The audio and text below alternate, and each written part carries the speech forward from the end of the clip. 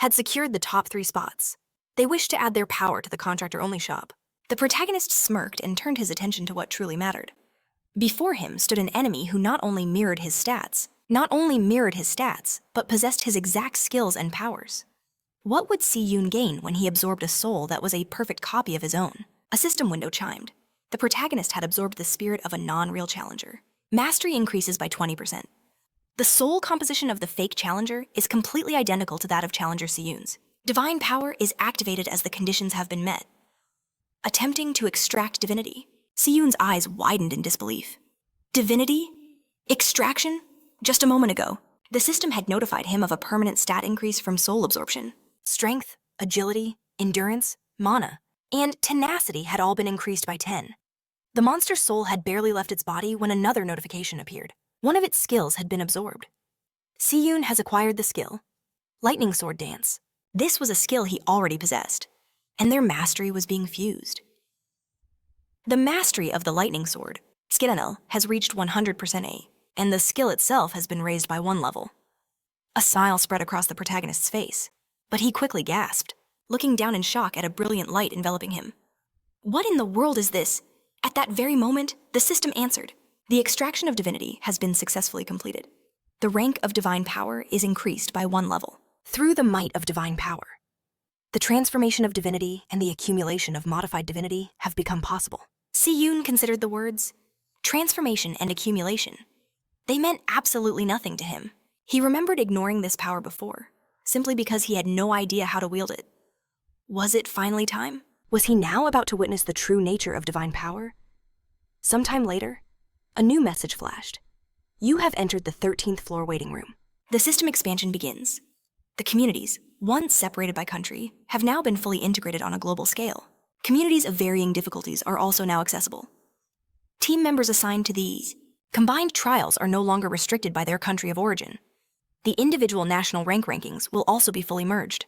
Now, Si-yoon would be able to view the final rankings of other difficulty levels. The protagonist reached toward the glowing panel, his mind racing.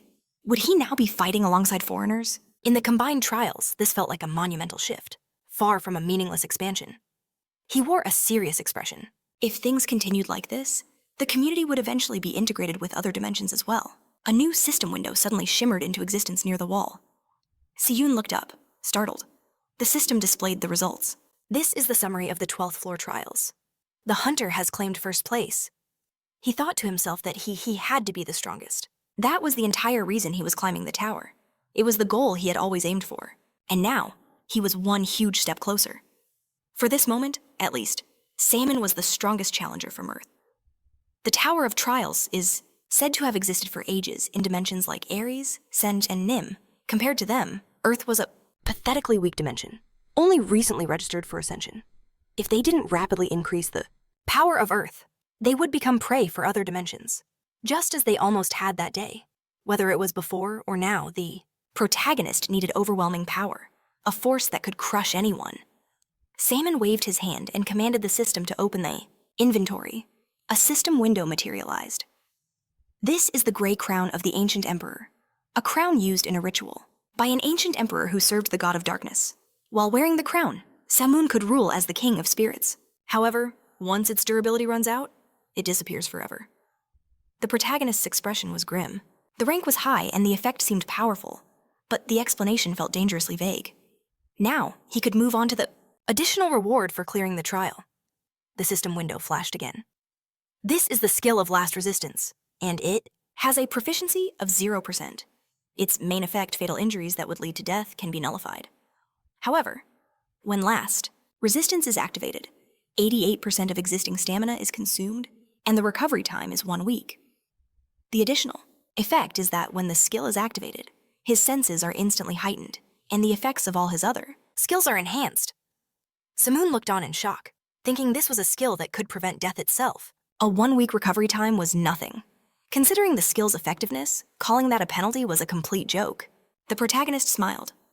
During this trial, in addition to receiving rewards, he had managed to take away the very powers of the administrators. The system notified him to select a list of powers he wanted to view.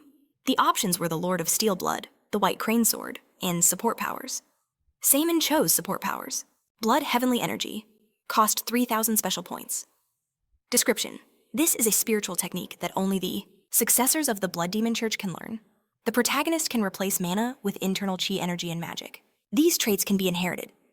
Upon entering battle, his combat senses are amplified by the blood energy coursing through his entire body. The power of Warrior's Defense costs 3,000 special points. Its description reads, "This is the power granted to a god's chosen one. For centuries, those who have received this protection have acted as saviors, even without a divine contract. The only obtainable effects are control over divinity and an increase in luck."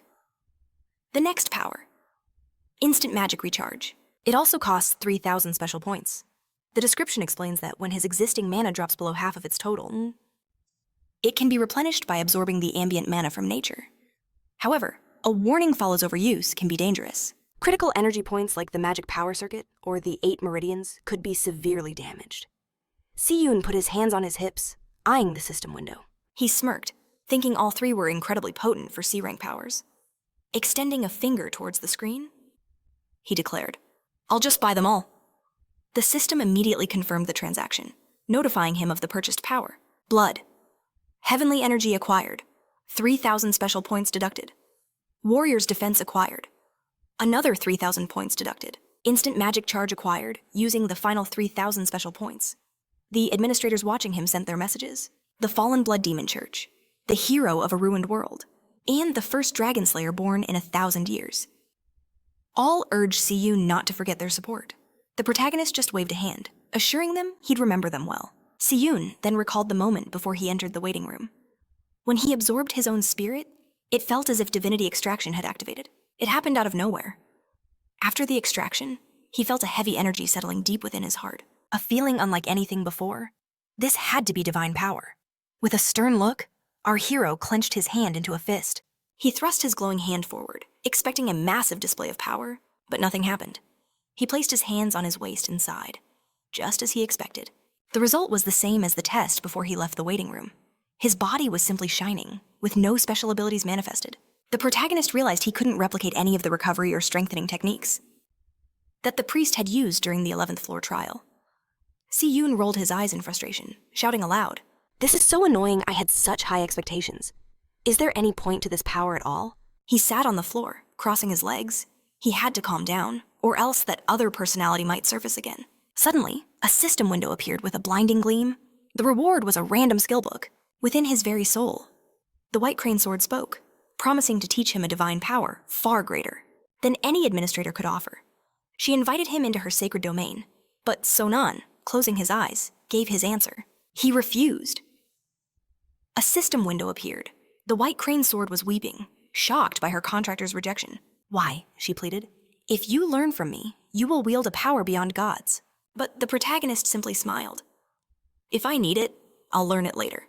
For now," he declared, "I want to achieve everything with my own 2 hands."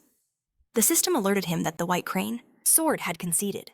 If that was her contractor's will, then so be it. Sonan knew he had made the right choice. Divine power could wait.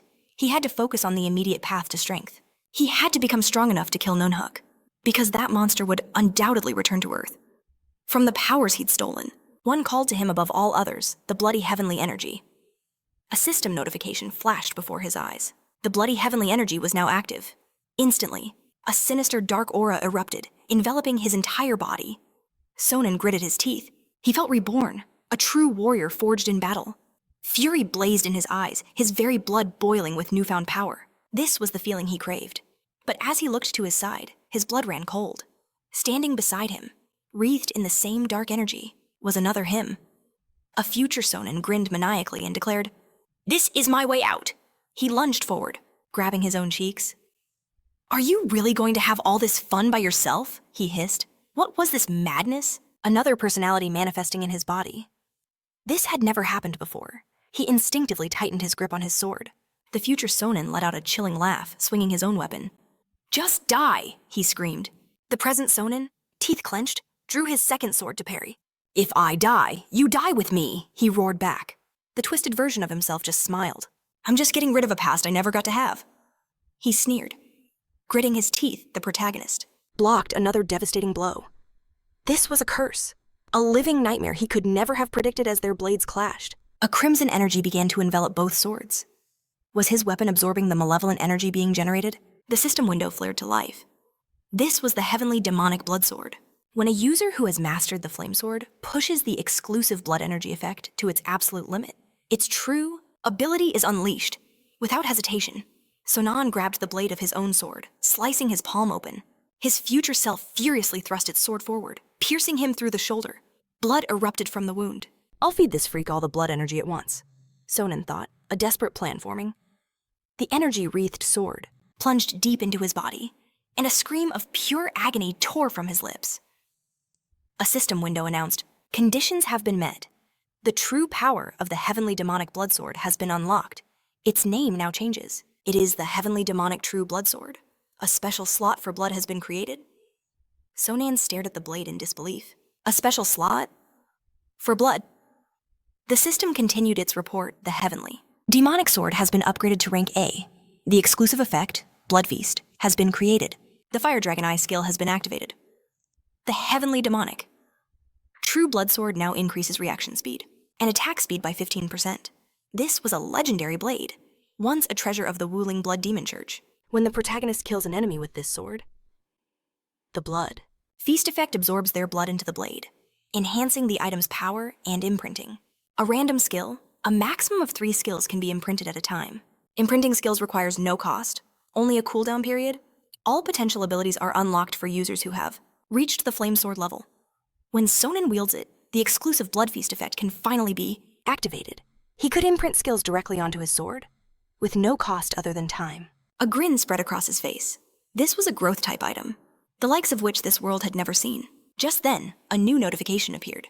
The 13th floor trial is beginning. Difficulty high. Trial theme strategic combat. Time limit 14 days.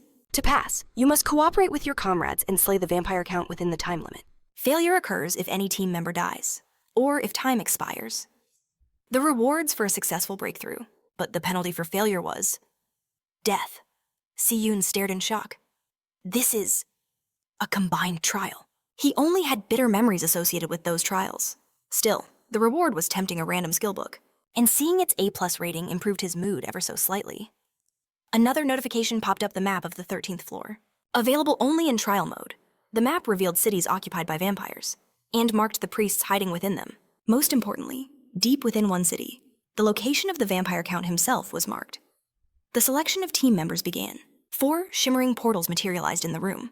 Standing opposite one another, Si-yoon clenched his fists confidently. As he walked through his portal, a thought crossed his mind. Instead of wasting time searching for priests, couldn't he just invade the city and slaughter everyone there with his current abilities? He was sure of it. He was more than capable of destroying at least one city. Just then, a notification chimed. Team member selection complete. To ensure a smooth trial, the names of the chosen team members will now be displayed. Andrei Tarkovsky, the guildmaster of Seize the Moment, spoke with a grave tone. I was wondering why the system was expanding. So it's a combined trial. Next up was Sachio Momoto, an S-class hunter from Japan's Hunter Association. Grinning, he put a hand on his head and offered a cheerful greeting, saying he was glad to see them all. And finally, David Taylor, a wizard from the clock tower, holding a smoking pipe, said it was a pleasure to meet them. Si-yoon's expression grew serious. These were all high-ranking players. He even recognized the Japanese player from the top ranks. The clock tower wizard, now holding a cane, looked around. This place reeks of blood. The hunter's eyes fell upon the corpses of people sprawled across the tables. Looking at the gruesome scene, the wizard asked grimly, Is this a vampire's dining hall? A voice hissed from the shadows. That's right. Vampires emerged from the darkness, rushing towards the hunters. They laughed mockingly. Did dessert just walk right up to us? We'll gladly devour you. But before they could act, Andre grabbed a smiling vampire by the head. In the same instant, Sachio appeared behind another, in a blur of motion. The hunters attacked. With a surge of energy, the vampire's head burst apart. Standing over the lifeless body, Sachio glanced aside and spoke, just as he suspected. Andre truly was the guildmaster of Russia's strongest guild. The leader stared forward, his expression grim, admitting he had no intention of hiding it. A smirk played on Sachio's lips as he expertly spun the knife, in his hand, lowering it. So I wasn't mistaken, he mused. Andre smiled back. Your body, he said, is far more valuable than my title. After all, Sachio was the one and only S-rank hunter in all of Japan. The hunter's smile widened. You can just Call me Sachio. He approached the others. Are you ready for battle? The vampires would have sensed the death of their kin. Soon, they would descend on this place like a tidal wave. David, however, calmly stated there was no need to worry. He'd already erected a barrier. They wouldn't be able to sense a thing. Sachio's eyes widened in surprise. So that's what it was. Placing a smoking pipe in his mouth, David introduced himself. He was but a humble wizard from the clock tower. Sachio's hand shot up. You mean the greatest of all magic towers in our world? Andre sized up the wizard. Are you really the archmage who was supposedly on the verge of retirement? I was sucked into the tower, David lamented. A truly unlucky turn of events. But then the wizard grinned. Or perhaps it's a stroke of luck that has blessed my final years. Mysterious phenomena like the towers were the most fascinating subjects for any wizard. Siyun then spoke up, identifying himself. As a South Korean S-rank hunter, he then recalled what the administrator had told him. About this trial on the 13th floor, here, even a weak vampire's skills could easily overwhelm a C-rank hunter. The vampire count possessed the highest skill level, putting him on par with S-rank hunters. And his special ability was physical regeneration. Taking him down would be no simple task. According to the tower, the key to this trial was saving the priests, hidden throughout the city, and then enlisting their aid. Leaning against the wall with his arms crossed, our protagonist asked, if vampires are crawling all over the city, how do we even get inside? Andre, seated, replied that going in blind was far too dangerous. Staring into the fireplace, Sachio agreed with the guildmaster. The vampires will be relentlessly hostile towards us. David laid out the plan. First, Sachio would use his stealth skill to lead a small infiltration team. The wizard would then cast a barrier to conceal their presence. From there, they would clear the area with a coordinated team hunt. Sachio immediately agreed to the proposal. David continued. A city this size, the 13th floor test. In 10 days, Seyun thought grimly. Unacceptable. At this agonizingly slow pace, he would never get the bonus reward for a swift breakthrough. The protagonist walked over, placing his hands on their chairs. He leaned in and declared, it seems you all don't quite get it.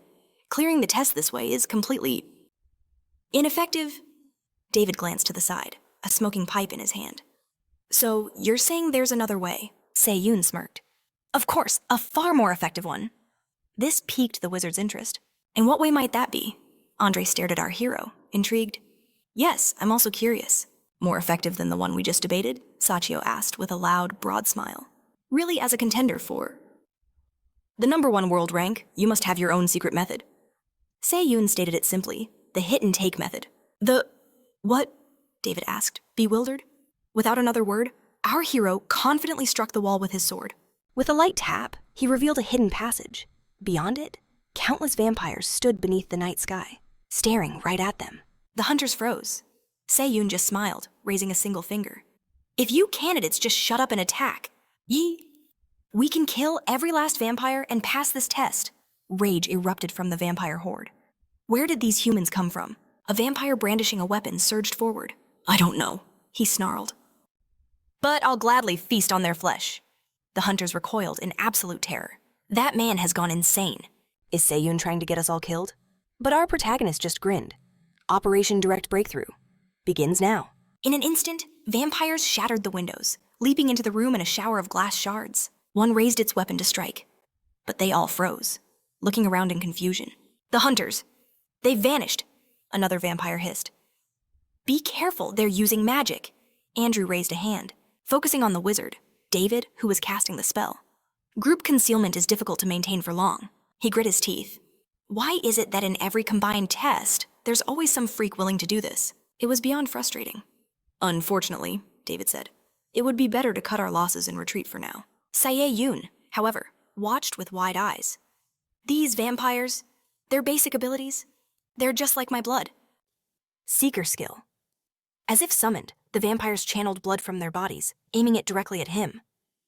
You will become our nourishment. Crimson streams shot toward Seyun at incredible speed. Sachio, fleeing with the others, glanced back, wondering why he would make such a choice. Then, his eyes widened in shock. The hunter spun around and yelled, Everyone, look over there! A system window had just appeared. Skill Fresh Blood Seeker has been activated. Seyun stood calmly, raising a hand. From the streams of blood, he created massive, hovering droplets. The vampires stared in pure amazement. What is this? Is that blood manipulation? If he can control blood, then isn't he one of us? One vampire stammered, his jaw hanging open in disbelief. Is his ability to control blood truly stronger than ours? Se-yoon just smiled and with a quick wave of his hand, unleashed a torrent of blood. Crimson lances pierced the vampires' bodies, causing them to scream in agony. He's a monster, they shrieked. We have to call the count. David watched the scene unfold, completely stunned. He had believed that facing such a strong enemy required a meticulous plan. Such a crude method couldn't possibly work. But how did he do it? The wizard wondered with a baffled expression. Is it possible I just don't have enough power? David was a high-level combat wizard, a veteran who had been on the front lines for a long time. Furthermore, he was known for his sharp mind and resourcefulness. He had cleared every floor of the towers with his outstanding strategies, always receiving decent marks. It's how he had firmly established himself at the top of the rankings. So, upon reaching the 13th floor, he used his intellect to develop a perfect strategy. In his mind, there was simply no more effective method than the one he'd devised. But then the wizard recalled our protagonist's words. Planning and action are the first things needed to solve a problem. Se-yoon's voice shattered his train of thought. If they just shut up and attack, they can kill them all and pass the test. A moment later, the main character's sword sliced through a swarm of vampires. The other candidates could only stare in utter astonishment. Andre turned to the wizard.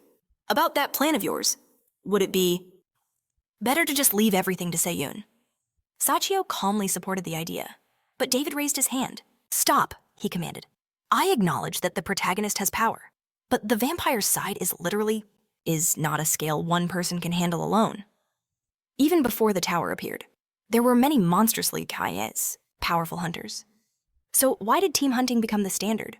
Because no matter how overwhelmingly strong an individual is, when chaos erupts, it is simply impossible to face such massive numbers alone. Meanwhile, Se-yoon stood amidst swirling streams of energy. In a flash, vampires seized his arms. 3 more lunged at him with feral fury, their shrieks echoing with a single command. Die. Se-yoon's gaze remained locked forward, tense. Instantly, his hands swelled with power, throwing the vampires aside. They were sent flying, blasted back by an explosion of blood. Se-yoon raised his hands, now shrouded in mana, and began absorbing the souls of the fallen vampires. A system window appeared. The skill Ash and Blood had been activated. He glanced to the side. At this rate, he'd be burning through recovery items constantly. Exploding his own body was a powerful skill, but it came at a steep price. One of the vampires clutched its eye in fury. How dare a mere human, it roared. Take the power granted by our god of battle. Another vampire, standing in the center, began to tremble. He grabbed his head in terror. What did the apostle say? Another cried out. The god who protects humans sent an apostle. He's furious that we slaughtered everyone in this city. The vampires cried out in unison, begging the god of battle to bring them salvation. They stared forward, hands raised in terror. Se-yoon watched them, bewildered. What apostle were they talking about? It seemed these creatures were caught in a massive delusion. Suddenly, one vampire smacked his comrade on the head. You weakling, he snarled. He grinned, pointing a finger at Se-yoon. Look closer at the main character. He's already out of breath. A cruel smile spread across his face. The man is completely exhausted. With renewed vigor, they leaped at Se-yoon. We attack now, they screamed. Our main character simply raised a hand, a swirling cloud of souls gathering within it. The vampire paused, confused. What else could he possibly have? Se-yoon looked at the orbs in his hand with a confident smirk. These, he said, are your comrades. And with that, he tossed the souls of the vampires straight into his mouth. Clenching his jaw, the protagonist crushed the souls to pieces and raised his hands once more to the sides, creating powerful streams of mana. A system window flashed, ordering Se-yoon to use the vampire spirit to replenish his dwindling stamina and mana. The main character simply smiled, a predator's grin, as he stood within the streams of power. Restoration complete, he declared. Let the second round begin. The vampires threw their hands up in terror, looking on as Se-yoon's sword became a blur of motion. Sachio, watching the carnage unfold, crossed his arms. Now I see, he muttered, why Se-yoon holds the #1 rank, a chaotic battle. That's his true element. Andre's eyes were wide as he agreed. He doesn't just endure. With every single blow, he grows stronger. The leader announced he would move in to help Sachio, however, turned with a confident smile. Normally, safety is my top priority. But in this situation, I think we should lend Siyun our strength. The system confirmed his evolution. All souls consumed. Stamina and strength fully replenished. Strength increased by 3, agility by 2, endurance by 4, and mana by 5. Standing amidst a vortex of souls, our hero considered his gains. Compared to this, he thought, absorbing the spirit of a clone is nothing. A smirk crept onto his face. And if I manage to kill the vampire count, this test will be incredibly productive. From afar, the sole ruler of the Deep Sea watched, finding the challenger interesting. The leader of the traders roared with laughter, amused by Siyun's display. The Black Devil shook his head. This challenger is more demonic than any devil. It was becoming a familiar sight. Reading the celestial messages, Siyun knew he was once again capturing the administrator's attention. And there was nothing wrong with showing them just how powerful he had become. Suddenly, Siyun looked up in surprise as a foot landed on the ground nearby. With a serious expression, he said, "I thought you went to find the priests." David looked forward grimly, apologizing. "We decided to follow your instructions instead."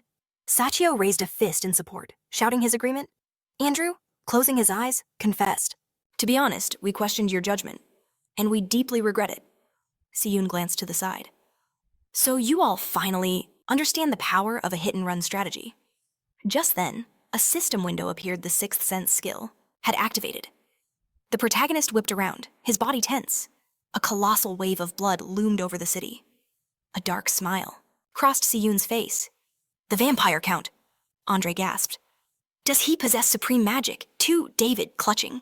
His staff, shook his head. "No, this is a unique power of their race. The real problem is the sheer force behind it. This power. It's like supreme magic." Sachio cried out. "What are we going to do? At this rate, it's only a matter of time, before we're all wiped out." Song reflected on a strange new reality. The hunters he once revered had become the ones he needed to protect. Had he truly grown so strong, our hero turned to them. "Leave this place. Immediately find the priests and bring them here." Saya stared back, stunned, and asked if he was certain. Bring the priests. He saw no reason for it, but Siyun's gaze was firm. "Being near me? You'll only get in my way." The protagonist knew he couldn't protect all 3 of them just yet. To absorb the spirit of the vampire count, he had to face him alone. If the other candidates contributed, Siyun might lose his chance to absorb the spirit. Andrew's expression hardened. "We'll do as you say." The team leader hadn't felt this powerless in years, and it was a bitter pill to swallow. David turned to leave. "We'll gather the priests and return." With that, the candidates raced away. Siyun gazed at the river of blood, sensing it was time to get serious. A system window flashed before his eyes. The combat concentration skill had activated, increasing its power. 5-fold, the bloody heavenly energy was unleashed. Our hero crouched low, his body consumed by a powerful aura. The system announced another update. The Bloodseeker skill was now fully active. Siyun could now interfere with all blood manipulation abilities in range. A torrent of blood erupted above the church. At that same moment, the vampire Count Salir, seated upon his throne, snapped his head up. His grip tightened, shattering the throne's armrest into splinters as he let out a furious roar. "Some insect dares to resist my power." He had planned to preserve the city, but now he would simply turn this place into hell. He pointed a finger shrouded in malevolent energy. His gaze was terrifying. Siyun stretched out his hands, feeling the currents of blood, and realized the Count's reach was far greater than he had ever imagined. With a tense look, he knew blocking the coming attack would be impossible. The Count casually plucked a berry from a tray held by his servants. He tossed it into his fanged mouth and chewed, his mind drifting back to a time long past. He couldn't remember when it all began. He just fought, climbing higher and higher, until the very essence of his life became the battle itself. When he finally came to his senses, he was standing atop a mountain of corpses. His bloodlust had reached the heavens, and the god of battle appointed him a candidate for the Apostles. Their ultimate desire was the total destruction of the 4 great allied powers of mankind. They had already crushed 3 of them, killing so many that the fountain of life itself had turned crimson from the spilled blood. If he conquered this last nation, the god of battle would finally recognize him as a true apostle. He would become the king of vampires. He snapped out of his memories. An assistant scrambled to his side, crying out, "My Lord Count, we are in grave trouble. The forces under your command have been annihilated by a single person." Fury blazed in the Count's eyes. The attendant hastily produced a large mirror. The Count glared into it with a horrifying expression. I was certain I dealt with all the freaks who call themselves heroes. Which nation sent this new trash? The assistant clasped his hands, trembling. They just appeared out of nowhere. The Count gritted his teeth. My most important subordinates, defeated by someone who just appeared. What kind of lie is this? Veins bulged on his furious face. Isn't it suspicious to manifest in the heart of the city? Avoiding the gaze of my countless eyes. The vampires nearby fell to their knees, begging him to calm his anger. Blood poured from their mouths as they pleaded. But the Count's expression was pure wrath. If I had conquered this city, I would be a true apostle, he roared. But now, all my plans are ruined. At that exact moment, our hero shot forward, leaving a trail of energy in his wake. He glanced back, his mind made up. To hell with the city. He had to focus on one thing, saving the lives of his team. Siyun's eyes locked onto the candidates huddled under a protective shield. There, he burst forward at incredible speed, just a few meters from the approaching wave of blood. He thrust his hand into the air. Siyun instantly manifested a massive shield over his teammates. The crimson tsunami crashed against it, splashing violently to the sides. Our hero gritted his teeth, holding the line. The immense pressure began to crack his defenses. With a tired look, he knew he just had to hold on. Siyun watched in shock as his shield shattered into countless pieces. He was thrown backwards, swallowed by the streams of blood. The crimson tsunami crashed down, enveloping the entire city. The main character lay broken on the stones, his arms thrown to the sides. The other candidates rushed toward him, asking if he was all right. Siyun, looking at them in surprise, confirmed he was, then asked if they were okay. Sachio extended a hand with a grateful smile, saying, We Only survived because you stood before our shield and weakened the full force of the attack. David, staff in hand, confirmed they were fine. But then, the applicants looked past him in sheer terror. Siyun quickly leaped to the ground, kicking up a powerful cloud of dust. The Count stared at him, his gaze ominous. I'm surprised, he hissed, that you survived such an attack. His eyes burned with rage. So, killing my subordinate was not a mere coincidence after all. He scanned the group a barely standing boy, and next to him, 3 completely unharmed fighters. Are they the real key players here?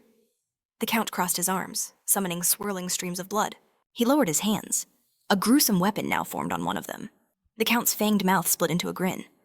You humans are like insects. I will crush you all. The applicants flinched in fear, but Siyun strode forward confidently. Everyone, step back, he commanded.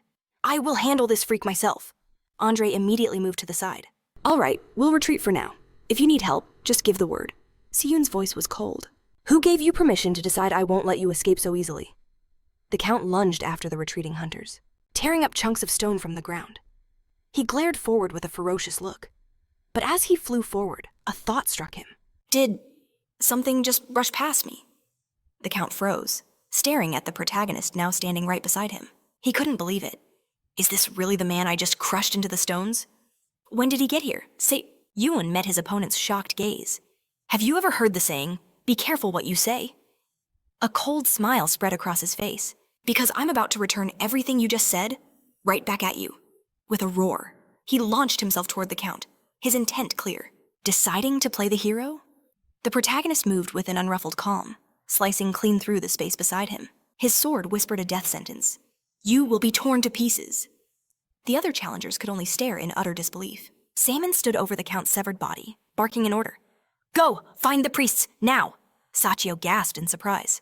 Is the vampire Count truly dead? But the protagonist, staring into the distance, sensed something was amiss. Doesn't this feel strange to you? A system message for clearing the 13th floor should have appeared by now. But the silence was deafening. A system window flashed. Skill Fire Dragon's Eye has been activated. It revealed a fragment of the Count's body. Was already being restored by a formidable regenerative power.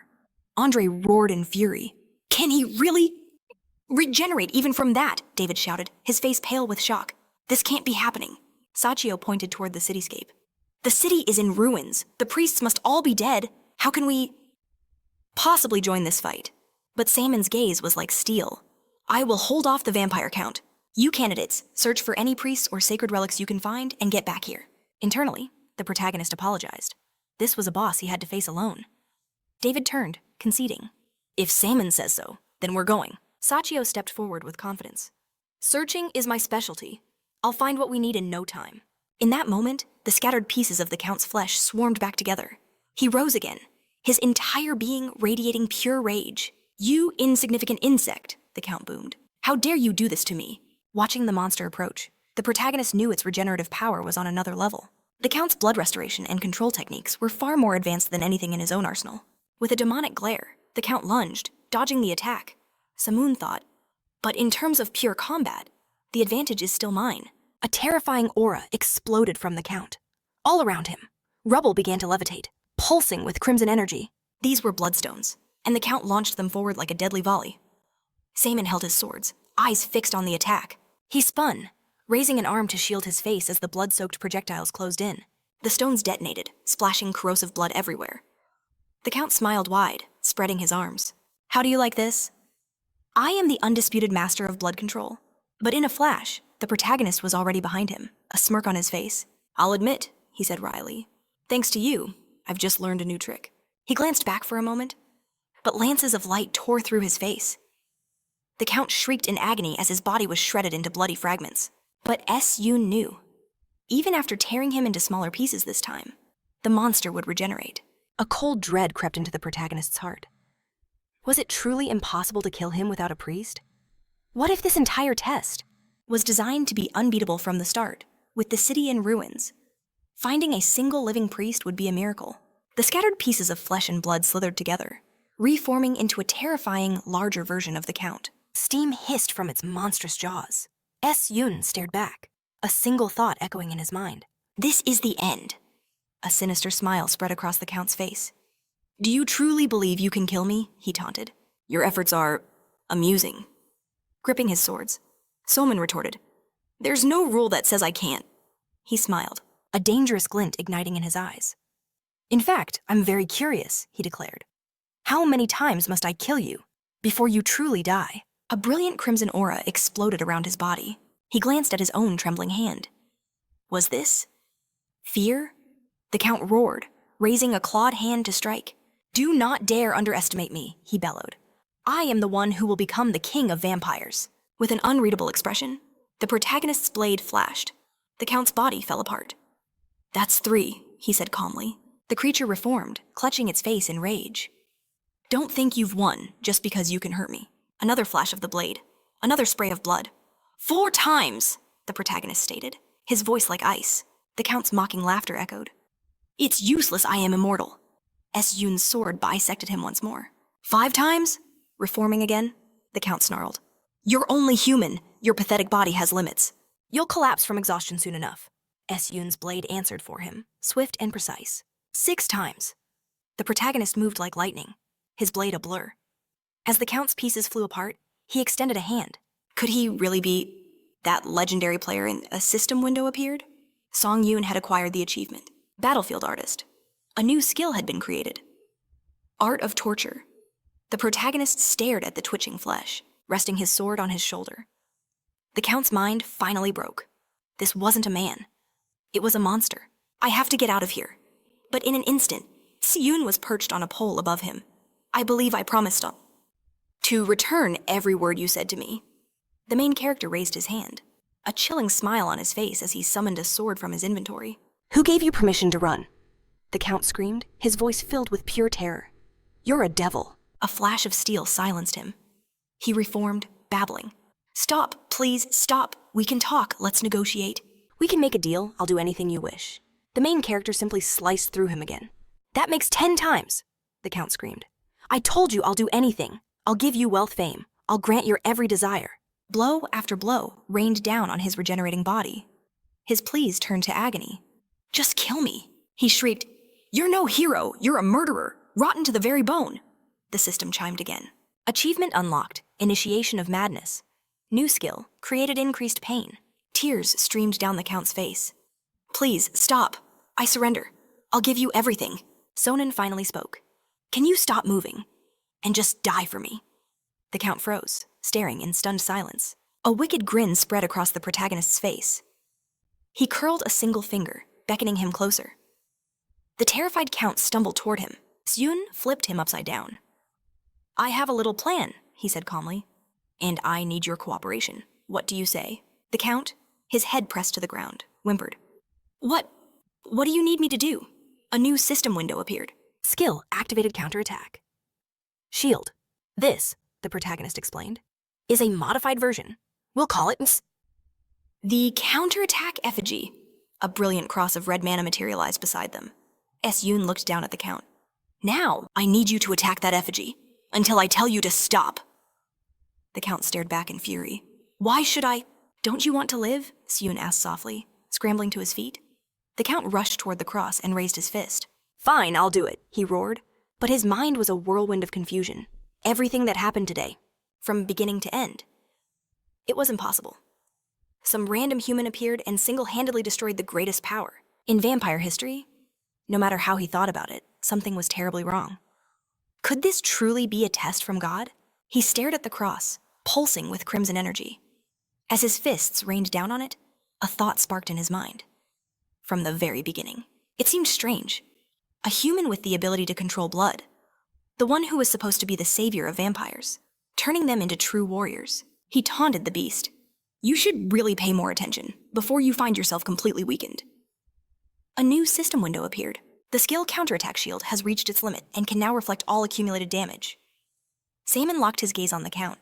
It's time to end this. The Count spun around, his expression one of pure shock. The main character stood before him, emanating a terrifying pressure. Your time is up. The Count watched, stunned, as red light surged toward him. You constantly regenerate, no matter how many times you're killed, Samun stated coldly. Without finishing his sentence, he thrust his sword forward, the blade cutting through the very air. Its tip pierced a hidden core of blood, tearing it apart. System notice counterattack. Shield is now releasing all accumulated damage. A blinding scarlet light engulfed the entire area. This time, Saman declared, you will be disintegrated into atoms until not a single piece of your flesh remains. The Count stared into the overwhelming radiance, his voice filled with a strange relief. Finally, I can die. A colossal beam of red energy slammed into the earth, raising clouds of dark smoke. Saman calmly turned away as a system window appeared. You have overcome the 13th floor of the Tower of Trials. As a reward, a random skill book will be sent to your inventory. Breakthrough reward. 990,000 points and 4,000 special points awarded. Additional reward. 5,000 special points awarded. Please return to the waiting room. Saman allowed himself a faint smile. I finally managed to kill him. But his work wasn't finished. He focused on the blood spilled by the Count. System notice. The exclusive effect of the heavenly demonic sword of true blood has been activated. Blood feast. Saman laid his sword upon the Count's blood, and the blade began to absorb it hungrily. By absorbing the blood of the vampire Count, the item's level has increased to Class A. The skills imprinting and blood enhancement have been imprinted into the blood slot. Skill description. The user can now enhance blood and the blood control area. With the power received from the vampire Count, the effect of imprinting activates when mana is used. His blood control is evolving. Durability and precision are enhanced. The imprinting skill awakens. The heavenly demonic. True blood roars to life. As Yoon raised his hand, mana gathered at his fingertips. A shocking realization dawned on him. He now possessed a blood control that surpassed even a vampire Count. In that moment, he felt like the true king of all vampires. Yoon raised his hand to the sky and smiled amidst the storm of red blades. This power, he thought, wasn't bad at all. A system window appeared. It notified him that absorbing the spirit permanently increased his stats. Strength rose by 5, agility is by 4, endurance by 6, mana by 7, and tenacity by 5. Divinity has been detected in the vampire's spirit. An attempt to extract divinity is now underway. Gazing into the brilliant light, he realized he'd seen this same message when he absorbed the spirit of the clone. The system flashed again. Extraction of divinity has been successfully completed. The rank of his divine power increases by 1 level. When Yoon accumulates myths, his rank will increase even faster. He finally understood. He didn't know back then that this was the condition. The key to extracting divinity was whether the spirit itself possessed divine power. Considering it wasn't extracted from ordinary vampires, the extraction was likely only possible from those who held divine power at a level equal to his own. Yoon gritted his teeth, a headache forming. There were too many unknowns whenever divine power was involved. It was enough to drive him mad. The system notified him that one of the Count's skills had been absorbed. He had acquired the skill Charisma when absorbing, a spirit stronger than the user. An evaluation begins to extract its power. Yoon stared at the window, puzzled. What did that even mean? He wondered with a sad frown. Was it an enemy he couldn't handle, or simply a strong opponent? What were the characteristics used for the evaluation, with a serious expression? He considered the possibilities. He had a few guesses. It seemed that spirits related to concepts like gods or apostles were considered high-ranking. A new notification flashed. The evaluation was a success. It has been confirmed that the vampire count possesses a power. The power is being extracted from the spirit. The power of faith harvest is now engraved on Yoon's soul. His eyes widened in disbelief. The faith harvest skill. He quickly turned his head, hearing Sachio call his name. The hunter smiled, extending a hand, confirming the priests were safe. Because of his protective power, far more survivors remained than anyone expected. A roar of pure joy erupted from the crowd. They raised their hands high, chanting Yoon's name, a hero. They never imagined a champion would arrive on their behalf. It seemed the gods had not forsaken them after all. They cried out their thanks to the great god's messenger for extending a hand in their darkest hour. A system window materialized. The harvest faith ability was reacting to the powerful belief directed at him. The protagonist stared at the brilliant light, pouring from the cheering masses, his expression serious. Were these people truly sending him their faith? He closed his eyes, his mind racing. It appeared that even faith born from a delusion was still considered true faith by the system. A slow smile crept across Yoon's face. He had to make good use of this unforeseen opportunity. A new notification flashed. Charisma skill has been activated. The protagonist's smile widened as he placed his hands on the hilt of his sword. Your stature in the eyes of others is growing. They are now more susceptible to your influence. Yoon mused to himself that through all of this, he had never once lied. Achievement unlocked, he had not lied. Mana has increased by 1. A more potent effect of his faith-reaping power had just awakened. He needed to harvest the belief in him from everyone here. In that instant, a more powerful divine power also awakened. A new myth is being calculated. Based on your actual deeds and the believer's faith, Yoon spread his arms to the adoring crowd, wondering. What exactly did myth mean? Myth Vampire Slayer has been completed. The protagonist stared forward, perplexed. The Vampire Slayer myth is now active. New effects have been added to your divine attack. No regeneration and exorcism are now imbued in your strikes.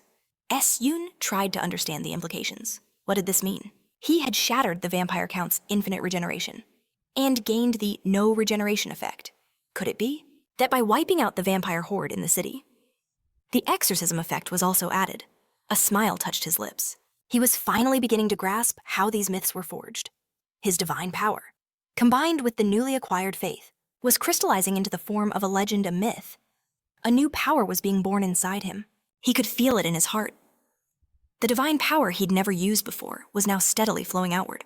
As the myth activated, consuming the energy stored in his heart, insufficient knowledge and beliefs to build upon, collected faith will be stored for the next myth. As streams of light radiated from his chest, Yoon understood. It seemed the faith these people could offer had already been mostly collected. The harvest faith power has been deactivated. He looked down at the people now bowing before him. This floor had finally been cleared. The other challengers raised their hands in farewell, standing before their portals. David looked at Yoon. I considered you a fool, he said. But it seems I completely overlooked your true abilities. He extended his hand. Will you forgive my ignorance? The protagonist simply smiled. He shook David's hand and replied, Of course. But suddenly, a terrifying notification appeared. The god of battle has realized his potential apostle is dead. Yoon's eyes shot wide open in surprise. What is this? The system windows kept coming. The god of battle has sensed your existence. He feels your divine power and is openly hostile. Yoon instantly dropped to one knee, planting his hand on the ground. The wizard looked at him, confused. What's wrong? Clenching his teeth against an immense pressure. Yoon wondered. Is this truly the god of battle? A moment later, the survivors stared in horror as the very earth began to crumble. A man looked back in fear, trapped by a sudden eruption of hellfire. You have entered a divine realm. Yoon gazed forward, his eyes burning with anger as he exhaled sharply. What is going on? He wondered. The test is over, as people scattered. David ran forward in a panic. He looked at the inferno that had just consumed his portal. That was my way out, he screamed. With a grave look in his crimson eyes, Yoon turned to the wizard. We need to shake hands again, he yelled. Yoon seized his hand without a second thought and launched the wizard away from the danger. David, however, simply smiled. The method wasn't pretty, he thought, but it worked as expected. At the same time, the survivors stared down in terror. A chasm of boiling lava was opening beneath them. The protagonist landed beside them. "Step aside." He then punched the ground with absolute confidence. The earth shattered from the force of the blow. Skill counterattack. Shield has been activated. A brilliant flame enveloped the survivors, protecting them. The wizard calmly wondered if the hero, Yoon, even knew it himself. But if heroes still existed in this harsh world, then surely this is exactly what one should look like. Our main character confidently raised his arms, protecting the people as they fled. David flew into the portal, a smile on his face, hoping Yoon would return safely. The protagonist stretched out a hand towards the running crowd with a grim look. This was the burden of Earth's hero. He shouted loudly, "I can't hold back the lava for long. All of you, cross the bridge quickly." Yoon looked to the side sternly. He had hoped for more, but there were no more tides of faith to gather. A thought crossed his mind. It was time to go back through the portal. But then, a system window appeared. The god of battle is disgusted by the fact a mere mortal possesses divinity. The people's mouths fell open. They clutched their heads and screamed in agony, shouting that their heads were about to crack. In an instant, their skulls exploded, spraying blood everywhere. Yoon whirled around in utter shock. He was now standing alone, surrounded by corpses and fire. The god of battle's voice thundered. "The dog raised by the tower has crossed the line." His face splattered in blood. The main character asked, "I've crossed the line?" He looked up with a confident glare. "The one who crossed the line just now was you." "As long as I have the tower's protection, if you continue to interfere, you'll be the one in trouble." "Don't you agree?" as Yoon declared. "If you have nothing more to say, I'll be going." The god of battle only laughed, a fierce, mocking sound. The protagonist walked towards his portal, knowing he still had room to grow.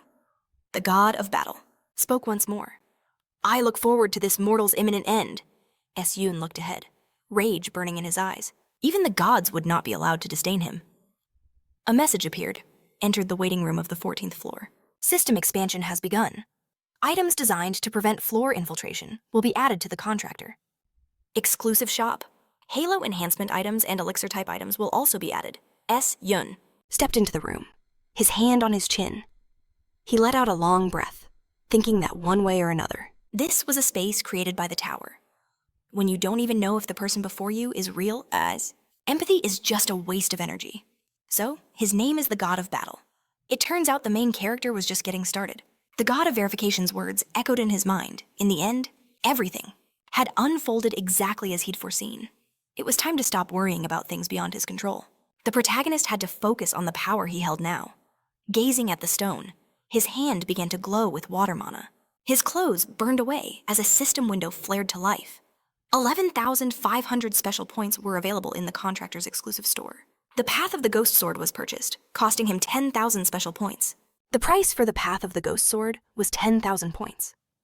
Description: a power for those conflicted between getting strong to survive or living solely to become stronger with the sword. This path was made for him. It would allow him to forge his own skills, making it easier to achieve his own enlightenment. A moment later, the system announced he had entered the forest. The white crane sword smiled, saying it had been a long time. With her sword in hand, she said she'd heard from that woman that his enemy was a child of the infamous Namgung family. Sohyun calmly confirmed her words, saying it just happened that way. The administrator said, "It must be because of Namgung Hyuk, that he had used special glasses to buy her power." Sohyun admitted it was true. She smiled, her eyes gleaming. "In that case, Kim Mae-che," she said, "you've made the perfect decision." To put it simply, the main character is a genius. Even without truly understanding the paths of enlightenment, he had instinctively mastered the forms of swordsmanship. It was clear that he had already moved far beyond simple imitation. What's more, during the 12th floor trial, he had learned the will of the sword and even evolved the technique into a dual-wielding style, Sohyun thought. He was just good at copying.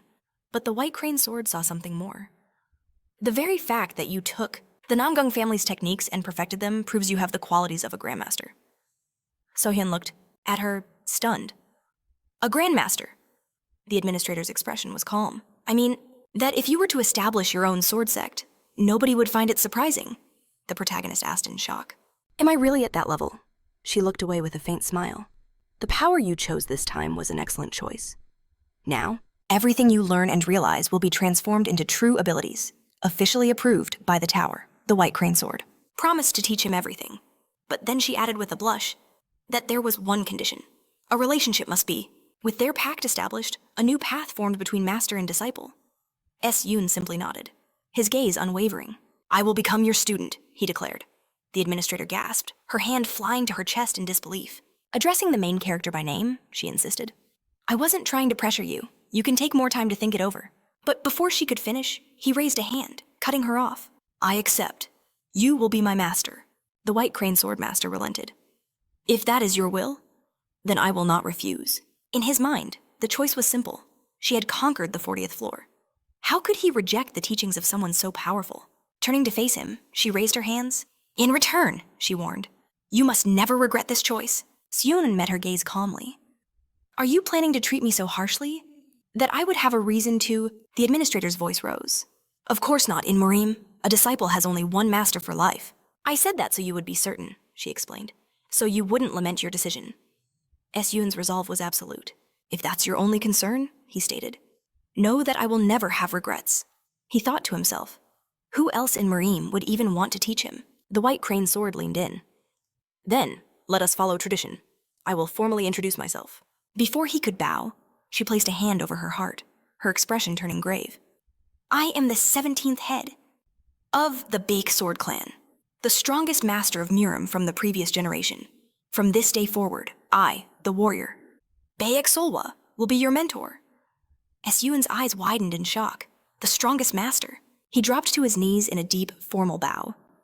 Yoon quickly began to process her brief theoretical lesson. In essence, martial arts were divided into two paths, spiritual and physical. The spiritual method was a technique for purifying external mana, storing it within the body. The energy accumulated through this process was called internal energy. The physical method was the art of moving one's body. This included everything from lightning-fast footwork to the mastery of the sword, where every movement was key. All these techniques relied on the use of qi, generated through one's spiritual cultivation.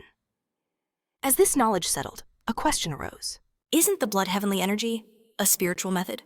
He had to ask, will it be a problem if I've already mastered another spiritual art? Solwa froze, her eyes widening in astonishment. She stared at him, a dangerous glint in her eyes. What did you just say, you have a spiritual method?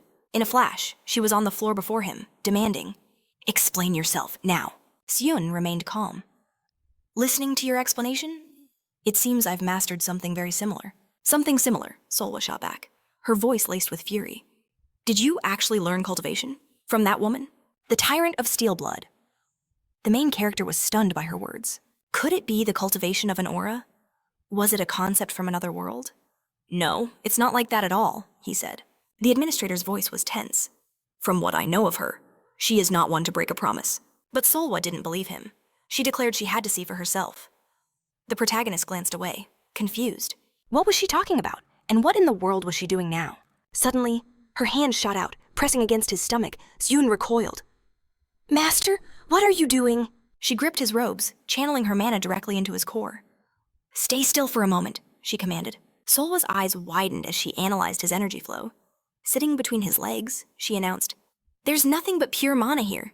I see no traces of you mastering any kind of spiritual method.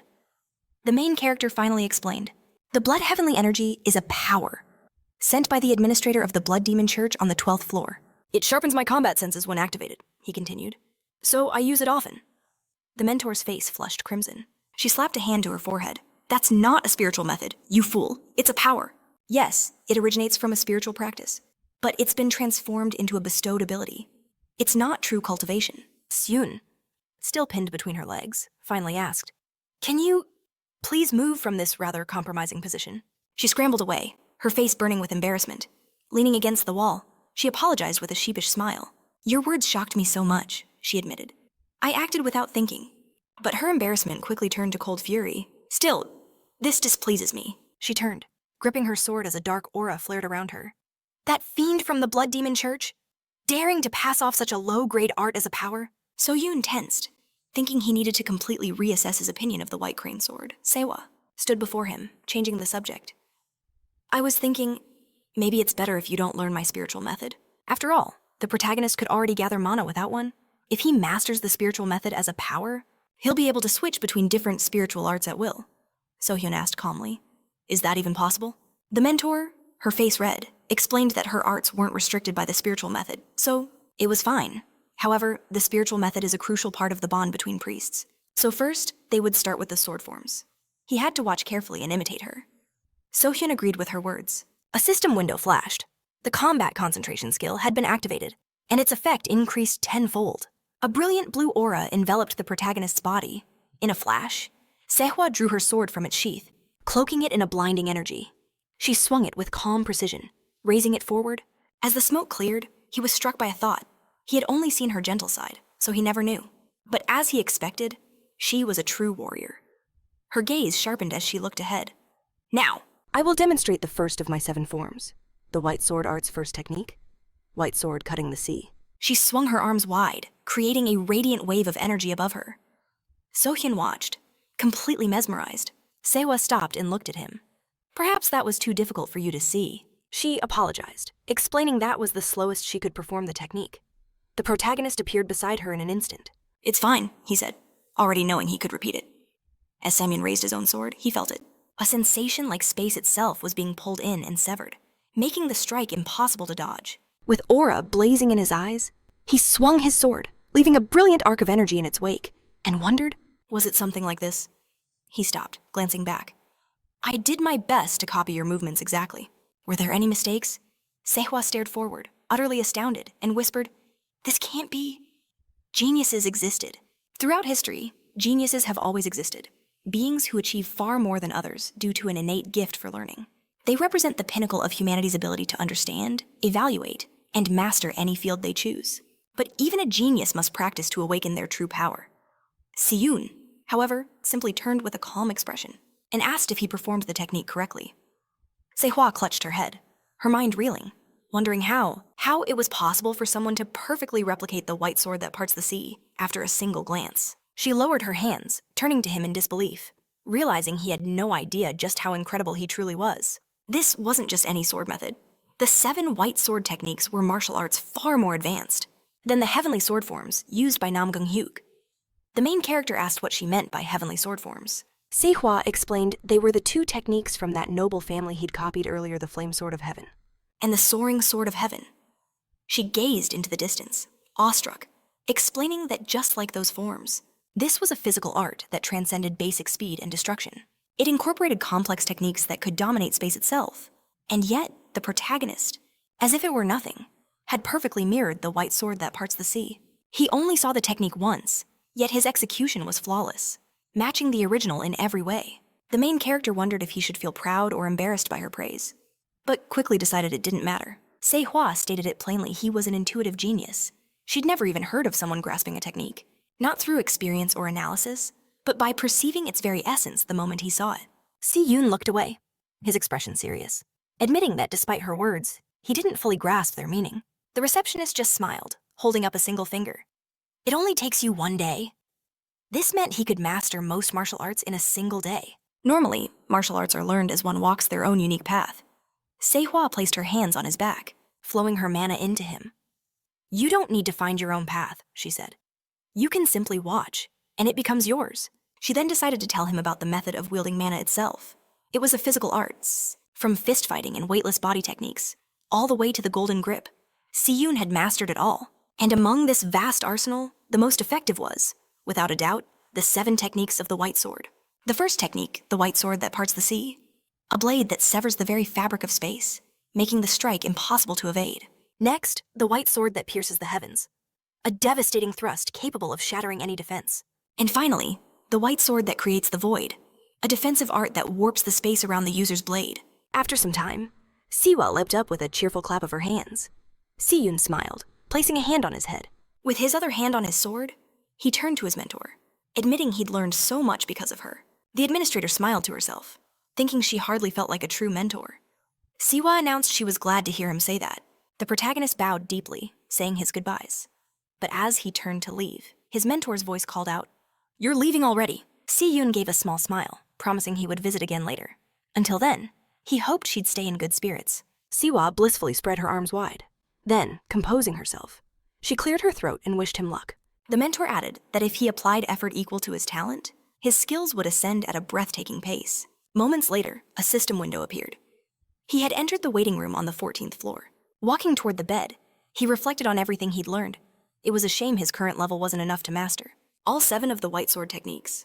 The system reminded him of his current skill, Demon Slayer. Siyun mused that this technique, which had grown alongside him, was no longer enough. It couldn't fully contain the forms of Namunhu's heavenly sword, or the 7 techniques of his mentor. He would forge a new skill, using the power of the Ghost Sword Path. The system confirmed power of the Ghost Sword Path. Iron Blood Sword and Combat Focus had all been activated. Siyun swung his sword in a blur of motion, leaving trails of fiery energy. His footwork had reached a new level of perfection. But even when flawlessly reproducing the Heavenly Sword and White Sword forms with his dual-wielding style, it just wasn't enough to be recognized as a new skill. He recalled his mentor's words, that only the system could acknowledge a true technique and crystallize it into a skill. Siyun decided to use the 7 white sword techniques as his foundation, planning to weave in the heavenly sword forms at any moment. But he couldn't abandon his core belief, the one ingrained in his dual sword technique, that the ultimate offense is also the ultimate defense. His blade sliced through the air again and again, his mind a storm of countless thoughts, a continuous rushing stream of inspiration. Suddenly, a new notification flashed. A more potent effect of the Ghost Sword Path had been triggered. A new skill, the Sword of Mixed Origins, had been created. Proficiency 0%. This was a sword art born from fusing the 7 white sword techniques and the heavenly sword forms.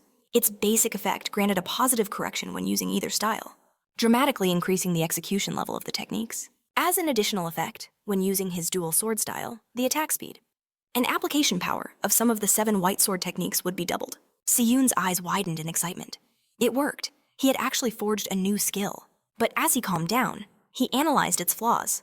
While the adjustments were good, some frustrating omissions remained. The protagonist called upon the system to open his inventory. He remembered the reward from the 13th floor trial. A random skill book. Upon use, it would grant him a random skill of B rank or higher. This item was soul-bound to the challenger and could never be transferred. Siyun looked at the book in his hand. "Shall we test my luck?" he murmured. A system window appeared. Use random skill book. A powerful effect of the warrior's defense power suddenly activated. For a brief moment, his luck stat sword, the skill, Blood Spirit Demonic Sword, was created.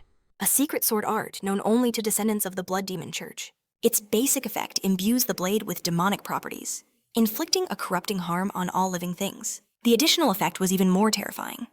When using techniques of a similar spiritual nature, an exclusive double strike effect is triggered, instantly doubling the technique's power. Siyun clenched his fist. "Just a little more," he thought.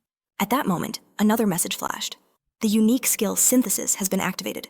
Synthesis will be centered around the Sword of Mixed Origins skill. A more powerful effect of the warrior's defense power activates again. For a moment, his luck skyrockets once more. His power surged. A system window appeared. Skill synthesis complete. A new skill, Mixed Origin, Demonic Sword, has been created. Wasting no time, he stepped toward the shimmering portal. The system announced the trial on the 14th floor, high difficulty, had begun. The theme combat on water. The time limit 7 days. The condition for victory, eliminate every monster in the lake within the allotted time. The condition for failure is the challenger's death, or the expiration of the time limit. The reward for clearing the stage, the boots of the wind spirit. The penalty for failure is death, but a powerful opponent awaited him, one that would test his very limits. The skill Indomitable Will has been activated. Siyun stared forward, his face tense. Standing on the water, surrounded by monster corpses, was Namgung Hyuk. "How much longer?" he sneered. "Are you going to make me wait? I've already cleaned up all this trash for you." He figured Siyun wasn't coming, that he must be in the wrong place. But then, the man whipped his head around, a cruel smile spreading across his face. The protagonist returned it with a menacing grin. The enemy was here. System windows flared to life. Skills Instant Acceleration and Combat Concentration, and Mercy of the Wind have been activated. All speed increased by 70%. Current summation progress, 7 out of 7. With the exclusive effect of his speed boots, Siyun's velocity skyrocketed. He smiled confidently and shot forward, gliding across the water's surface. They leaped into the air, their blades clashing amidst exploding waves. Namgung Hyuk attacked with his signature flaming sword, the heat itself seeming to boil the lake. "Is that a flame sword?" He stared in utter shock. "How?" he roared. "How can you possibly wield my technique?" The protagonist merely smirked. "What's so surprising? This is only the beginning." They dove back toward the water, carving paths of white foam. Siyun thrust his sword forward with deadly intent, a trail of pure energy cutting through the air. Namgung Hyuk dodged just in time. But the protagonist followed with a brutal kick, slamming into the enemy's chest and sending him plummeting downward. Nam Gung-hyuk crashed into the lake bed, shattering it on impact. He looked up just in time to see devastating streams of energy, raining down upon him. The ground erupted with massive force, sending stone fragments everywhere. Nam Gung-hyuk glared upward, his face twisted in pure rage, his blade humming with raw power. Seon hovered in the air. "What do you think of this?" he asked.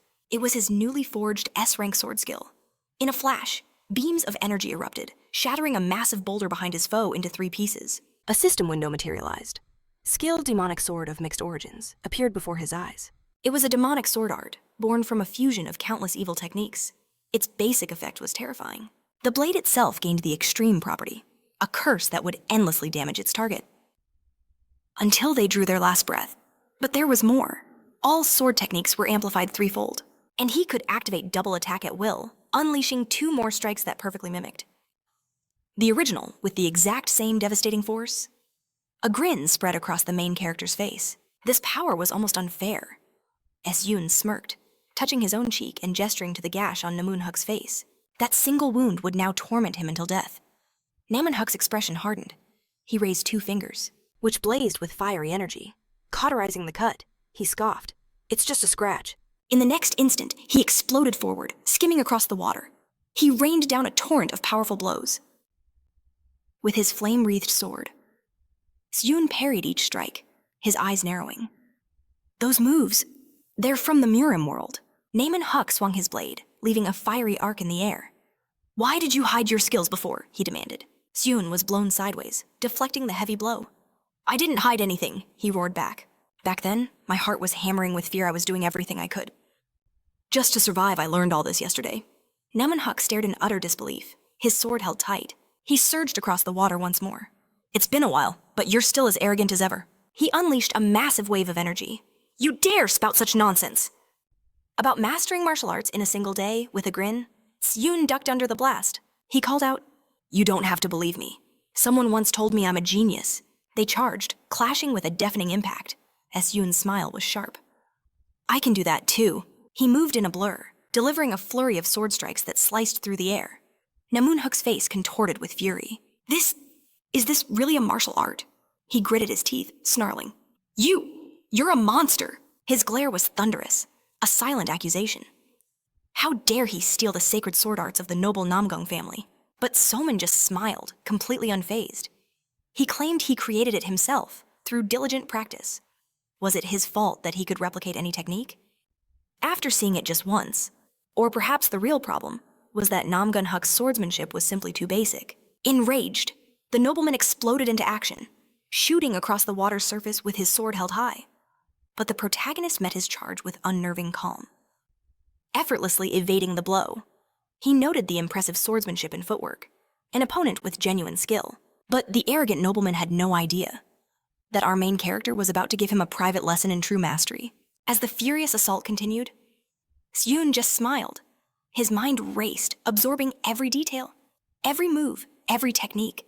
He would make it his own. Then, Nam Gun-huk unleashed his true power, raising a hand to the sky.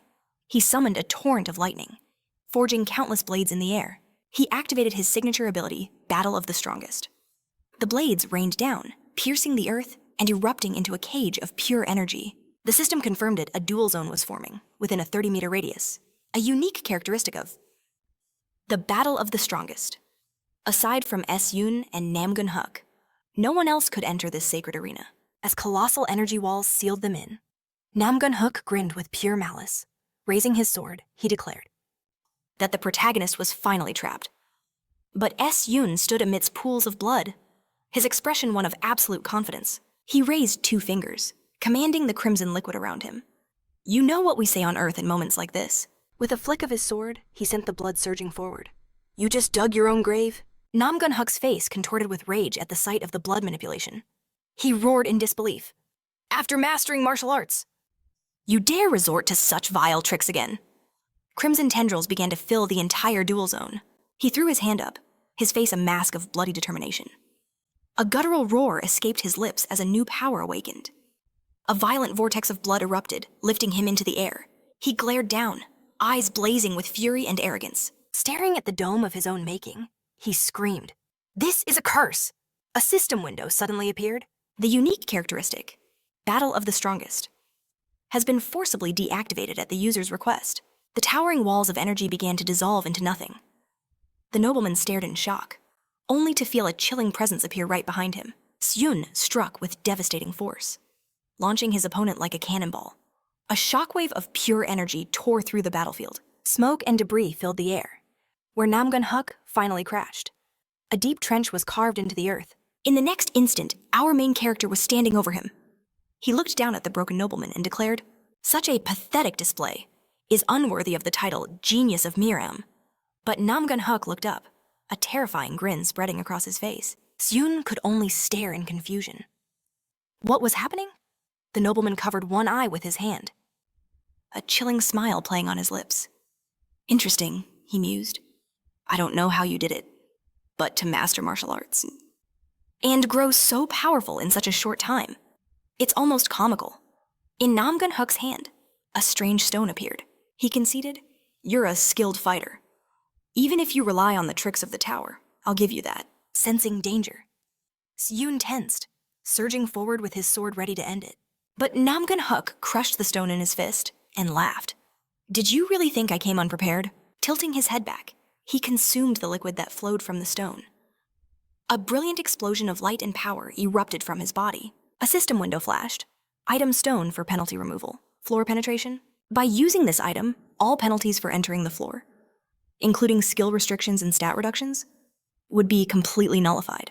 A powerful aura blasted outwards, shaking the very trees, with a grave expression. Namgun-huk removed his headband. "Now, are you interested?" he asked, raising his sword high. A magnificent dragon of pure aura coiled around the blade. Now you'll see why this is called the Heavenly Dragon Sword. The protagonist could only watch in awe at the overwhelming display of power. This was on another level entirely. Namgun-huk sent the dragon soaring, declaring that this enhanced sword forms was a sacred art, not meant for the eyes of a freak like Seon with a final deadly swing. He cried, "Consider it an honor to die by this technique." The main character gritted his teeth, watching the wave of energy hurtle towards him. In that critical moment, C's words echoed in his mind. She had spoken of using chi, another way of describing the manipulation of mana. The concept was to focus mana into his blade, sword. Chi was a technique that could add properties that defied the very laws of a sword. The flaming sword was the first stage, allowing him to imbue his blade with a single new property. But enhanced sword chi was the next level entirely, a state of perfect essence that would grant him absolute control over magical power. Seon snapped out of his flashback. Namgun-huk's sword descended, unleashing a colossal wave of energy. The ground itself ruptured from the impact. Seon charged forward, his mind racing. He never imagined he would witness the enhanced sword chi this soon. Hearing about it was one thing, but the sheer scale was immense. A truly breathtaking skill. Dashing past the energy dragon's head, he realized its reach was far longer now, making it almost impossible to get close. The movements were powerful, yet fluid. Every strike felt unnatural and deadly. It was as if the sword had become a living, breathing dragon. The energy dragon reared back, its maw open wide. It unleashed a blinding torrent of power that slammed into the main character. Seon's grip tightened, blood spraying from his hand. He crossed his blades, digging them into the ground. Skidding to a halt, his expression turned grim. He had hoped Namgun-huk would be at least a little stronger than the vampire count. But that hope was a complete illusion. He knew it the moment he heard the explanation for the White Crane sword. He also sensed that the Mirim masters were skipping entire stages of growth on their path to power. Namgun-huk landed, dark smoke swirling at his feet. He raised his sword with a mocking smile. "Where's that confidence from before?" Seon grinned back. He should have finished him immediately with his full power. He'd wanted to test his limits, to learn something, but instead, he'd just given himself a pointless headache. Red mana exploded around his body. A system window appeared. Power of the bloody heavenly energy. Activated. He crouched low, veins bulging on his face. The ground beneath his feet shattered into 1,000 pieces, with rage burning in his eyes. He declared, "You should be nervous now, because I'm coming with everything I've got." The man just smiled and charged forward. "Then bring it on. Attack me with all your might." Namgun-huk unleashed his energy dragon once more. But Yoon simply spun around, swinging his white sword and creating a void that completely swallowed the dragon whole. Namunhuk watched, seething. You stole another martial art, but such pathetic tricks are useless against the enhanced chi. With its maw gaping wide, the dragon sword lunged toward the protagonist. A system window flared to life combat. Concentration activated. Amplifying his senses 20-fold, Saloon vaulted back, narrowly dodging the lethal blow. In a flash, he reappeared behind the dragon's form, gritting his teeth. The protagonist thrust his sword with all his might. But just as he thought he'd landed a blow, a torrent of energy erupted, tearing through the air. Amidst shattered stone and swirling smoke, Yoon stood, one hand braced against the ground. He glanced down at his bleeding wounds, feeling a sharp, agonizing pain deep in his gut. His gaze snapped forward, tense and alert. He burst into motion, dodging a devastating wave of energy aimed right for him. Yoon dropped low, the attack screaming just over his head. He threw himself aside as another beam seared past, grazing his leg. Had his enhanced sword ki finally adapted to the void-creating white sword technique? Suddenly, a new notification appeared. The ash blood skill had been triggered, his leg severed. Sun Yoon whipped his head around, teeth clenched in agony. But Nangunhuk was already there, driving a vicious kick into his stomach. The force sent the protagonist flying backward. The very ground shook as dark smoke and rubble exploded upwards. Yoon soared through the air, skipping across the water before crashing hard onto the ground. Smoke billowed around him as he desperately wrapped his mangled leg in healing mana. He coughed, blood spewing from his mouth, his face a mask of terrifying resolve. With inhuman speed, Nangunhuk rushed in for the kill. A wicked smile spread across his face as he sneered. "It's time for you to die." A colossal beam of energy slammed into the protagonist, throwing him back once more. He crossed his arms, a desperate shield against the overwhelming power. Amidst the rising dust and stone, Nangunhuk clenched his fists. He stared at Yoon, barely standing in the water, and mocked. "Can you truly withstand this?" The protagonist glared back with furious eyes, his hand shaking on the ground. "To be honest," the villain mused, "I'm surprised. I never imagined you would reach my level so quickly. But now, it's time to end this little game." With a smirk, Nangunhuk raised his sword, directing the dragon's power skyward. "This has been fun," he chuckled, his smile dripping with malice. Yoon's teeth ground together in pure rage. He raised a trembling hand, shouting, "Did you think after everything I've done, everything I've suffered to get here, that I would just give up?" Yoon thrust his sword forward, all his remaining energy, condensing into a single point. A system window flashed, skill, shield counterattack, instantly releases all accumulated damage. Two cataclysmic beams of energy collided, bathing the world in blinding light. Standing on the water, Nangunhuk's grin vanished. The blade tore through the protagonist's neck. The nobleman raised his blood-soaked sword, a terrifying smirk on his face, and declared, "This is the look I wanted to see." With a sickening thud, our hero's head flew from his shoulders, but then the system announced, "The skill Last Resistance has been triggered." Any fatal wound is instantly nullified. All his senses are heightened beyond their limits, and all skill effects are optimized. The cooldown for this divine intervention 1 week, Salmon's head reconnected to his body in a flash of light. He realized Last Resistance was the hidden reward. For clearing the 12th floor's trial, the fatal wound was completely undone. Samoon never imagined things would unfold this way. A dark, determined look crossed his face as he roared. The protagonist knew he had another trump card from the 12th floor. A system window appeared, the exclusive effect of the ancient Emperor's Grey Crown has been activated. Necromancer magic is now available, but wearing it comes with a cost. His mind would slowly cloud over, yet his tranquil mind power kicked in. Salmon placed the crown upon his head, knowing he had to use every tool at his disposal. The system detailed the item's power. The ancient Emperor's Grey Crown adds 30% to charisma, a ritual relic used by an emperor who served the god of darkness. When worn, the user's mind becomes unstable, and the item's durability plummets with each passing moment. In exchange, he could freely wield the necromancer. Magic sealed within the crown. If the item survives, its durability will slowly recover when unequipped. Salmon gave the command, "Crush him!" His monstrous servants turned on their former lord, swarming towards Namunhuk. The enraged nobleman roared, "An occultist, a necromancer." He believed there was no way he could be defeated by mere numbers. A powerful pillar of energy erupted, tearing through the monster horde. Namunhook gritted his teeth in fury and lunged forward. His hand clamped around the protagonist's throat. And he snarled, "Let's see you survive this time." He thrust his energy-wreathed sword straight for Samoon's face, but the blade stopped dead. Inches from its target, Namunhook's expression twisted in horror. His blood-stained face contorted in disbelief. "My body. It won't obey me. What have you done?" The protagonist calmly took hold of the enemy's trembling hand. He stared down at the kneeling lord with cold eyes. "I told you, didn't I? This wound on my cheek will torment you until the day you die." At his command, the monsters attacked, tearing into the nobleman, his blood spraying everywhere. The scene shifts to the past. Namunhook's father sneered. "You can't even perform the basic stances. How could I have fathered?" Such a failure. At just 7 years old, his father pointed an accusing finger, shouting, "Are you even truly my blood?" Namunhook sat on the floor, perfectly calm. He was merely enjoying a conversation with his sword.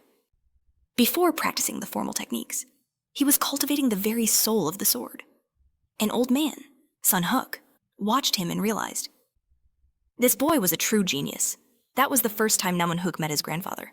From that day forward, his grandfather, the greatest swordsman of his generation, took personal charge of his training. As a result, Namunhook's power grew at an astonishing rate. Years later, at the family estate, the nobleman held up his bloodied hands to his father. "I have killed the men who came from the Church of Bloody Demons." A twisted smile played on his lips. He thought, "Father, look, see how powerful your son has become." But his father commanded, "Get rid of it, now. Why are you so obsessed with killing? You must focus on cultivating your spirit, unless you wish to become a monster."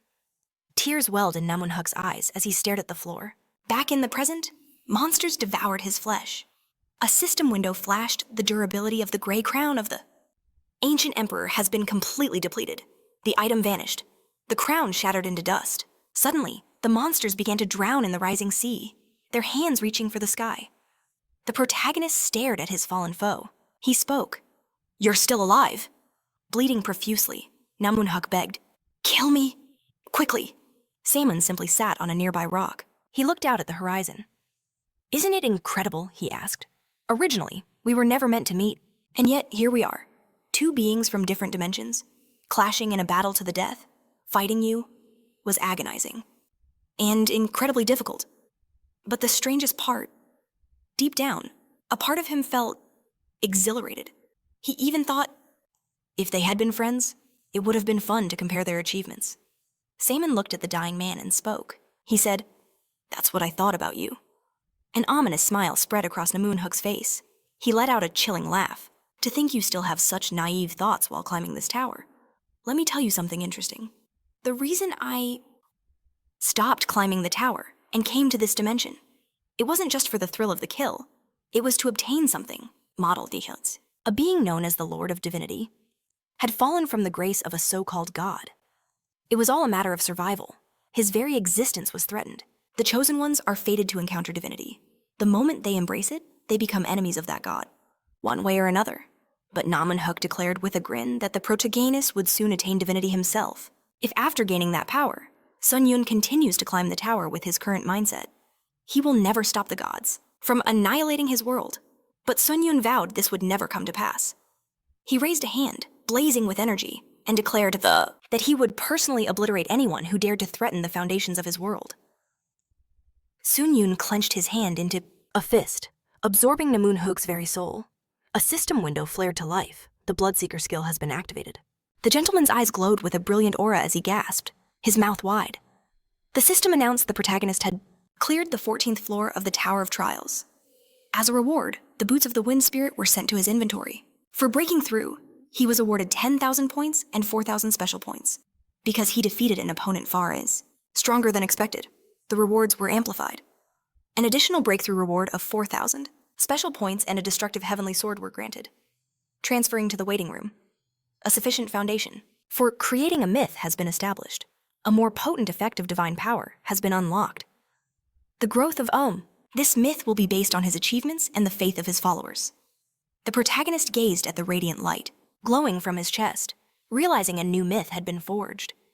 A notification confirmed his thoughts. The myth of The battle-hardened warrior is complete and now accumulates divine power. From this moment, the effects of indomitability and reverse effect are added to the challenger's divinity. Sun Yun lifted his head, bathed in the brilliant light. The system chimed again. He had absorbed the spirit of the challenger. Namun Hook, increasing his mastery by 47%. The mastery of his unique characteristic, necromancy, has reached 100%. Its rank now increases by 1 level. The protagonist lowered his sword, a thought crossing his mind. When challengers from other worlds perish, their bodies simply evaporate, but by removing the penalty for invading a floor, the corpse, it seems, remains. Another notification appeared. The exclusive effect of the heavenly demonic sword of true blood, Bloody Feast, has been activated. By absorbing the challenger's blood, the item's level increases to A class. By absorbing the blood of Namun Hook, the imprinting skill willpower enhancement has been engraved into the blood slot. Sun Yun calmly noted that another useful trait had been added, one he could apply to his flaming sword. He put his hands on his hips with a sigh. It was impossible to restore his clothes. He looked at the system window in surprise, musing that he really needed to go shopping back on Earth for once. The Iron Bloodlord's voice echoed, offering some decent armor for her contractor, a show of support on her part. A martial arts uniform, she suggested, would be much more suitable for his fighting style. Sun Yun grew concerned for a moment. Later, the protagonist trekked through the snow toward the Lord's residence. He looked up, stopping in his tracks, his eyes wide with surprise. Gazing at the completed structure, he admitted that it now truly looked like the Iron Bloodhouse. He quickly placed a hand on the door and pushed it open. The Lord greeted him with a smile, acknowledging his hard work.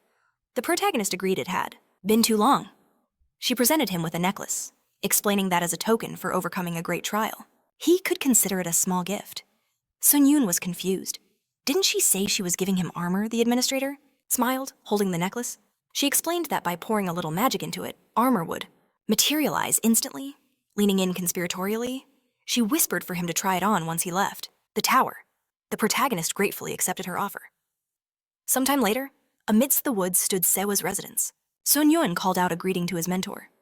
The administrator, kneeling, exclaimed his name with dramatic flair. With a sword in hand, she pouted, saying she thought he would have come to her first. He visited that woman instead, and she was deeply disappointed. The protagonist bowed low, pleading with her not to be angry. But Sewa crossed her arms to her cheeks puffed out in a stubborn pout. She declared that as his mentor, she must give him something better than what that woman offered. Sun Yun raised his head, looking at her with a surprised expression. His mentor, with flushed cheeks, announced that she wanted to tidy up his hair. Sun Yun shouted in pure disbelief. What was she talking about? She didn't even have any hairdressing tools. Did she Sewa? Simply drew her blade from its sheath, declaring that the 7 techniques of the white sword would be more than enough. If the main character moved, he might get hurt, so it was best to stay perfectly still, as Sonan hesitantly held out his hands. He cried out, pleading with her to stop. A loud rustle echoed as the attendants threw back the curtains. The protagonist looked on. His expression in the mirror was perfectly calm. S. Yoon smiled, looked away, and told his mentor that she clearly has a talent for this. The administrator, looking tense, admitted that this was a huge relief for her, pushing him forward. She revealed the item, the martial arts uniform she'd mentioned before. Swa smiled and waved her hand, wishing him the best of luck. As he watched her go, the protagonist wondered what had just happened with her. After a short while, a system window flared to life. He had entered the waiting room of the 15th floor. The system was expanding, and the quest team was now open. From this moment on, applicants could receive special quests from administrators. These quests would replace personal trials, drawing from the administrator's own life records. Upon completing a quest, the main character would receive a reward directly from the administrator who issued it. However, he could only accept 1 quest per floor. S. Yoon looked at the system window, and it all clicked. He had been wondering why the administrators were trying so hard to impress him. It was all to send him a request to complete their quests. But he had a lot to deal with right now. He needed to think things through, and first on the list was to examine his new myth. A notification appeared. The myth of the warrior imprisoned in battle had been activated. The indomitable effect was now added to his control of divinity. When this effect was active, his body could perform at its absolute peak, regardless of the conditions. The reverse effect had also been added to his divinity control.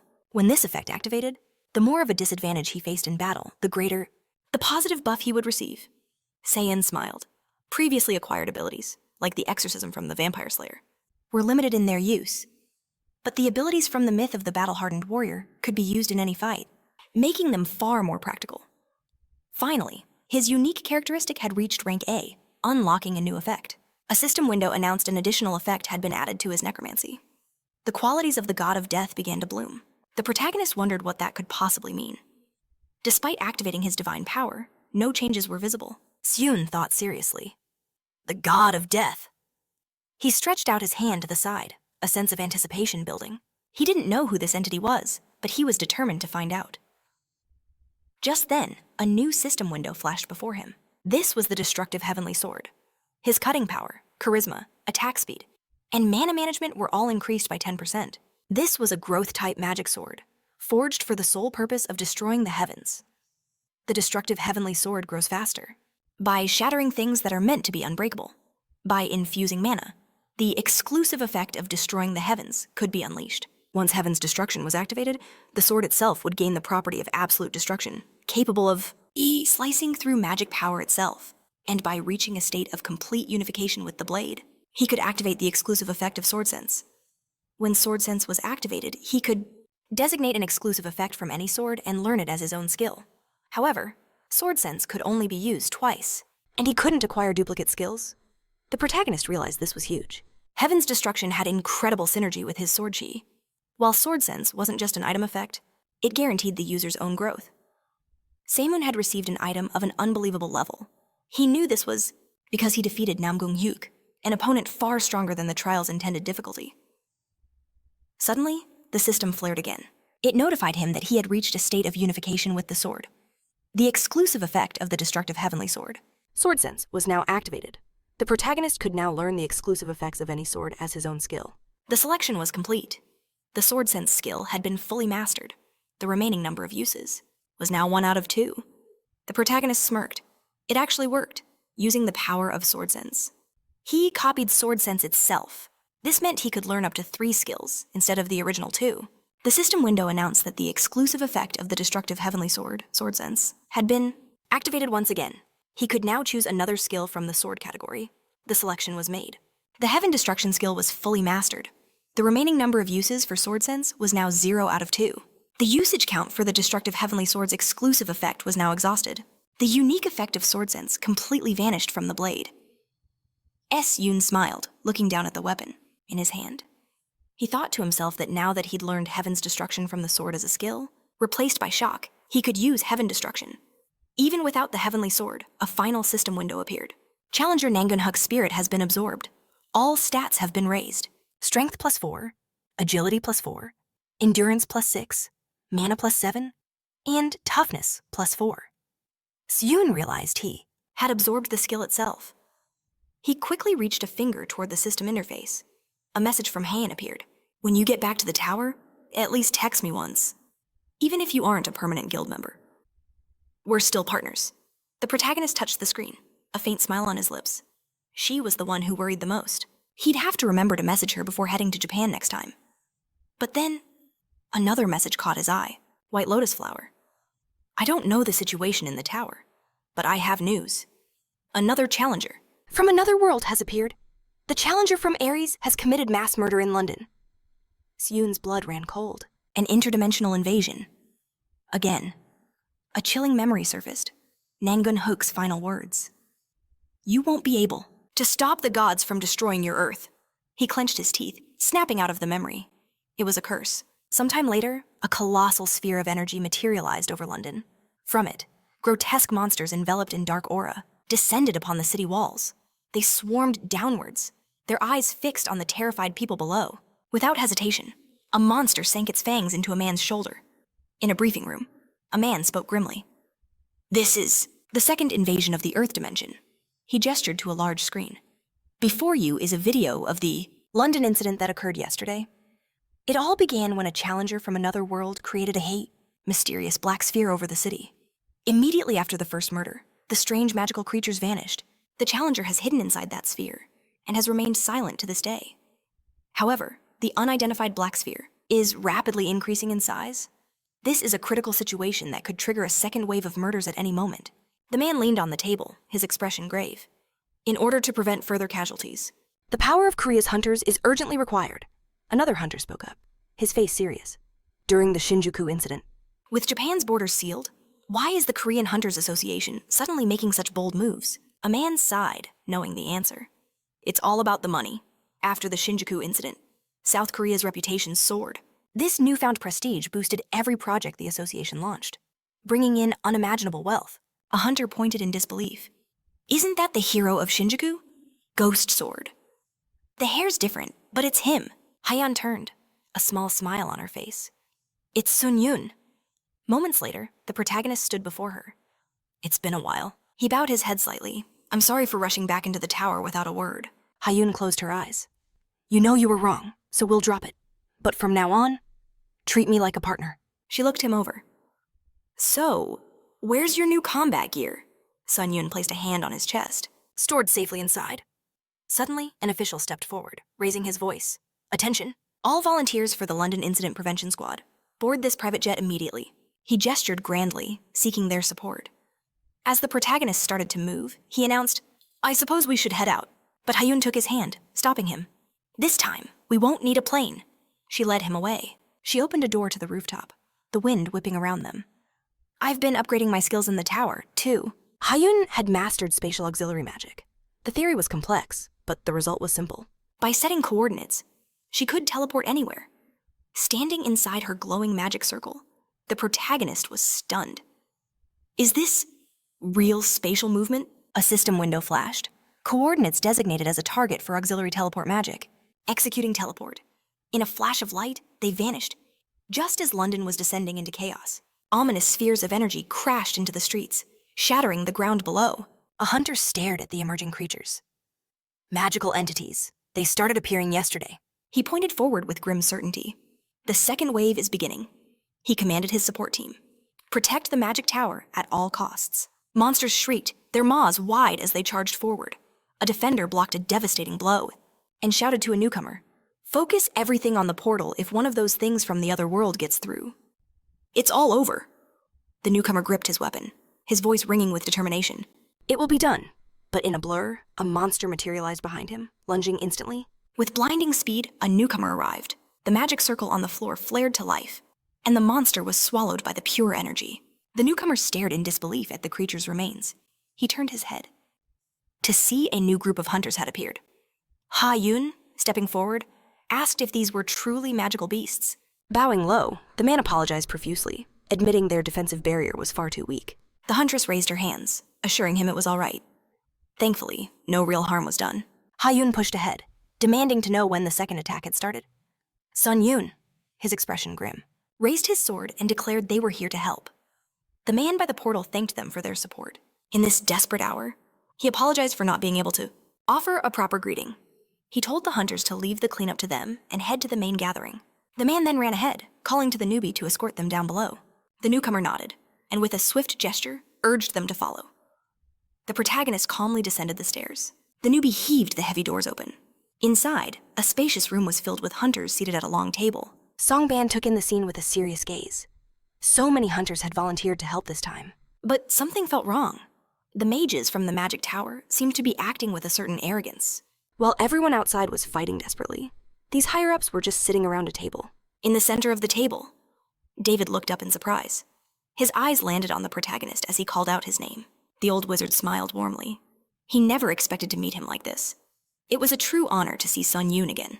The main character glanced aside, thinking, could this really be the old mage he'd saved on the 13th floor? After a moment, the wizard explained that the giant black sphere was a high-level barrier, one that couldn't be broken. Even if hundreds of wizards poured all their magic into it, David admitted they almost destroyed it when it was small. Sun Yun sat on the throne, the center of attention. He looked forward calmly and asked, but since then, no matter what you did, you haven't left a single scratch on it, have you? David bowed his head. That's correct. The other hunters whispered amongst themselves. Had the elder really given up his seat for him? Who was this man? Another hunter recognized him. That's the applicant who was so active in Japan, David thought with grim determination. Giving up his seat at the head of the table was nothing. If it meant saving his country, if necessary, he would even kneel. They had no idea. But he knew. He knew exactly how powerful this man truly was. The wizard smiled, asking, "In your opinion, Sun Yun, is there any way to solve this?" The protagonist stared forward, his voice brimming with confidence. "I'll destroy that black sphere myself." David leaned forward, his voice a stunned whisper.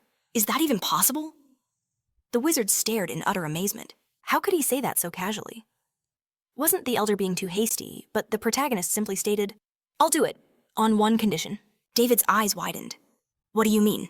Sun Yun's gaze turned sharp as steel. "Give me the rewards of every single person here, and I will destroy it." The wizards erupted in outrage. Who does he think he is? The lead wizard looked on, tense. This was too much. He insisted he needed to discuss this with the higher-ups. The protagonist simply replied, "I don't mind waiting, but at this rate, London might be gone by the time you're done discussing." Sun Yun thought to himself, by pushing them to the extreme, they would be forced to act, reward or not. David gazed out the window at the colossal sphere. He made his choice, shouting, "I agree, I will make it happen at any cost." The wizard pointed a trembling finger toward the window. "Then please, I beg you, destroy that sphere," one hunter shot up angrily. This isn't such an easy decision. But Sun Yun just smiled, placing 2 fingers on his chin. Request accepted. Instantly, the necklace on the protagonist's neck began to glow as he was enveloped in light. In a flash, he was clad in his combat gear. He drew his sword and with a single swing, blew the entire wall to pieces. Hayun rushed towards him, calling out his name. She watched with a tense expression, her hand pressed against her chest. The protagonist glanced back with a reassuring smile. He leaped from the shattered wall of the building, shouting, "I'll be back soon." A system window appeared, the exclusive skill of the Boots of the Wind spirit. Path of the Wind had been activated. In a blur, Sun Yun shot towards the dark smoke. The hunter stared through the gaping hole in absolute shock. He's already heading for the target. Is that even human speed? On top of the massive black sphere, the protagonist stood. It really is huge. He calmly drew his swords, his voice echoing in the silence. Time to begin. Skill Destruction of the Heavens. Flashed before Sun Yun's eyes. Basic effect. Imbue a body or weapon with the property of absolute destruction. Additional effect can destroy raw magical power. The stronger the magic, the higher the mana cost. It was time to put his new power to the test. Sun Yun's blades hummed with energy, leaving brilliant afterimages as he declared, "Let's find the real monster." Skill Resolution of Heaven has been activated. There is no limit to what can be broken. Gritting his teeth, the protagonist plunged his swords downward. A cataclysmic explosion erupted. Energy beams shot out in every direction as his blade pierced the sphere, splitting it wide open. A smile touched his lips. He thought, they said this skill could even destroy magic itself. What an incredible power to possess. Sun Yun gripped his sword's hilt, leaping into the air with explosive force, leaving a torrent of smoke in his wake. The sphere fractured under the immense blow. Dark, ethereal smoke poured from the crack. As he descended, he watched the sphere shatter. You have entered the magical zone of emptiness. Plunging into the darkness, he wondered, so this is a magical zone. He scanned the void. A serious expression crossed his face. Does this mean the inside of this barrier is a completely different dimension? Skill Spiritual Eye has been activated. The world came into focus, and Sun Yun found himself suspended amongst a horde of monsters. The system log updated. All entities, except the zone owner, will perceive a terrifying illusion that cannot be dispelled by skills. All entities, except the zone owner, will lose their sense of direction. All sensory-related skills are sealed. All entities, except the zone owner, will suffer a penalty of -18 to all stats. Sun Yun tensed. Turning back to face the swarm, he cut through them swiftly. An illusion that can exert physical force, but another message appeared. The power of a tranquil mind has been activated. The effects of the Void Magic Zone will be forcibly nullified by the magic resistance skill. Disorientation cancelled. Sealing of certain skills cancelled by the Force. Breakthrough skill. Penalty to all stats cancelled. Status effects shattered. A brilliant light erupted between the monsters as the protagonist flung his arms wide, swords gripped tightly in his hands. He landed silently on the dark floor. Song Yun glanced at his torn clothes with a smirk. He mused that this robe, a gift from the White Crane sword, could be repaired with a bit of mana.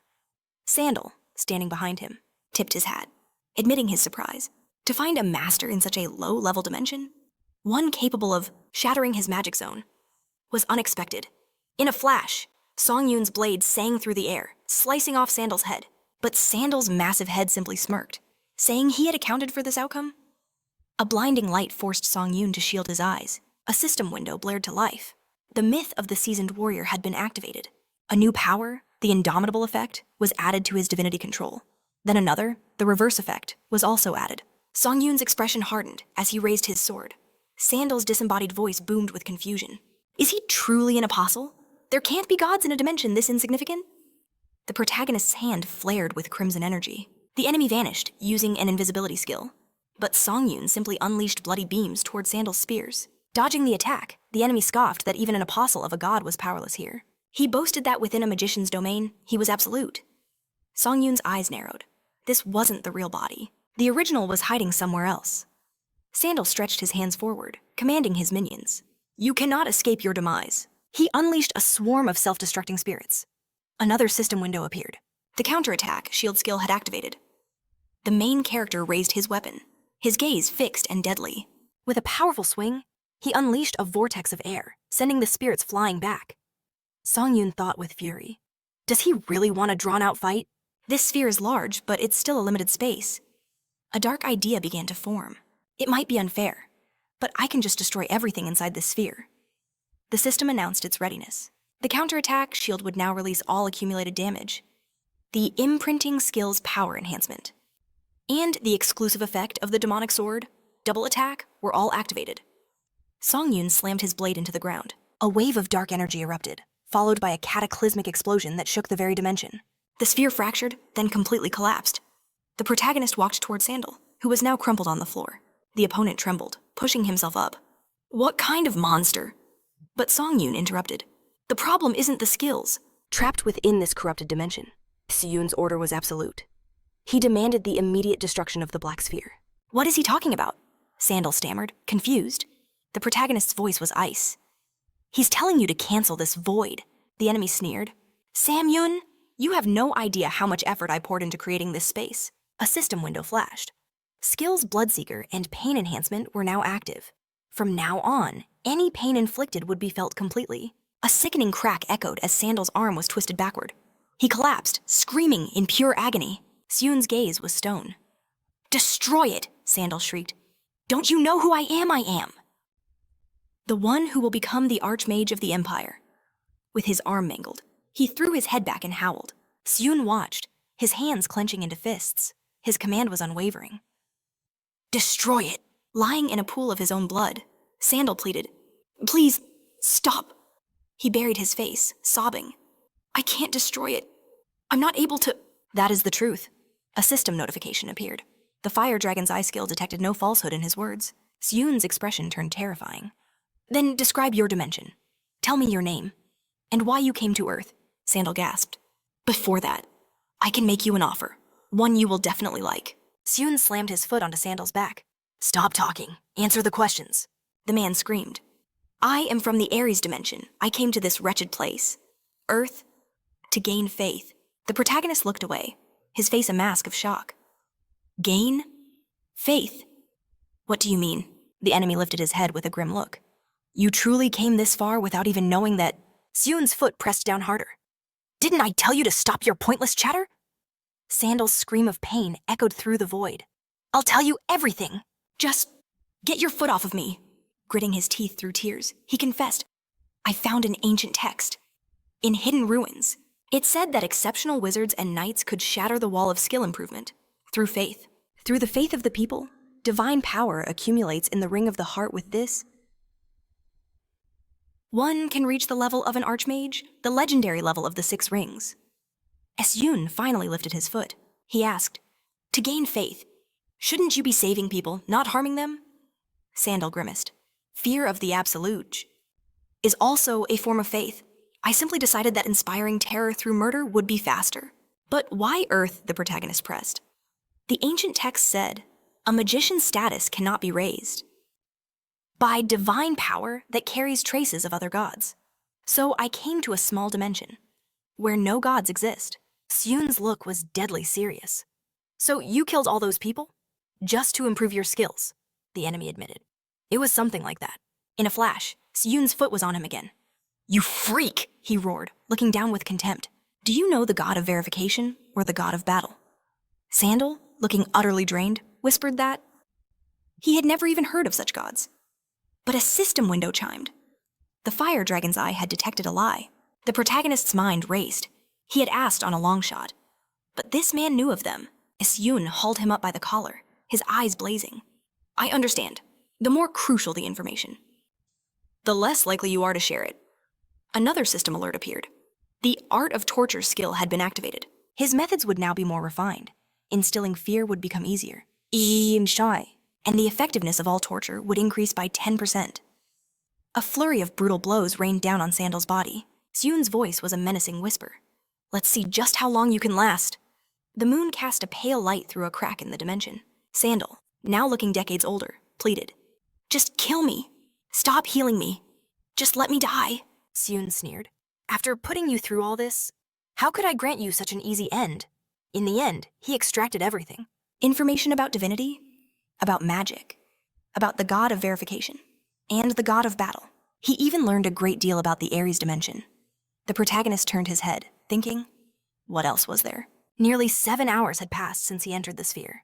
The long ordeal had severely drained his spiritual power. But it was worth it. He finally understood the secret of divinity. First, simply possessing it doesn't make one a god. When the magical organ called the core in his world, or the ring of the heart in Ares is opened, one can begin to accumulate divinity. This divine power is the purest energy that exists, a raw form of magic that responds instantly to any will. And most importantly, by accumulating this divine power, a person could exponentially increase their level. This power, so sensitive to the user's desires, allowed them to reach a state of being far beyond their natural limits. The problem is, I still don't know how to use them properly. There are 2 ways to build divine power in the heart, but disassembling and refining mana drop by drop is far too difficult and time-consuming. The solution to this, he revealed, is nothing but faith, be it worship or fear. Intense, if a person inspires intense faith, divine power will gather in their heart. This was all the information Sandal had, learned from the ancient ruins. The enemy scrambled back, shouting. It was a prophecy, the oracle says. I should never reveal anything. A priest serving the god of battle had given him this dire warning. Following that prophecy, Sandal found the text about divinity in those ruins. The protagonist's hand tightened on his sword. He had his suspicions, but he never imagined the god of battle was directly involved. Everything the god of verification had said was true. Songyun couldn't understand why a god he barely knew had marked him as an enemy. But the battle god's hostility was clearly having an impact on the entire Earth. If this continued, Songyun's eyes burned with cold fury. Now, he understood. The god of battle had just become his true enemy. He swung his sword with finality, raising a torrent of smoke. The system announced the absorption of the challenger Sandal's spirit. Mastery increased by 4.4%. The exclusive effect of the heavenly demonic sword, Bloody Feast, activated. By absorbing the challenger's blood, the item's level increased to A class. The level value reached the threshold for growth.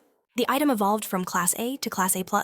By absorbing the blood, the imprinting skill etched the soul ego into the blood itself. The protagonist slashed his sword at the collapsing zone. He knew what he had to do. To fight a god, or to even have a chance at fighting, he had to cultivate his own divinity. Sometime later, Songyun sat on a sofa, a cup in his hand. He looked aside, saying he had thoroughly enjoyed the 2-day rest. Now, the message to return should be appearing any moment. The protagonist's thoughts drifted to the past. He remembered Heian's serious expression. This spatial bag is an incredibly valuable item, she had told him. So treat it with care. A faint smile played on Seon's lips, pulling him from his memories. He placed a hand on the bag, feeling the weight of his hard-earned rewards. Mastery enhancement potions, random skill acquisition books, and elixirs to boost his physical abilities. He had secured a treasure trove of items for Great Britain. This was far from a loss. In fact, it was an unprecedented gain. If they managed to study that gate, it would become a priceless national asset. The main character considered requesting ownership for himself. Sion's gaze fell to his new badge. He was now an A-rank hunter. He stared off into the distance. Not long ago, he'd thought becoming an A-rank hunter would forever remain a distant dream. He abruptly tossed his food aside, a new hunger burning within him. And now, he demanded to know why he wasn't an S-rank. After the raid, the British Hunters Association held a press conference. They begged the main character to stay in the United Kingdom, making one annoying offer after another. Back in South Korea, they tried to lure him with tempting bait like massive tax breaks and social benefits. But now, wealth and fame on Earth felt meaningless to him. Because no matter how much he amassed, if Earth itself vanished, then all his accomplishments would turn to dust. He looked aside with grim determination, knowing what he truly needed. The only thing that mattered was growth. He had to forge a power so absolute that he could stop even a god in its tracks. The main character recalled the words of his master, Sedual. Divine power is the result of breaking down magical power to its purest form. Shaking off the memory, Seon sat cross-legged on the sofa, pulling himself from his reverie. A torrent of energy erupted from his chest, transforming into a brilliant, pulsing red sphere. The main character felt the power surging inside, but realized with frustration that no matter how hard he tried, the result was always the same. He could refine his magical power to an incredible degree, but he couldn't take that final step to transmute it into divine power. If it weren't for the warrior's protection ability that Seon possessed, he wouldn't even be able to sense the right path forward. Fortunately, he already possessed a sliver of divine power, so he didn't need to despair completely. Surrounded by streams of golden energy, the main character reflected that even when he was trapped in the void, he'd failed. No matter how much he focused on his divine power, he still couldn't create the legendary sword Shei or magic salmon. Seon let out a sigh, ceasing his attempts to create divine power. He wondered, is this power truly born from one's will alone? Was it faith that served as the foundation for the battle-hardened warriors and vampire slayers of legend? He lowered his head, a wave of disappointment washing over him. As he suspected, he couldn't wield his divine power to its full potential. Not yet. Anyway, the main character pulled the hood over his head as a system window appeared.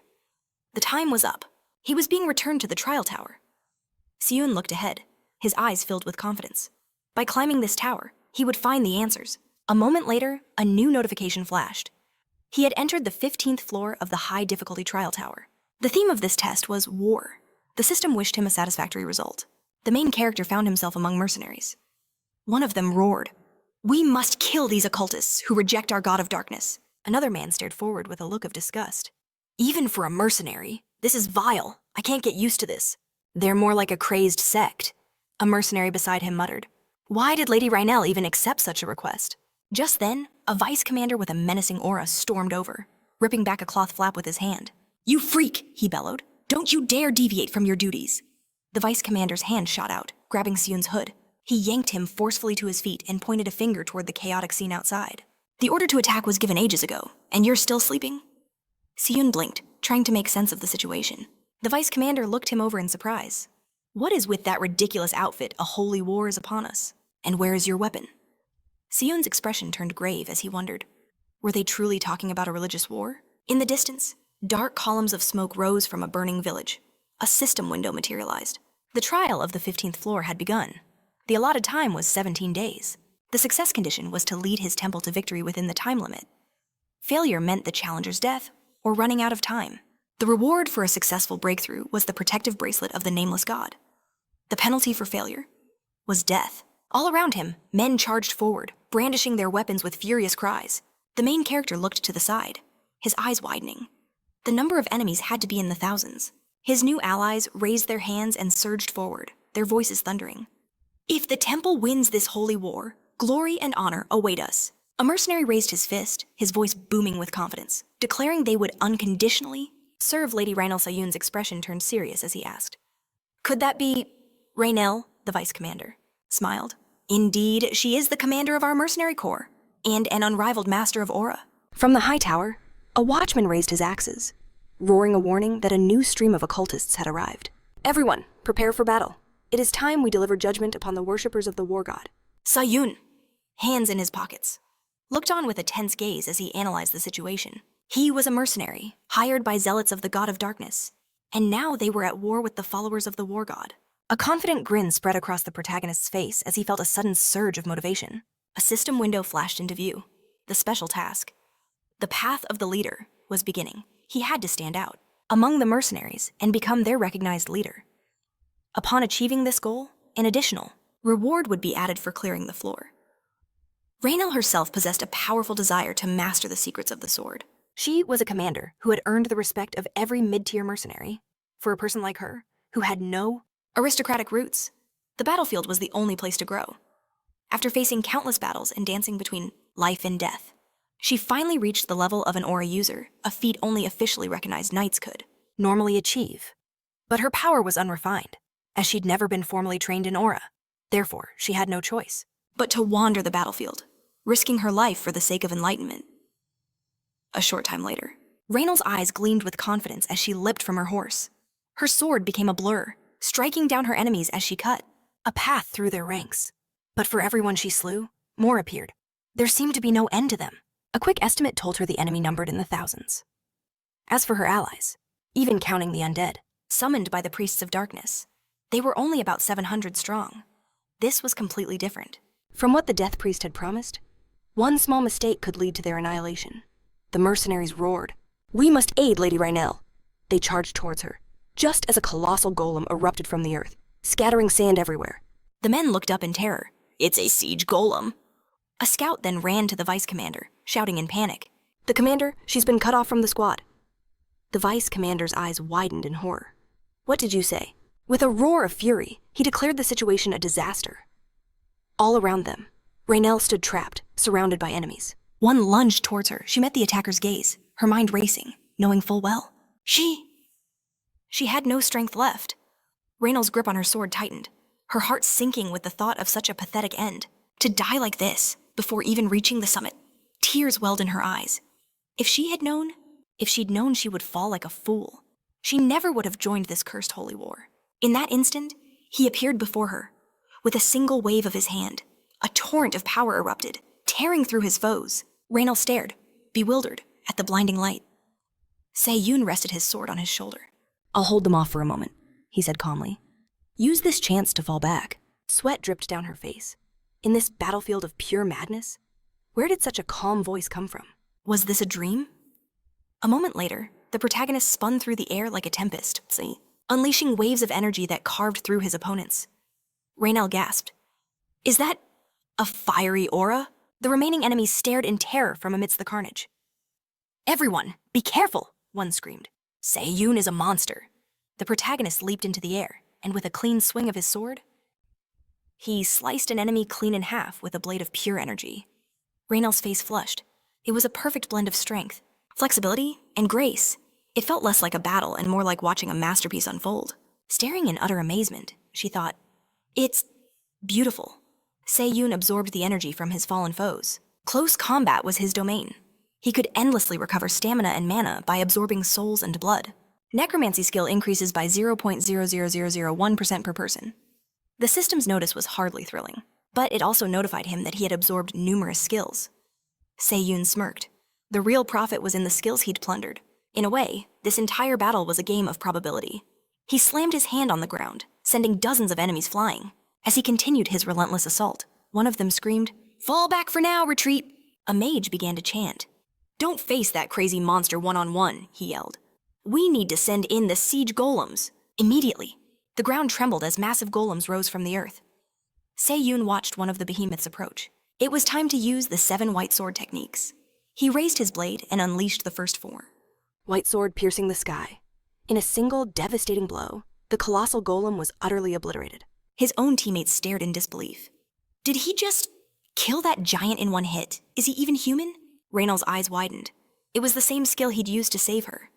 She knew what she was seeing was real. Space itself seemed to bend and warp around his blade. This was something far beyond mere swordsmanship.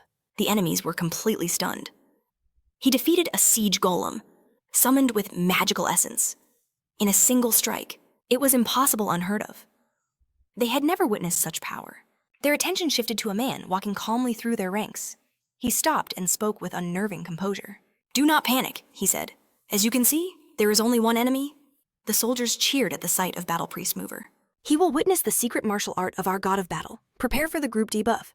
Once cast, the spell was powerful enough to restrain even a dragon. "Capture this freak," he declared. "And our victory in this holy war is assured." But Se-Yun was already moving, a blur cutting through the crowd. The dark energy from the priest's spell shot towards him, but with a simple swing of his sword, the spell was shattered. The onlookers were horrified by what they saw. Mover himself was completely dumbfounded. How could his binding spell be broken so easily? Had an apostle of a god descended to the battlefield? Before he could process it, Se-Yun was upon him, his sword piercing through his chest. The priest couldn't even track his movements. Se-Yun then took control of the blood spraying from the priest's body, forming it into countless tiny droplets. He launched the blood projectiles at the enemy lines. "What is this? What's hitting us?" they cried in confusion. Se-Yun knew that openly using blood magic would cause unnecessary trouble later on. So he devised a simple solution. He would disguise the attack as claymore mines, shaped like small balls. The shocked warriors stared at Mover's lifeless body. He's dead. Fear finally broke them. Call the High Priest, they screamed, running for their lives. We can't fight a monster like that. We have to retreat. Just then, a system message appeared, announcing that everyone on the battlefield had felt his presence. Presence was seared into the marrow of their bones. The special quest, Path of the Leader, has been completed. He will receive an additional reward for clearing the 15th floor. He has also received the achievement Unrivaled Warlord. All stats have been increased by 4 points. Sometime later in the camp, a man told him he could take a particular tent. As Sayun went to enter, the man stopped him. Sir, if you would... Sayun turned as the man bowed deeply. My apologies, he said. I did not recognize you before. My rudeness was unforgivable. Sayun recognized him as the orc. Don't worry about it, he replied, heading inside. I'm exhausted and need to rest. You can go. Still bowing, the man said loudly. Please, have a good rest. Sayun walked inside, thinking to himself. Defeat 1,000 enemies in a single battle. And suddenly, everyone begins to treat you with special reverence. Even his tent had been upgraded. He then noticed the system window that had appeared beside him. It was the message from the battle. The system announced that by killing so many, and reaping their souls, his qualities as a god of death were slowly beginning to improve. Sayun realized the effect, had activated when his necromancy skill reached A rank. What truly caught his eye was that the qualities of the death god had started to improve. He wondered what that could possibly mean. Suddenly, he sensed a presence and unleashed a lightning-fast strike at the roof of the tent. Raynal, who was hiding there, cried out in shock as she came crashing to the ground right in front of Sayun. He was slightly surprised by her appearance. She sat up and remarked, as expected, a swift attack. He stared at her with a sharp gaze. What are you doing here? You're lucky I didn't sense any killing intent, or you would've almost died. Raynal coughed. I managed to survive earlier. Thanks to you, Sayun asked. And you came to thank me by sneaking in here like a thief. She flushed, embarrassed, then asked, You're not a mercenary, are you? This was a very difficult situation. She had already grown suspicious of him, so she would hardly believe him if he tried to play the part of a mere mercenary. Perhaps he had overdone it on the battlefield, Raynal said. Just witnessing the divine power you displayed was enough to make my very heart tremble. It was not the kind of... This wasn't the power of an ordinary mercenary. With a grave expression, she demanded, Who? Are you really Samun? Samun's answer shocked her to the core. He was an emissary from the god of darkness, a divine apostle. Though it was a bit much, it was the only explanation. Raynal trembled and stammered. Did you just call yourself a divine apostle? A flicker of worry crossed his face. Had she seen through his bluff? But her reaction was completely unexpected. She dropped to one knee, declaring her welcome to the apostle. She, a lowly creature, had dared to be so tactless towards him. Samun was taken aback by her dramatic display. There's no need for all this, he said, helping her up. He offered a gentle smile. For now, let's keep this our secret. Things could get complicated. If word gets out to the spies in our ranks, Raynal then asked, is it truly all right, but for you to share such a vital secret with me? Samun paused, then gave her a kind smile. It's fine, because true comrades can recognize each other from a distance. A deep blush colored Raynal's cheeks. Did he just call her kin? A true comrade. Just then, the system chimed in. A new special mission had begun. Object of admiration. His goal increased the strength of his allies. He had to show favor to his elite mercenaries. These elites were marked with a special symbol. A symbol visible only to him. Once the mission was complete, even without direct control of his forces, he could issue commands through these elite mercenaries. And upon reaching the mission's objective, an additional reward would be added to his breakthrough. The elite mercenary in this camp was none other than Raynal Ellis. Samun realized this mission would pave his way as a leader. He had worried about how to command them. But everything was falling perfectly into place. Samun took Raynal's hands, a slight smile on his face. This trial might just be easier than he'd anticipated. He glanced at the system window displaying his status. All of his stats had finally broken into the 3-digit values. He'd absorbed a tidal wave of skills from the last battle. It was time to organize this flood of new abilities. A system window appeared, listing his new skills. Charisma had risen to C rank plus. Alchemy's rank had also increased.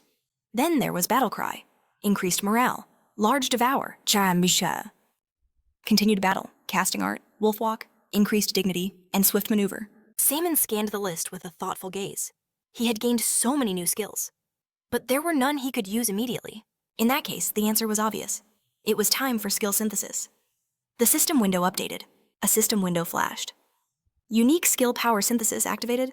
The effects of warrior defense were powerfully enhanced. For a brief moment, his luck stats skyrocketed absolute attractiveness. Rank B+ Dark Wolf Steps, rank A-. Warrior Jaws, rank B+. Salmon smiled. He recalled the warrior's defense power activating. The last time he synthesized the demonic sword of mixed origins?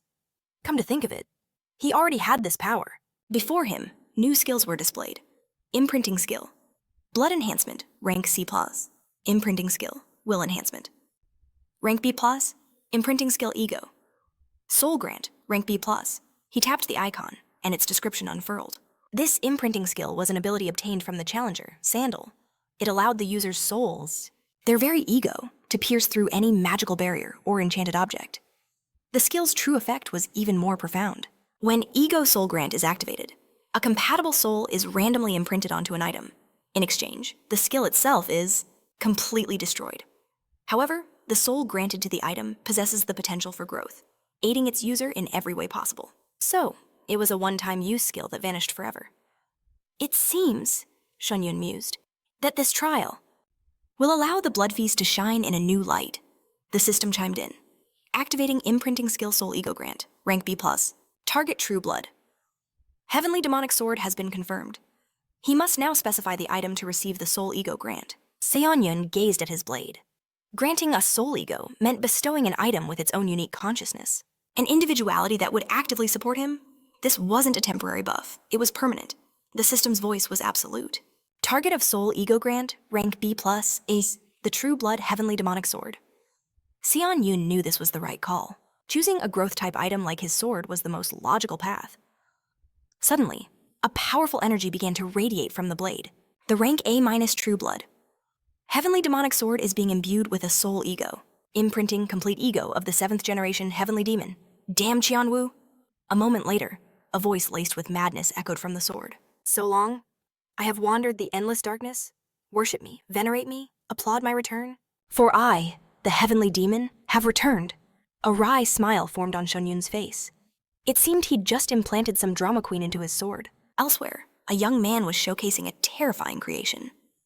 Behold the corpse mixing technique. Truly amazing. But their attention was stolen by a lone figure passing by. Hey, isn't that the guy? The murderer? So young, yet already a ruthless butcher. I heard he's a true monster on the battlefield. They say he's taken 1,000 heads without a single change in expression. We need to get out of here, now. Just being near him feels unsettling. Shunyun felt a pang of embarrassment. He really didn't need to hear that about himself. He left the chatter behind, stepping outside the camp. The night was quiet, almost beautiful. But the peace was shattered by an indignant voice from his sword. You idiot, are you mocking me? Why did you ignore everything I said? Everyone in the Blood Demon cult lined up just for a word with me. Sonyun sighed internally. Of all the souls, why did he get this one? Energy flared from the blade as Qianwu raged. How disrespectful, utterly tactless I am, the first heavenly demon to grace you with my words. Do you brazenly ignore me? Shunyun thought the sword was talking to itself far too much. I thought I had finally escaped that hell, Qianwu lamented. But I've ended up with the most boring master imaginable. Seonyun's expression was grave. I'm not boring, he stated flatly. I simply have no interest in useless conversation. Qianwu was taken aback. You speak... Have you finally decided to bask in the glory of conversing with me? Seonyun replied. There are no prying eyes here. Qianwu was incredulous. I'm speechless. Do you not even know? The technique of mental communication. I almost feel like we're from the same world. Shunyun's gaze sharpened. Mental communication, he asked. I've never heard of it. Were you also a challenger in your past life? Absurd, Qianwu scoffed. There is no one who doesn't know the great name of the heavenly demon. Seonyun asked calmly. Then tell me, how high did you climb? After a moment, Qianwu declared. I reached the 41st floor. The 41st floor. Shunyun was genuinely surprised. A slow smile spread across his face. If this was true, the information this soul possessed would be invaluable. The benefits he could gain from this being were immense. But wait, he thought. If he reached the 41st floor, he voiced his confusion aloud. As far as I know, from the 40th floor onwards. Deceased challengers can be revived as administrators. Why didn't you become one? Qianwu erupted in fury. How dare you? You want me to live as a dog of the tower. I could never accept such a fate. That lowly existence is not for me. Shunyun grabbed his head, feeling a headache coming on. This was already becoming too much to handle. With a grave tone, he spoke to the sword. I know you were an outstanding warrior in your life. But now, you are merely the soul's ego housed within my blade. He drew the sword from its sheath. Do not forget that fact. Without warning, he plunged the sword into the earth, releasing a pulse of immense power. A chuckle echoed from the blade. Did you truly think I was unaware of that? You need not worry. I can certainly aid you in battle. The soul, Qianwu, mused, trying to establish a clear master-servant relationship. Are we? He's far stronger than he first appeared. Even without my former power, Qianwu declared, I am a genius of martial arts. And a master of magic. I can help you achieve any goal you desire. He unleashed a wave of magical energy from the blade. It sliced cleanly through the surrounding forest. Salmon watched in stunned silence as the ancient trees began to topple around him. He surveyed the destruction. It seems I've acquired some excellent support data. Support data, Qianwu echoed. That word is used for tools. You truly are not from this dimension. Samun confirmed it. I'm from a dimension called Earth, a place Qianwu had never heard of. The sword's soul pondered. Earth? It must still be at the secondary level. He mused that an eternity seemed to have passed. The current capacity of this vessel cannot fully contain my soul. Therefore, I cannot maintain my consciousness for long. Besides, someone else is approaching. We should end this conversation for now. When the time is right, call upon me again. Suddenly, Raynell ran towards him. Her face was filled with worry. There you are, she cried out. Samun turned to her. What brings you here, he? In the middle of the night, she apologized for interrupting his training. But we've been suddenly attacked. It's the enemy elite squads of battle priests from the Temple of the War God. They're swarming us from all sides, from every direction. A slow smile spread across Samon's face. Now things were getting interesting. He had to hand it to the trial tower. It never let him get bored. He strode forward. Tell me everything. Elite squads of battle priests were under assault. Yoon didn't hesitate, launching himself into the fray just as the two armies collided with a thunderous roar. A cry went up through the ranks. Protect the priests. If they fell, the necromantic magic would vanish, and their foul spells would be dispelled. These cowards crept in like vipers under the cloak of darkness. As Yoon became a blur, hurtling toward the chaos, as he surveyed the battlefield, he noticed a key difference. The enemy numbers were smaller this time, perhaps only about 100 in total. But these were no mere grunts. Their power was on a completely different level. And their abilities? They pulsed with a sinister, divine origin. The elite enemy squads pressed their attack, roaring with zeal. You will all perish tonight. We will exterminate these vile insects. Reino watched in horror as her comrades were cut down one by one. A look of disbelief painted her face. Her voice trembled. What is this immense power? Just then, Yoon appeared at her side. His expression was grim. I need you to do me a favor, no matter how powerful the enemy, no matter how hopeless this seems. I need you to trust me, completely. A small smile touched his lips. After all, I trust you, too. He stepped forward, his resolve unshakable. We must protect the priests at all costs. The temple's future depends on them. A blush crept up Reino's face as she hurried after him. I swear, she declared, I will protect them with my life. A system window flashed before his eyes. The mercenary, Raynell, holds you in deep admiration. The special task, Object of Admiration, has been completed. The morale of the Allied camp has been doubled. Their resolute command structure will prevent the ranks from breaking. An additional reward will be granted upon clearing the 15th floor. Reino charged back into the fight, calling over her shoulder. Good luck if we make it out of this alive. The drinks are on me. Yoon grinned. That's the best offer I've had all day, and let's make it a proper meal, too. With that, the battle resumed. He surged forward as another notification chimed. The skill Dark Wolf Steps has been activated. The skill Dark Wolf Steps is rank A+. Proficiency is 0%. Description. A movement art that mimics the legendary creature. The Wolf of Darkness. Effect-based agility is greatly enhanced. Upon activation, all types of mobility are increased by 40% when moving through darkness. One's presence is completely erased, and the mobility bonus is doubled. Yoon became a blur, weaving through the enemy lines. a phantom of pure speed. Did something just pass by? Confusion turned to agony as blood suddenly bloomed from their wounds. The pain was excruciating. Yoon was already gone. He closed in on another target, a cold thought in his mind. They chose the darkness for their attack. And in the darkness, they will die. On the front lines, a mercenary roared. "Everyone, hold your positions!" But another screamed back in panic. Forget positions. They've already broken through our defenses. One man grappled his foe, shouting to his allies, "Don't panic, close ranks. If we scatter, we're all dead." But it was too late. A blade suddenly erupted from his stomach. His eyes widened in shock. Reno saw it happen. With a furious cry, she lunged forward, sword swinging. The enemy turned just in time to meet his end. Her blade flashed, a silver arc that split him in two. The wounded man stared in awe. "Commander?" "Raynell." She landed beside him, a wry smile on her face. "You're not going to whine about a little scratch like that, are you?" The mercenary grinned through the pain. It's just a light tickle." Reno took a deep breath, her voice booming with new authority. "Everyone, reform the lines. Tankers to the vanguard. Now everyone else, fall back. Tankers, assume defensive positions. Archers, you are our main firepower melee fighters. Protect the healers." Another system message appeared. The effect of the special task, Object of Admiration, is activated. The elite mercenary, Raynell, has taken command. Allied morale doubles, and her careful command prevents the ranks from breaking. Their opponents sneered at the reformed lines. "Vile insects, your pathetic struggles are useless." Your deaths will bring glory to our temple. They charged forward blindly, straight into a hail of arrows from the mercenaries' bows. The fanatics began to fall.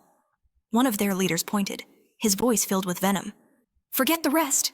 Kill the woman in the center." They swarmed the vanguard, crashing against the wall of shields. The mercenaries held strong, gritting their teeth. A warrior from the back line shouted, "Commander, at this rate, we won't last. Let us join the fight." Raynell's gaze was like steel. "You will hold the line," she commanded. "Our mission is to protect the priests. If you hold your ground and keep faith in your hearts, then he will come through for us." And just then, a shadow emerged behind the enemy lines. Yoon, his blades already a blur of motion. The system announced his attack. The skill Dark Wolf Steps, rank A-. The enemies finally sensed him, whipping around and shouting in alarm. Arriving at the scene, Yoon tore through the enemy lines, a whirlwind of steel cutting down all who stood in his path. A relieved smile crossed Raynell's face as she watched the last enemy fall. Soon after, Yoon pointed his sword at the defeated. With a flick of his wrist, a rope of pure magic erupted, ensnaring all of his captives in an instant. The sword in his hand began to pulse with power. Cheon-woo was left speechless. How dare he use that technique for something other than battle? Still, he had to admit, he admired the boy's ruthless efficiency. If he were from Mirim, he'd become a legendary master of the dark arts. Yoon examined the blade, wondering what this mana-infused thread was. He decided to test his theory. So this is the mental communication technique. All he had to do was channel his voice. Through his magical power, Cheon-woo was utterly shocked. What is this? Could he have truly mastered that technique? In a single moment? Yoon simply asked, "Isn't this something anyone who can control mana can do?" Cheon-woo scoffed. By that logic, half the martial artists from Mirim weren't worthy of being called warriors. He let out a laugh. It wasn't surprising, really. If Yoon wasn't a true genius, he never would have been able to summon his soul in the first place. But drowsiness was setting in again. He needed to rest and recover. Yoon simply told him he would call if needed. Just then, a priest approached, drawing his attention. "Swordsman?" He looked over calmly as the man politely requested he follow, stating that the senior priest wished to see him. Following him into a tent, the senior priest greeted him. "Murderer," he said. "I'm grateful you've accepted my invitation. Please make yourself comfortable." Yoon replied with an unbothered calm. "There's no need for such a grand title as murderer. You can simply call me Nameless." The senior priest chuckled. "How surprising. Using the absence of a name. As a name, you are quite the interesting one." It seemed the god of darkness would find him amusing. Yoon simply replied. "I thank you for such a flattering assessment. Nameless," the priest began. "I trust you know I've summoned you to discuss your reward, S." Yoon nodded. "The priest who brought me here explained the basics." The senior priest's expression sharpened. "Excellent. Then let's get straight to the point." He leaned forward, his voice serious. "Tell me, what kind of reward are you expecting?" Yoon's face remained a mask of calm. "Then allow me to ask you a question. In return," His eyes locked onto the priest's. What kind of reward do you intend to give me? A system? Window suddenly appeared. Skill activated absolute attractiveness. Rank B+, mastery 0%. Basic effect. Any sentient being, regardless of race, will feel drawn to the user. All forms of charm are amplified. However, in certain situations, such as against hostile forces, this may not apply. Additional effect. Special abilities are activated by applying one of three options: fear, charm, or adoration, depending on the user's intent. The activation of fear and adoration can be controlled, displaying a message, but charm is passive and cannot be customized. The skill, absolute attraction, has been activated. Senior Priest Kel is afflicted with the abnormal status fear. His judgment is severely impaired, and he becomes acutely aware of the user's overwhelming presence. Kel trembled uncontrollably. I will give you the greatest reward I can possibly provide. Tears streamed down his face. These are the highest quality holy relics of our church, blessed by the god of darkness himself. The other priests gasped in shock. We can't just hand over our holy Relics to an outsider.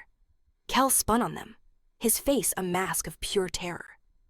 Silence, he screamed. Standing before you is the very man who will lead us to victory in this holy war. In his mind, he replayed that brief moment. He'd felt a terrifying, violent energy swirling in that man's eyes. It was an aura that instilled primal fear. For a split second, he felt as if he'd met the gaze of a living dragon. With that kind of power, victory was certain. Two priests hurried forward, carrying wooden boxes, Kel explained. These relics are miraculous items, imbued with the power of a god. He gestured to the boxes.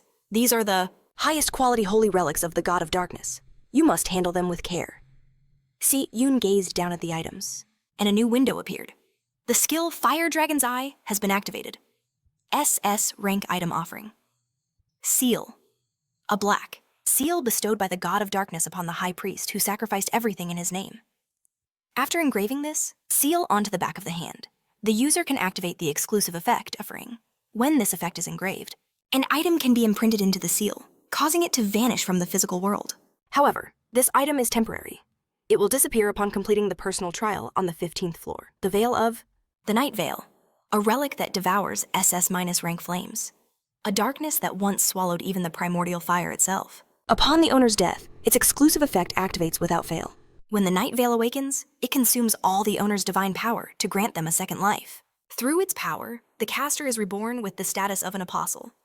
However, this divine item will vanish once he conquers the personal trial on the 15th floor. A faint smirk played on his lips. Did he truly get SS- rank items? According to the intel from his Fire Dragon's Eye, items of this caliber are impossible to obtain past the 15th floor. Still, he couldn't suppress his joy. In the Tower of Trials, nothing is mere coincidence. Obtaining 2 relics of an unseen rank meant that formidable challenges were waiting for him. With an unflinching expression, Salmon accepted the 2 artifacts that were brought before him. Kel rose from his seat, his voice grave. The Holy War has only just begun. He expected him to display a power worthy of the reward he had just received. He added a warning, just in case. If he dared to flee, the divine darkness itself would deliver his punishment. Sang-hyun just smiled. Run. Why would a man blessed with holy relics have any reason to flee? He turned to depart, leaving Kel to collapse to his knees, weeping at having to part with the sacred treasures. Stepping out of the tent, Sang-hyun hummed a cheerful melody under his breath. Raynell called out his name, a bright smile on her face. Did your private talk with the high priest go well? She asked. Sang-hyun simply nodded. Everything went smoothly, he said. But you weren't waiting for me, were you? Raynell's face flushed. With embarrassment, she looked away, admitting she had promised to treat him to a drink earlier. And besides that, she had a favor to ask of him. Sang-hyun's expression remained calm. His curiosity piqued. What could she possibly want from him after a sad moment? They were seated at a table. Raynell drank with pure delight, while Sam-yoon took a sip himself, thinking. The taste was surprisingly good, but could this potent brew truly be considered strong in this world? For any alcohol to affect him, it would need to be a lethal poison. His body had long since transcended human limits. Swordsman, Raynell called out. Her face beat red. How are you still sober? She stared at the empty bottles on the table and slurred. You're an absolute monster. Samoon simply stated the obvious. What matters is that it tastes good. By the way, what was that favor you mentioned? Raynell's joyful expression vanished, replaced by a storm of old memories. Her father, kneeling before knights, begging them, "If you take everything, what will we eat?" A knight struck him down, his voice dripping with scorn. "What is this nonsense?" A young Raynell rushed forward. "Why are you hitting my father?" she screamed. "Just because you're a knight, you think you can do anything." Her mother tried to pull her back, but the knight delivered a vicious kick to the child's stomach. She had completely lost her mind. Raynell collapsed, coughing and gasping, tears welling in her eyes. The knight loomed over her, a cruel smile twisting his lips. "If you're so jealous, why don't you become a knight, too?" How he detested these insignificant insects. Back in the present, Raynell's fists crashed onto the table, her expression deadly serious. "I want you to be my master," she declared. "I want you to teach me the way of the sword." Sonan considered this. He secretly hoped for a request that would benefit him. But this was a simple, personal plea. This would not trigger the next special quest. He had completed his task, earned her admiration, and received everything he could from this place. Getting more involved with the characters of this world was just a waste of his time. With a placid face, he said one word. "No," Sang-hyun began to walk away. "I think we should rest up," he added. "Tomorrow brings another battle." But he paused as Raynell hesitantly tried to speak. She clenched her jaw, trembling with frustration. "I have to get stronger." She rushed towards him, fell to her knees, and pressed her forehead hard against the ground. Samoon stood frozen, watching her with a calm, unreadable gaze. Raynell's voice was muffled but firm. "I am begging you. On my knees." He smiled. Perhaps a little entertainment wouldn't be such a bad idea.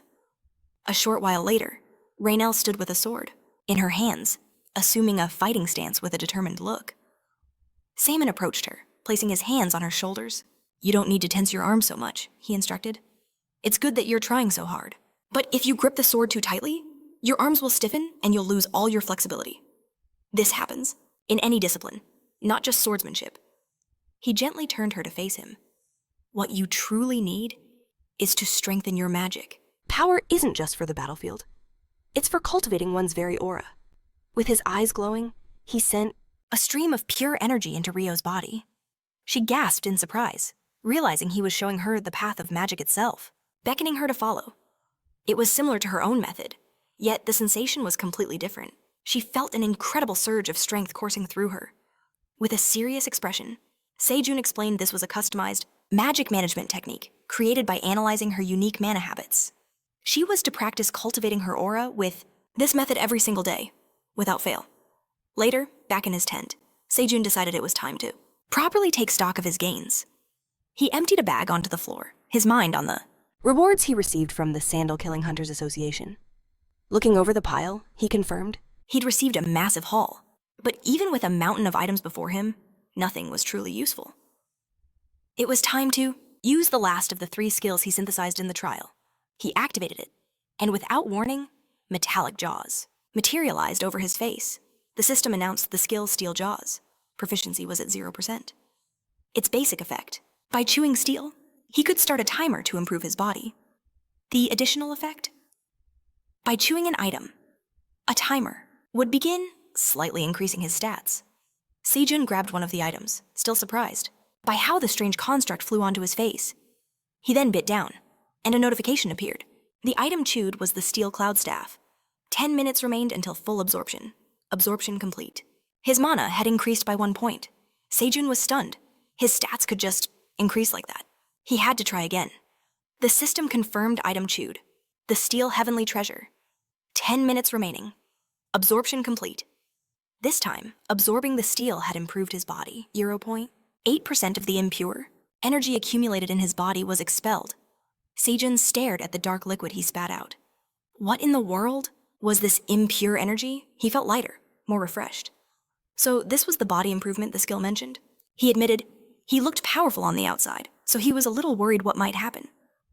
However, with such enhanced, insanely good performance, it was impossible not to love this skill. He never imagined he would enjoy eating items this much. But a new notification popped up.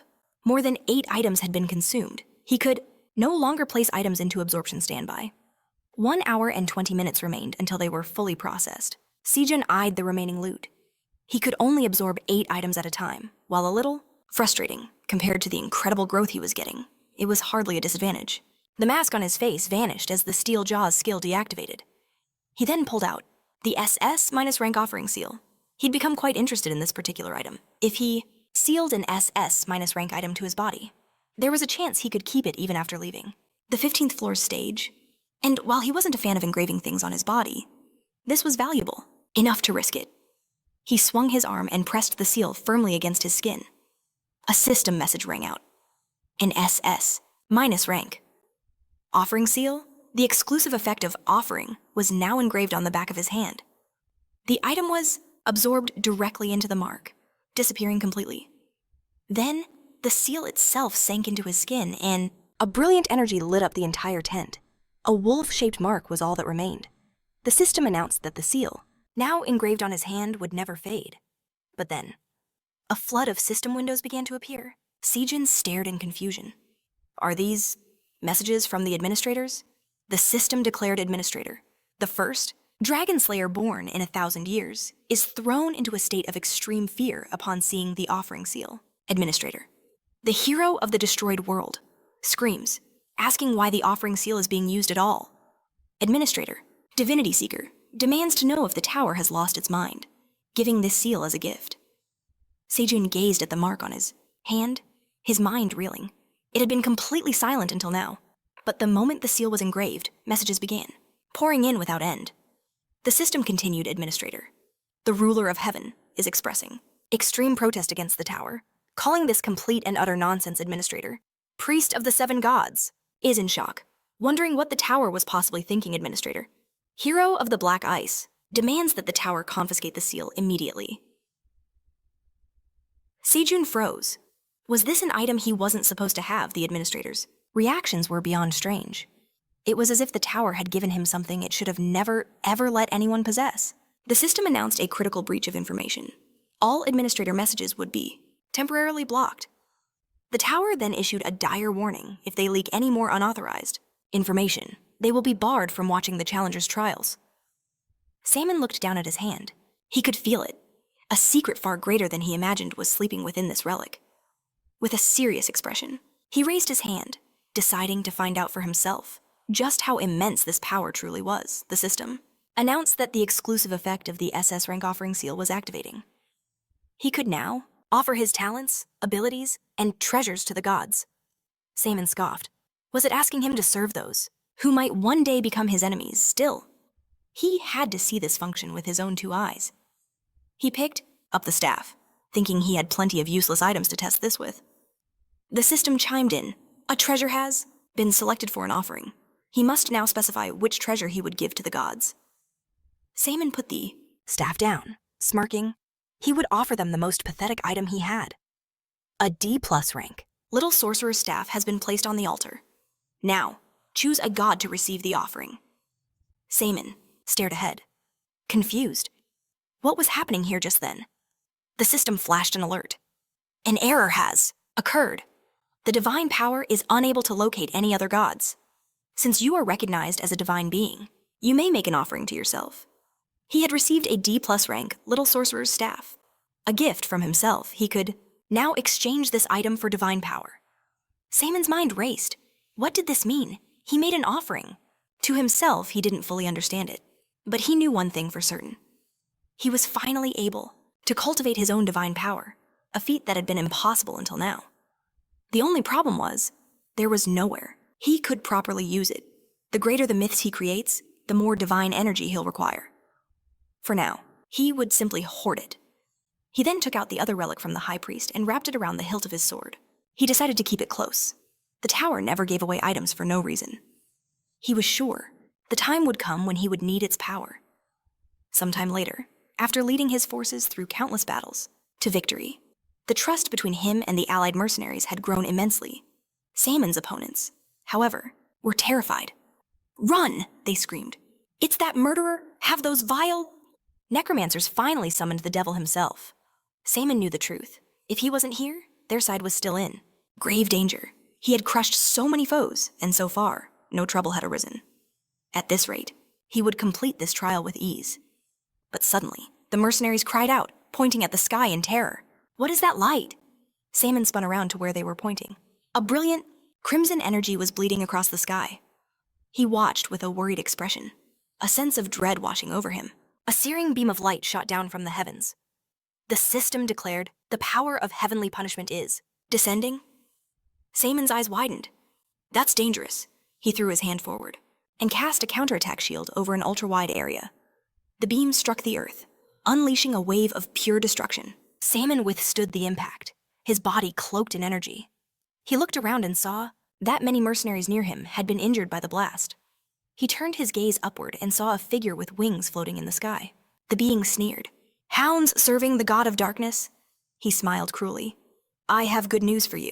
A brilliant energy radiated from his body. The merciful god of battle has decided to punish you. Personally. Then, he looked down, his face a mask of sadistic glee. Samon's eyes widened in shock. This feeling, it was the same as before. The system notified him. The god of battle is consuming a large amount of divine power to create an incomplete advent. In this state, the myths and powers of the gods cannot be used properly. The advent is occurring in the body of the future apostle, Ziran Nevius, making it impossible to fully wield divine power. The difficulty of the challenger. Samun's personal test on the 15th floor has increased sharply. The test tower believes this level of difficulty is manageable for the challenger, so the test will not stop. A smirk appeared on Samon's face.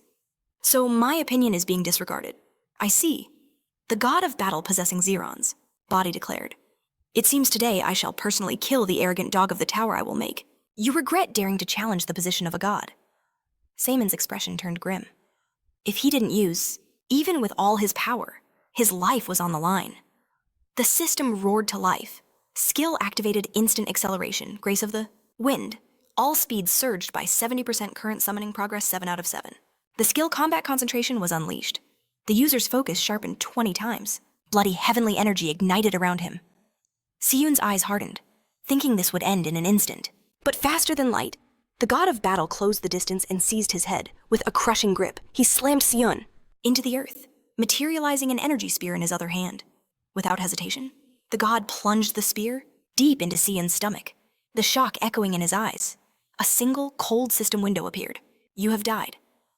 Siyun awoke in an endless, silent abyss, drifting slowly into the void. His eyes fluttered open. So this is death, he thought, slain by the descended god of battle. He glanced down, seeing the gaping hole in his soul. His journey through the tower flashed before his eyes. So many trials, so many bonds forged over time. All of it had been leading to this moment. Was this really where it all ended? Victory and defeat? It's all part of the path. This was his end. He had to accept it. And as that acceptance washed over him, even the infinite darkness felt strangely comforting. Then, a presence behind him. A gentle embrace from the shadows. Startled, Siyun twisted away. He broke free from her hold and stared. A girl in black robes called him my child with a knowing smile. A system window appeared. Do not be alarmed. I am not your enemy. Siyun's gaze remained wary.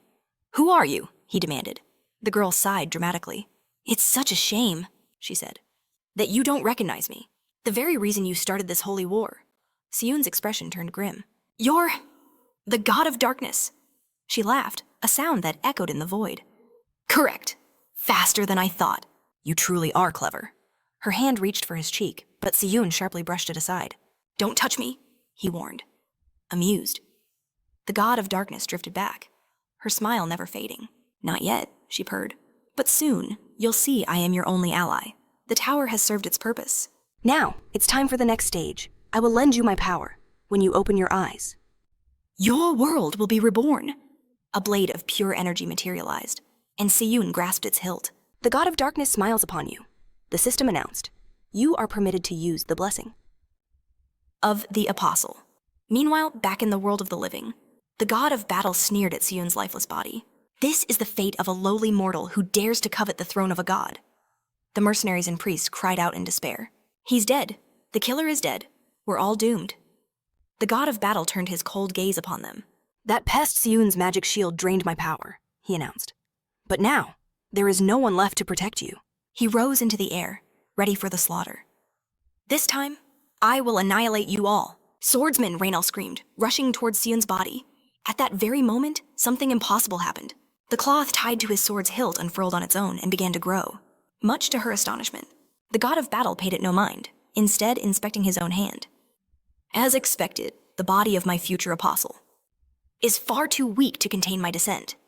The advent of the god of battle has been cancelled. Siren came to his senses, his body racked with excruciating pain. The god's power receded. He gasped.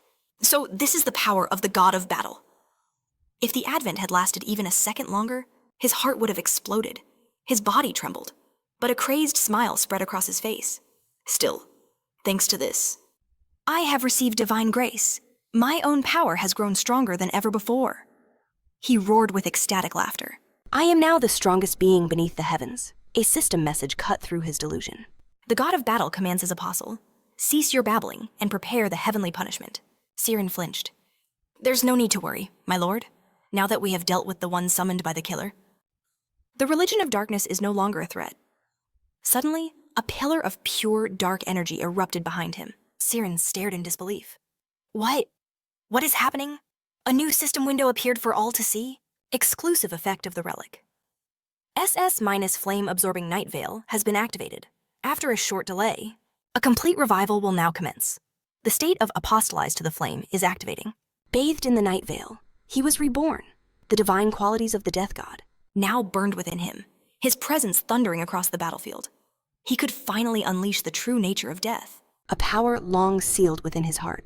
Every last trace of the previous god was purged. The challenger, Seojun, was now recognized as a quasi-divine being. For as long as he remained an apostle, He could manifest temporary power through divine keywords: death, darkness, and immortality. Ziron sneered, his face a mask of contempt. He roared, "What is this farce? So the god of darkness has finally shown his hand. They had no apostles on their side." with a vicious swing of his arm, he bellowed, "I will erase you from existence." A colossal trident of pure energy materialized in his grasp. And he hurled it with divine might. Seojun staggered, but his will was unbroken. He raised a hand and gathered the encroaching darkness. A vortex of shadow erupted from him, completely consuming the energy spear. Disbelief flashed across Ziron's face. His voice dripped with shock. What was that? As the shadowy armor around Seojun faded slightly, his face was revealed. A cold smile touched his lips. "Now I remember you. You're my enemy." Raw terror seized Ziron, and he instantly turned to flee, scrambling away at incredible speed. With an eerily calm expression, Seojun summoned his blade from the inventory, his gaze locked onto his fleeing opponent. The distance. 70 meters? The system notified him he was channeling the power of death. The divinity of the death god resonated within him, strengthening the absolute nature of death itself. He unleashed a wave of pure darkness. A single, silent slash cleaved Ziron's form in two, silencing his escape. Seojun watched from afar, thinking, far more elegant than Nam-un's clumsy swordsmanship. The system chimed again. A heightened effect of tranquil mind was now active. He mused. The situation has stabilized. For now, the true problem was the god of battle's arrival. But honestly, even without becoming an apostle, he was confident he could destroy a being like that. Now that his foe was bisected, the threat was gone. Seeing this overwhelming power, both armies fell back, terrified of becoming cannon fodder in a clash of titans. I need to find my allies, and fast. If they retreat completely, the next battle will be a struggle. But then, the impossible happened. Ziron's bisected corpse began to stir. The two halves fused back together as he rose from the ground. His eyes darted wildly, and a new, deeper voice spoke. The god of battle declared, "He may be my future apostle, so I shall spare him this once." The light in Ziron's eyes shifted ominously, and he proclaimed, "From this moment, I shall grant you a true death." A flicker of concern crossed Seojun's face. The system alerted him 12 minutes remaining. The god of battle raised his hand, and spears of pure divine energy materialized around him. Seojun's expression hardened. Before, a single spear was all it took. And now, there are dozens. System messages flooded his vision. The skill, Indomitable Will, had been activated. The Imprisoned Warrior activated. All stats increased by 18 points. A special buff, Go to the End, activated. All stats surged by another 18 points. With a cold, imperious expression, the god of battle pointed a finger downwards. The storm of divine spears rained down upon him. Seojun moved like a blur, evading the onslaught. But his eyes widened as he saw one streaking directly toward him. He threw himself aside at the very last second, the devastating attack missing its mark. But in that instant, the god of battle appeared behind him, moving faster than sight and seizing his arms. He glared down with absolute contempt. "I will grind you into dust." As his ethereal wings spread, countless more arms grew from them. But as the divine being swung to attack, Seojun yelled out one name, Cheonmu. In that moment, several waves of energy flashed through the air, severing the god of battle's many hands. A flicker of surprise crossed the deity's face, but his calm composure remained unshaken. He simply observed his new challenger. Cheonmu's hearty laugh echoed. "Finally, it's my turn to take the stage." But his jaw dropped, seeing the god regenerate. Wait, is that a real deity? What kind of crazy god descends to the lower floors of the tower? Why did the difficulties suddenly skyrocket like this? Seo-jun cut him off. "No time to explain everything. Just listen.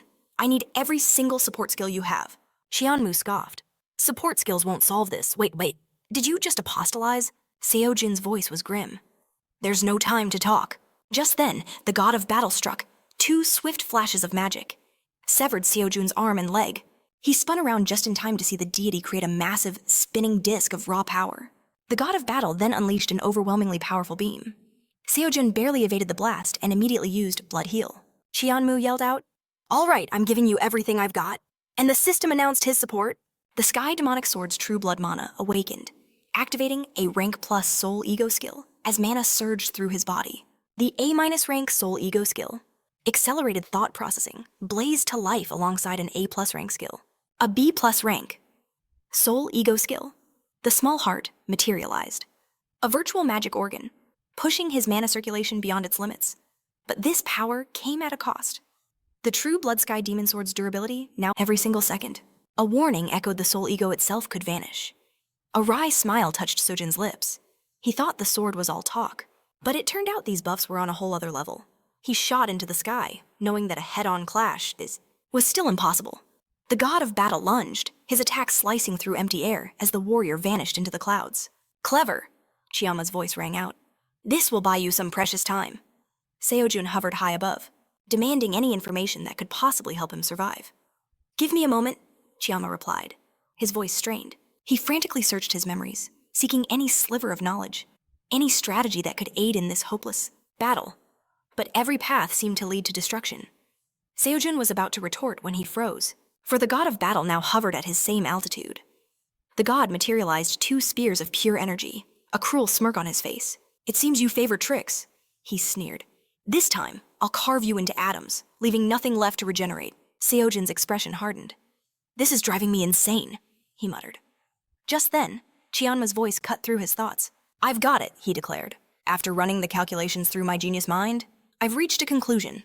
The you of this moment can never defeat that monster." Seo-jun roared back. "You think I don't already know that?" "I said the current you can't win," Chiama corrected. "You need to draw on something greater. The power of a god." "Use your divinity. There are restrictions, but in your apostle state, you can access it." "I will give you the signal at the perfect moment. Above all else, you must create an opening." "Using your swordsmanship that controls space itself. Remember, you will only get one chance."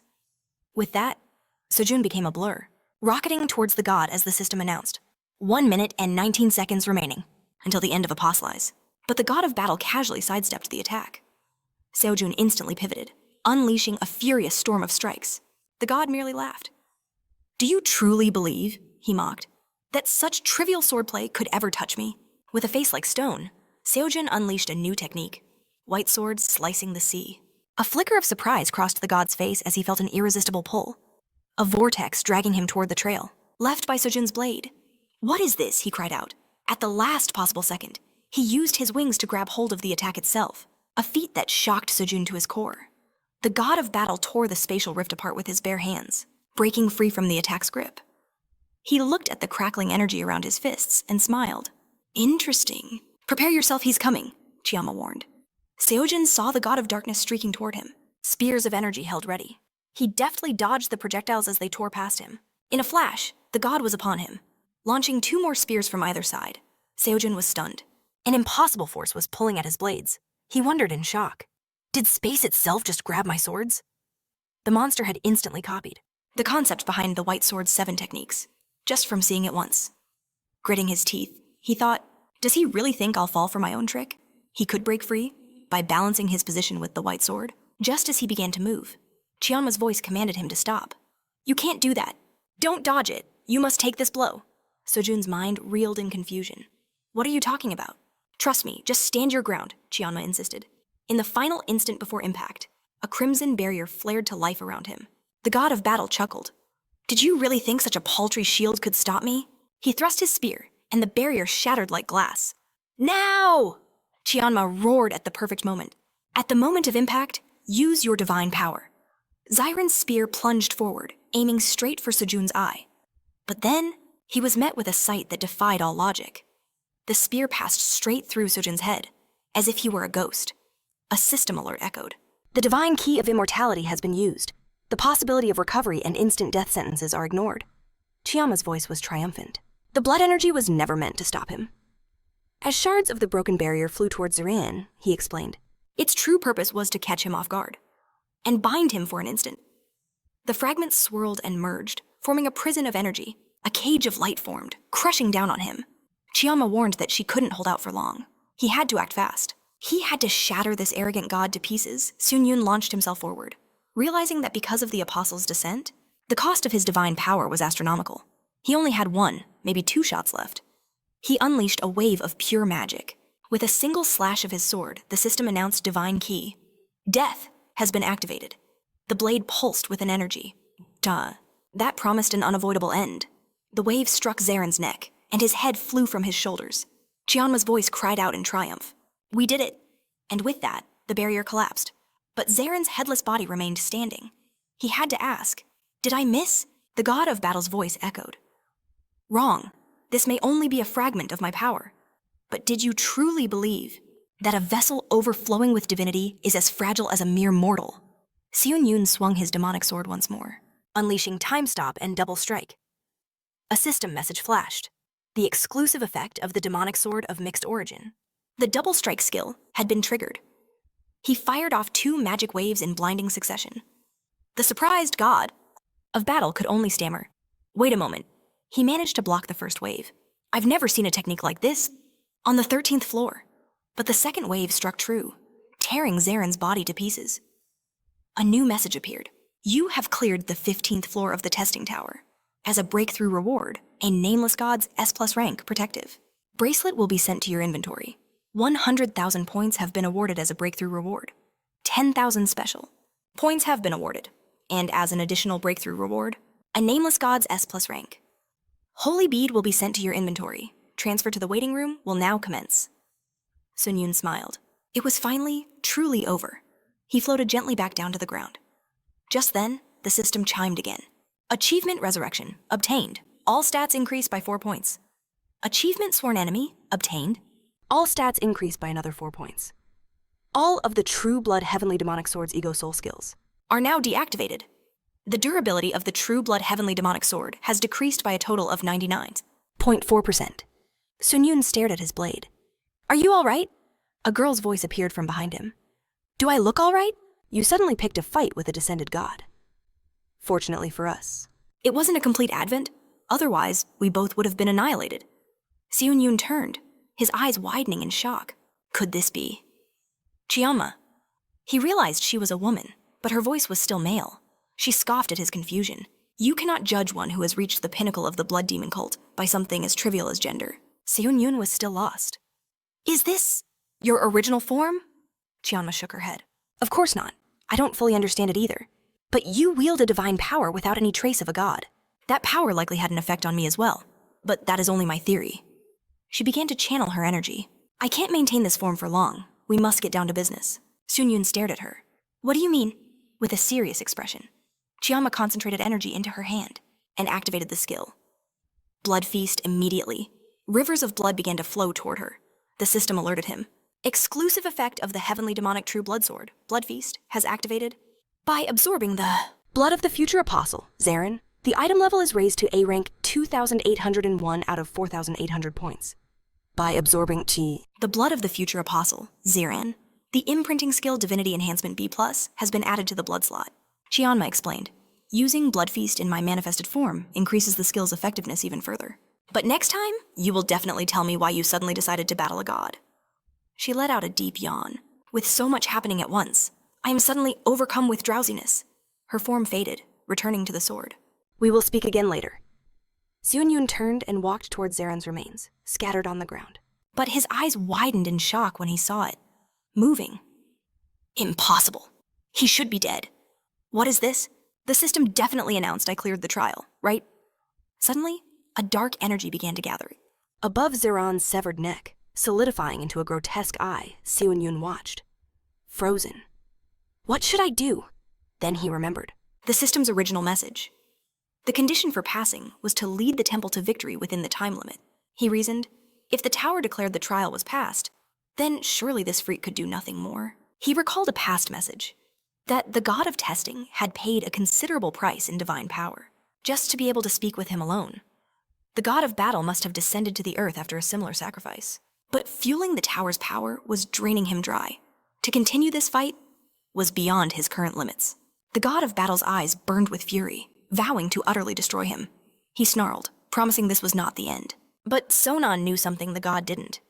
After becoming an apostle, a primal instinct had awakened within him. For those who gained divine power without a god's blessing, a path was opened, to challenge the very throne of a deity. That was it. The reason the war god hated him so intensely? He feared the birth of a new god who could usurp his place. Suddenly, all the pieces clicked into place. He faced the god's watchful eye, realizing the deity had descended to earth with the sole purpose of eliminating him. The god's voice boomed, full of rage. "You cursed mutt of the tower." With a single strike, Sonan shattered the eye. The god roared that he would make him regret ever daring to defy a deity. Sonan's resolve was ice. Anyone who declared themselves his enemy was simply an obstacle to be removed. The system chimed. The destructive heavenly sword now shatters the unbreakable. Its item level has risen to rank A+, 8,700, out of 10,000 points. The eye created by the god of battle began to crumble. A final threat echoed. "Next time, I will kill you." Sonan activated absorption. A new system window appeared. Using the divine key darkness, darkness envelops the designated target. He was absorbing the spirit of the future apostle.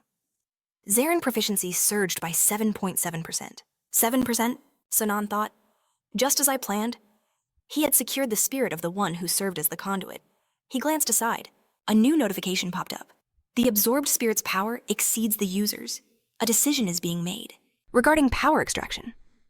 Positive result. A unique power has been confirmed within the spirit of Zaren. Extracting power from the spirit. Now the power, instantaneous movement, rank B+, is now branded onto the user's soul. Sonan could now teleport to any point within his line of sight. He was stunned. To instantly appear anywhere he could see. He prepared to test this unbelievable new skill. But the apostle's body, now just an empty shell, lost all strength. It pitched forward as the system declared its divine keywords. Death, darkness, and immortality had been erased. His consciousness faded into a nightmare from his past. A crowd of children ran past him. One of the boys turned to him with a bright smile. "Sonan, stop spacing out and get over here." In the dream, they played football, celebrating a goal together. But then, his attention was drawn upward. Something was falling from the sky. It slammed down, crushing one of the students in an instant. Sonan whirled around to see a colossal, blood-red hand, obliterating more of his friends. He looked up and saw a titanic monster looming over the building. Sheer terror paralyzed him. The monster continued its rampage, its hands swatting them like insects, as the panicked screams for help echoed all around him. Sonan's eyes shot open, a raw scream of terror tearing from his lungs. He sat bolt upright. "That dream again." The system's cool voice broke through the panic. All unstable emotions are being suppressed by the power of serene mind. He rose and stepped out of the tent he'd been resting in. He was met by the stunned faces of countless people. Their shock melted into pure elation. Cheers erupted. "It's him, our hero, the savior of the Church of Darkness." A man approached, bowing deeply. "Please forgive my past informalities. Commander Rael told us everything." Kino stumbled forward, his legs trembling uncontrollably. Apostle Nim, are you truly our church's savior?" He collapsed to his knees, crying out. "Oh, God of Darkness, why didn't you help us when we were suffering so much?" Sonan approached, placing a firm hand on the man's shoulders. "There is a time for everything," he said, his voice resonating with power. "To lure out the apostle There was no other way. Now, the glory of victory belongs to our Church of Darkness, so dry your tears. A system alert flashed before his eyes. The skill Absolute Attractiveness has been activated. Sonan smiled, a perfect picture of benevolence. Everything was simply the will of the God of Darkness. I am merely her faithful servant. The system updated again. The crowd is entering an abnormal state of worship. Due to their altered state, their judgment is impaired, and they feel his presence with divine intensity. They gazed at him with ecstatic smiles, chanting his new title. Apostle, Apostle. The system continued its report. The God of Verification is extremely impressed by your masterful deception. The God of Darkness smiles with satisfaction. A more potent effect of the faith harvest power has been unlocked. You can now reap the faith others place in you. Sufficient faith has been gathered to create a myth. Calculating myth. Based on real-world achievements and the faith of your believers. A sly smile touched Sonan's lips. He was getting a message about creating a myth. The system delivered its final epic announcement. Myth creation, the first savior, is complete. From this moment on, your myth is imbued with divine power. Whenever you activate it, the effect of salvation will manifest. By saving the weak through acts of righteousness, all your abilities will see a guaranteed, tangible increase. Furthermore, activating a myth will now trigger the truth-seeking effect. When a faith gains new followers, your divine power will swell based on the number of souls you've gathered. With a gentle smile, Sonan waved his hand, wishing them all the best on their new path. In a flash, he launched himself into the heavens. The people watched in awe, their faces full of hope. Raynal whispered his new title with a smile. Apostle. Soaring through the sky, Sonan wondered. Where is it? It should be near the place I lost consciousness. His eyes scanned the area, a smile playing on his lips. When he noticed it, A shimmering portal. Found it, he declared. He landed softly nearby, reflecting for a moment. This is the first time a trial has dragged on for so long. I actually grew attached to that place. He stepped through the portal without hesitation. A system notification echoed. You have entered the 16th floor waiting room. Restrictions on administrator messages will now be lifted. A message from Lord Steelblood appeared, filled with overwhelming relief that his contractor was unharmed. White Crane Sword sent a message, crying, lamenting how much his contractor must have suffered. Both administrators extended an invitation to their domains. Sonan, sitting on his bed, replied, I'm sorry to have made you worry. We'll meet next time. He looked down, deep in thought, the divine power now gathered in his heart. It was no longer just a resource for myths or powers. Something fundamental had changed. After experiencing that state of pseudo-divinity through a population, directly wielding his divine power was no longer possible. At some point, that power had turned jet black. He recalled the messages. Something about the qualities of the god of death. Sonan began to focus this dark energy into his hand, then unleashed a devastating punch into the floor. He stared at the point of impact, his eyes wide with surprise. The wall of the waiting room, which was supposed, as say, to instantly regenerate from any attack, wasn't healing. Or rather, the regeneration had slowed to a crawl. A small, intrigued smile spread across his face. Now this, he thought, is very interesting. Suddenly, a system window materialized before him. Item acquired, protective bracelet of the Nameless God. Rank S+, the very bracelet the once divine being wore for protection in life. When the user faces a blow, they cannot block. The exclusive effect, pre-defense, is activated. This powerful effect completely nullifies the impact of an otherwise unstoppable attack. However, its use is limited. It can currently be activated only 4 more times. Another item appeared. Holy Bead of the Nameless God. Rank S+. This is the sacred bead where the former god sealed his divinity. By selecting a target and infusing divine power, the exclusive effect, Absolute Seal, is triggered. Upon activation, this effect seals the target's most powerful ability, but a power this immense comes at a cost. Once used, it cannot be used again, and the seal itself is temporary. Sonan smirked. Both are S+ rank. They can't be bad, right? The system continued its report. You have absorbed the spirit of the future Apostle Shuren. Stats have been permanently increased. Strength and endurance are up by 4 points, agility by 6, mana by 7, and toughness by 3 points. One of Shuren's skills has been absorbed. Skill acquired, Roar of the Strong. Rank B-. Soon's expression soured. Compared to everything I went through, he grumbled. This stat increase is pathetic. In the future, it's better to offer sacrifices at the altar and nurture my divine power directly. But then, a new notification flashed. Divinity detected from Shuren's future spirit. activating strength divine power. When conditions are met, an attempt to extract divinity is made. A tense moment passed. Divinity extraction successful. A potent energy surged from Yoon's chest. A triumphant smile appeared on his face. His divine power had increased dramatically. Time to pick a quest, he thought. The system responded. Opening available quests for candidate. A total of 87 administrators have submitted quest requests. A flood of system windows filled the air, in front of Soon.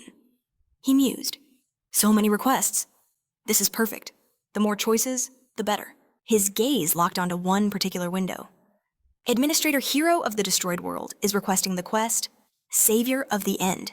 The success reward was astonishing. Endow one item with the property of absolute indestructibility. A maximum of 2 items could be chosen. The condition for success was cryptic. Make a choice that you will not regret. Seun's mind raced. I pushed Soul Ego to its limits in the last battle. I need a way to quickly restore the durability of the heavenly demonic True Blood Sword. He decisively clicked on the system window, accepting the challenge. He was undoubtedly fortunate. A system window declared he had chosen the quest Savior of the End. His personal trial ons, the 16th floor, was now replaced by this monumental task. Observation of this trial by other administrators is restricted. Only a select few with special permission can witness what is to come. The trial of the 16th floor begins now. The time allotted is 48 days. The theme of this ordeal is Warrior. The condition for victory is simple. Make a choice within the time limit that you will not regret. The trial will be considered a failure upon the Shanyin, challenger's death, or if time expires.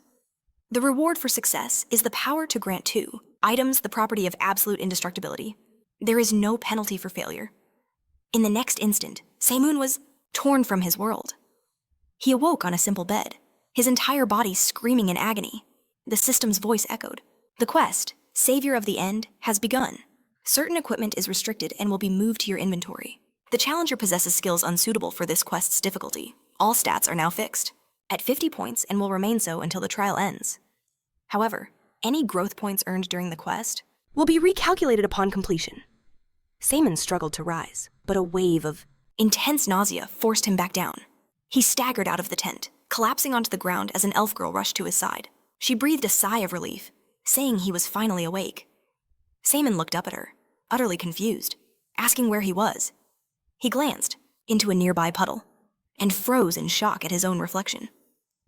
The girl telling him not to push himself. She was going to get his other comrades, calling him nil. She promised to be right back, urging him to wait. Saemun was speechless. He stared at the strange face in the water. His appearance had completely changed. A system notification chimed. The administrator, Hero of the Destroyed World, is watching you with keen interest. Saemun realized that for this quest, he had become a character named Nil, and his physical state was disastrous. His ultimate weapon, the heavenly demonic sword of True Blood, and all his armor were sealed, completely unusable. The pain was excruciating, but it was better to play his new role convincingly than to reveal his healing abilities. Like ash and blood, fortunately, he still had the emergency items he'd purchased. The system displayed their details. B rank plus detection eye patch, costing 92,000 points. It can sense hostile targets. B rank plus handmade research gloves, costing 85,000 points. They aid adaptation in unfamiliar environments, Saemun thought to himself. Honestly, the enemy detection feature of this eye patch could be a lifesaver. Just then, the girl returned with 2 men who looked at him with wide smiles. They called him Nil, exclaiming that his awakening was a miracle. What a relief this was to be expected from the apostle chosen by the goddess. Saemun gave a weak wave, thinking he had to act as naturally as possible. Suddenly, a system alert flared. Multiple enemies detected approaching your position. Saemun's heart lurched. Did the eye patch just activate that fast? His eyes darted around, searching for the hidden threat. Where were they coming from? His new teammates noticed his panic and asked what was wrong. The system clarified. Exclusive eye effect, automatic detection, has been activated. Enemies entering the user's field of vision are now marked with a red halo. He saw it then, a crimson aura surrounding his teammates. They asked if he was still feeling unwell and should lie back down. Saemun stared, his mind racing. What could this possibly mean? So, all of his supposed allies were actually his enemies. Now he understood. This quest was designed to be a psychological nightmare. Later, sitting with them in the tent, he thought that for now, nothing seemed out of the ordinary. Thankfully, most of his personal skills were still active. The old man spoke up, saying how things had turned out. He called him Nil and asked if he'd lost his memory. Saman seized the opportunity, claiming it seemed so. He couldn't remember who he was, or why he was there. The girl sighed, saying the damage was worse than she'd feared. We don't have much time, so I'll be brief. You are Nil, a warrior, and the one and only apostle of the Dragon God Church. You carry the sacred mission of saving this world. We were on a journey to defeat the Demon King, however. You were gravely wounded fighting a great evil, which is why you lost your memories. To make matters worse, the Demon King serves the demon god himself. They plan to summon his incarnation into our world. If they succeed, everything will perish. Samoon listened with a grim expression, processing the information. He needed to get this straight. In this world, only a warrior with a god's protection can defeat the Demon King. Because of that, they were forced to drag his broken body along on this campaign. And he, as that warrior, would have to face every trial that lay ahead, to carve a path through his enemies to reach the Demon King. But first, he had to reclaim his powers, and fast. Aboard the creaking cart, the girl explained that Neil had finally awakened. She covered the basics, but insisted the finer points must wait until they were on the road to the demonic realm. The guy, Neil, asked if it was true, that he'd lost all his memories.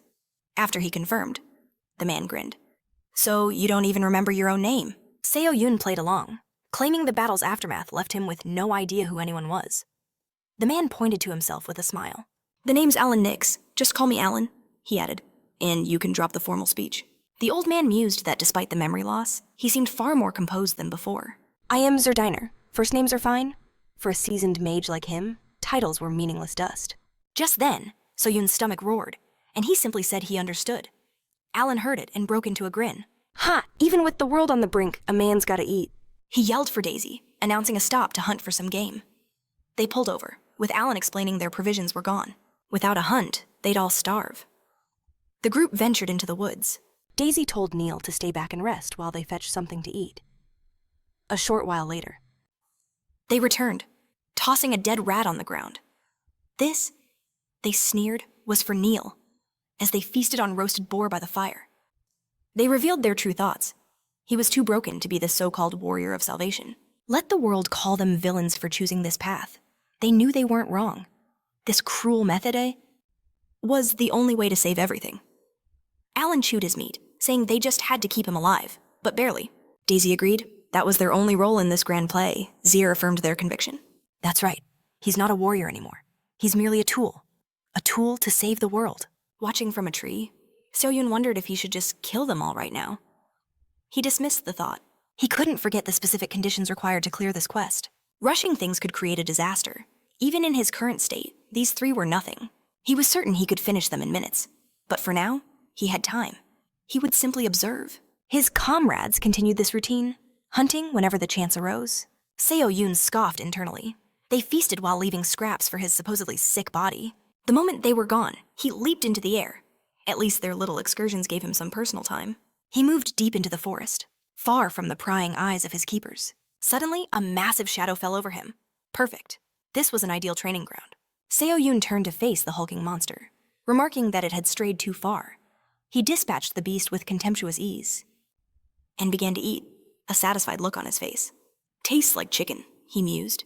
His body could function without food or sleep, but subsisting on rat meat for days was a trial for even his iron will. And the food wasn't the only problem. At night, they'd bang pots and pans. Such childish pranks. For now, he could tolerate them. Soon after, Seo Yun returned toward the camp. The time had come to seize the initiative. A system window flashed. Skill Ashblood, activated. The regenerative ability of his damaged body surged. He found his companions at the carriage. I went for a short walk, he announced. The hunt ended early today. Daisy immediately stood up. Neil, she called out, as the system alerted him to multiple hostiles approaching. The exclusive effect, automatic detection, flared to life. She walked toward him, her face a mask of concern. You're not well. It's dangerous for you to wander off alone. Seo Yun smirked. How annoying she found him outside her control. I was bored after lying around for days, he replied smoothly. Suddenly, Zer reached for him with trembling hands. Your body. What happened to your body? The old man stammered in shock. He gripped Seo Yun's arms. How did you heal completely? Seo Yun smiled. A few days of good rest did the trick. His smile widened. But it is strange, isn't it? You said you're not a healing mage. So how did you know, with just a single glance, the changes my body has undergone? You speak as if you're a master healer. Flustered, Zer backed away towards the carriage as Alan looked on. Enough of this useless chatter.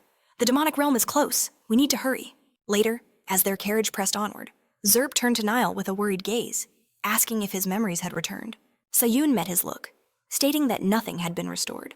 He knew there were no memories to recover in the first place. Suddenly, the carriage lurched to a halt, the air filled with terrifying, guttural sounds. They all disembarked, their eyes drawn in a single, ominous direction. A system window materialized before them. You have entered an environment saturated with demonic energy. The closer you get to the demonic realm, the more your spirit will be exhausted. Daisy's face was grim. The territory of the demonic realm begins here. From this point, we can't use the carriage. She offered a hollow apology, saying they could no longer protect him. To her utter shock, Sayun simply refused the offer. He stared ahead, a wicked smile spreading across his face. On the contrary, he mused, I think I'm going to like this. The demonic realm, a place where the very air can drive mortals mad. A blighted land teeming with monsters that could slaughter hundreds of men in an instant. Even battle-hardened warriors, tested by countless trials, agreed it was a place of certain death. No matter how powerful he was, they believed he could never survive here, together.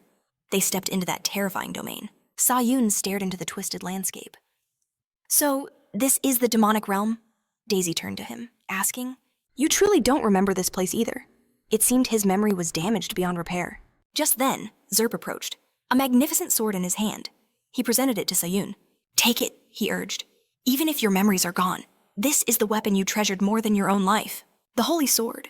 And deep within this corrupted land, a massive horde of monsters was on the move. Watching through a portal was the administrator, the hero of a ruined world, his expression etched with pain. I thought enough time had passed, he whispered. The mere memory of that time was an unbearable torment. He saw his past self, weak and alone, standing before that very same army. Back then, he was weaker than anyone. He had desperately craved the trust and support of his comrades. But who would ever support a failure like him? His eyes widened as he saw Sayun, blazing like a meteor toward where his past self had stood. Sayun ran right through the administrator's phantom, a brilliant smile on his face. Time to get this party started. A system window appeared. Researchers' gloves have activated environmental adaptation. Your mind is shielded from demonic energy. In high-density areas, magic power increases by 2 points. Sayun shot towards the monstrous horde. Alan scoffed. Losing his memory didn't fix his impatient nature. But it's impossible for him to handle that horde alone. We'll just pretend to support him. And use the chaos to make our escape. Let him do as he wishes. They would drive him into even deeper despair. Meanwhile, Sayun charged forward, cleaving through the first monster that stood in his path. His so-called comrades watched, absolutely stunned. What in the world is this? They screamed. Sayun channeled energy to the tip of his blade, unleashing the skill Starlight. A tiny orb of light shot toward the enemy tide. The moment the light touched the monsters, a cataclysmic explosion of pure energy ripped through the horde. The blast was so powerful, the entire vanguard of monsters was instantly vaporized. Sayun looked at the sword in his hand. A wide grin spread across his face.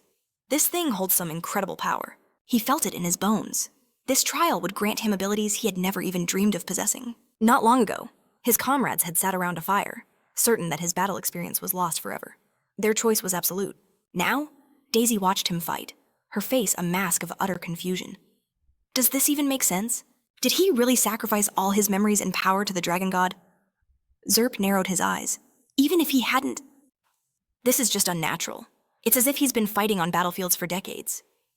Alan stared, completely bewildered. What are you saying? Why has he become so strong all of a sudden?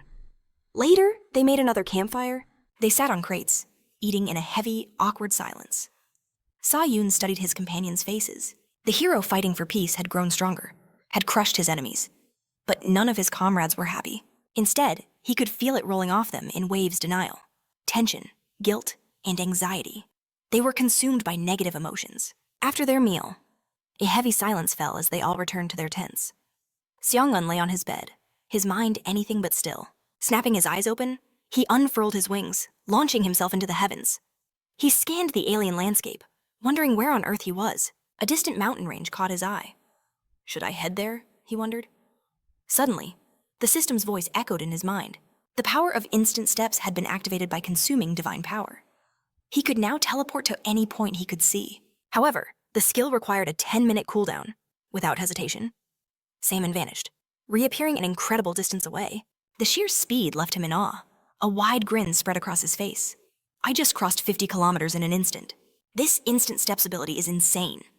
Sonan analyzed its mechanics. Since it required a clear point of movement within his line of sight, he likely couldn't teleport through obstacles like walls. Still, this power would be incredibly useful. Perfect for tactical repositioning in combat, or as an emergency escape from a deadly situation. He had gained a power with stunning efficiency. As he looked down, the system announced the activation of his Fire Dragon's Eye skill. Dragon God Sword, rank S+. The system revealed its stats. Cutting power, charisma, and control have all increased. 40%. This was a holy sword, personally bestowed upon a warrior by the Dragon God himself. Its true power could only be fully unleashed to judge an illegal act, by infusing it with divine power. The exclusive effect. Holy light could be activated. When unleashed, the sword would blaze with celestial energy, creating starlight imbued with the dragon's might. Through sincere prayer, he could also activate the prayer skill. By activating it, he could gain a temporary surge of power by making an offering to the dragon god.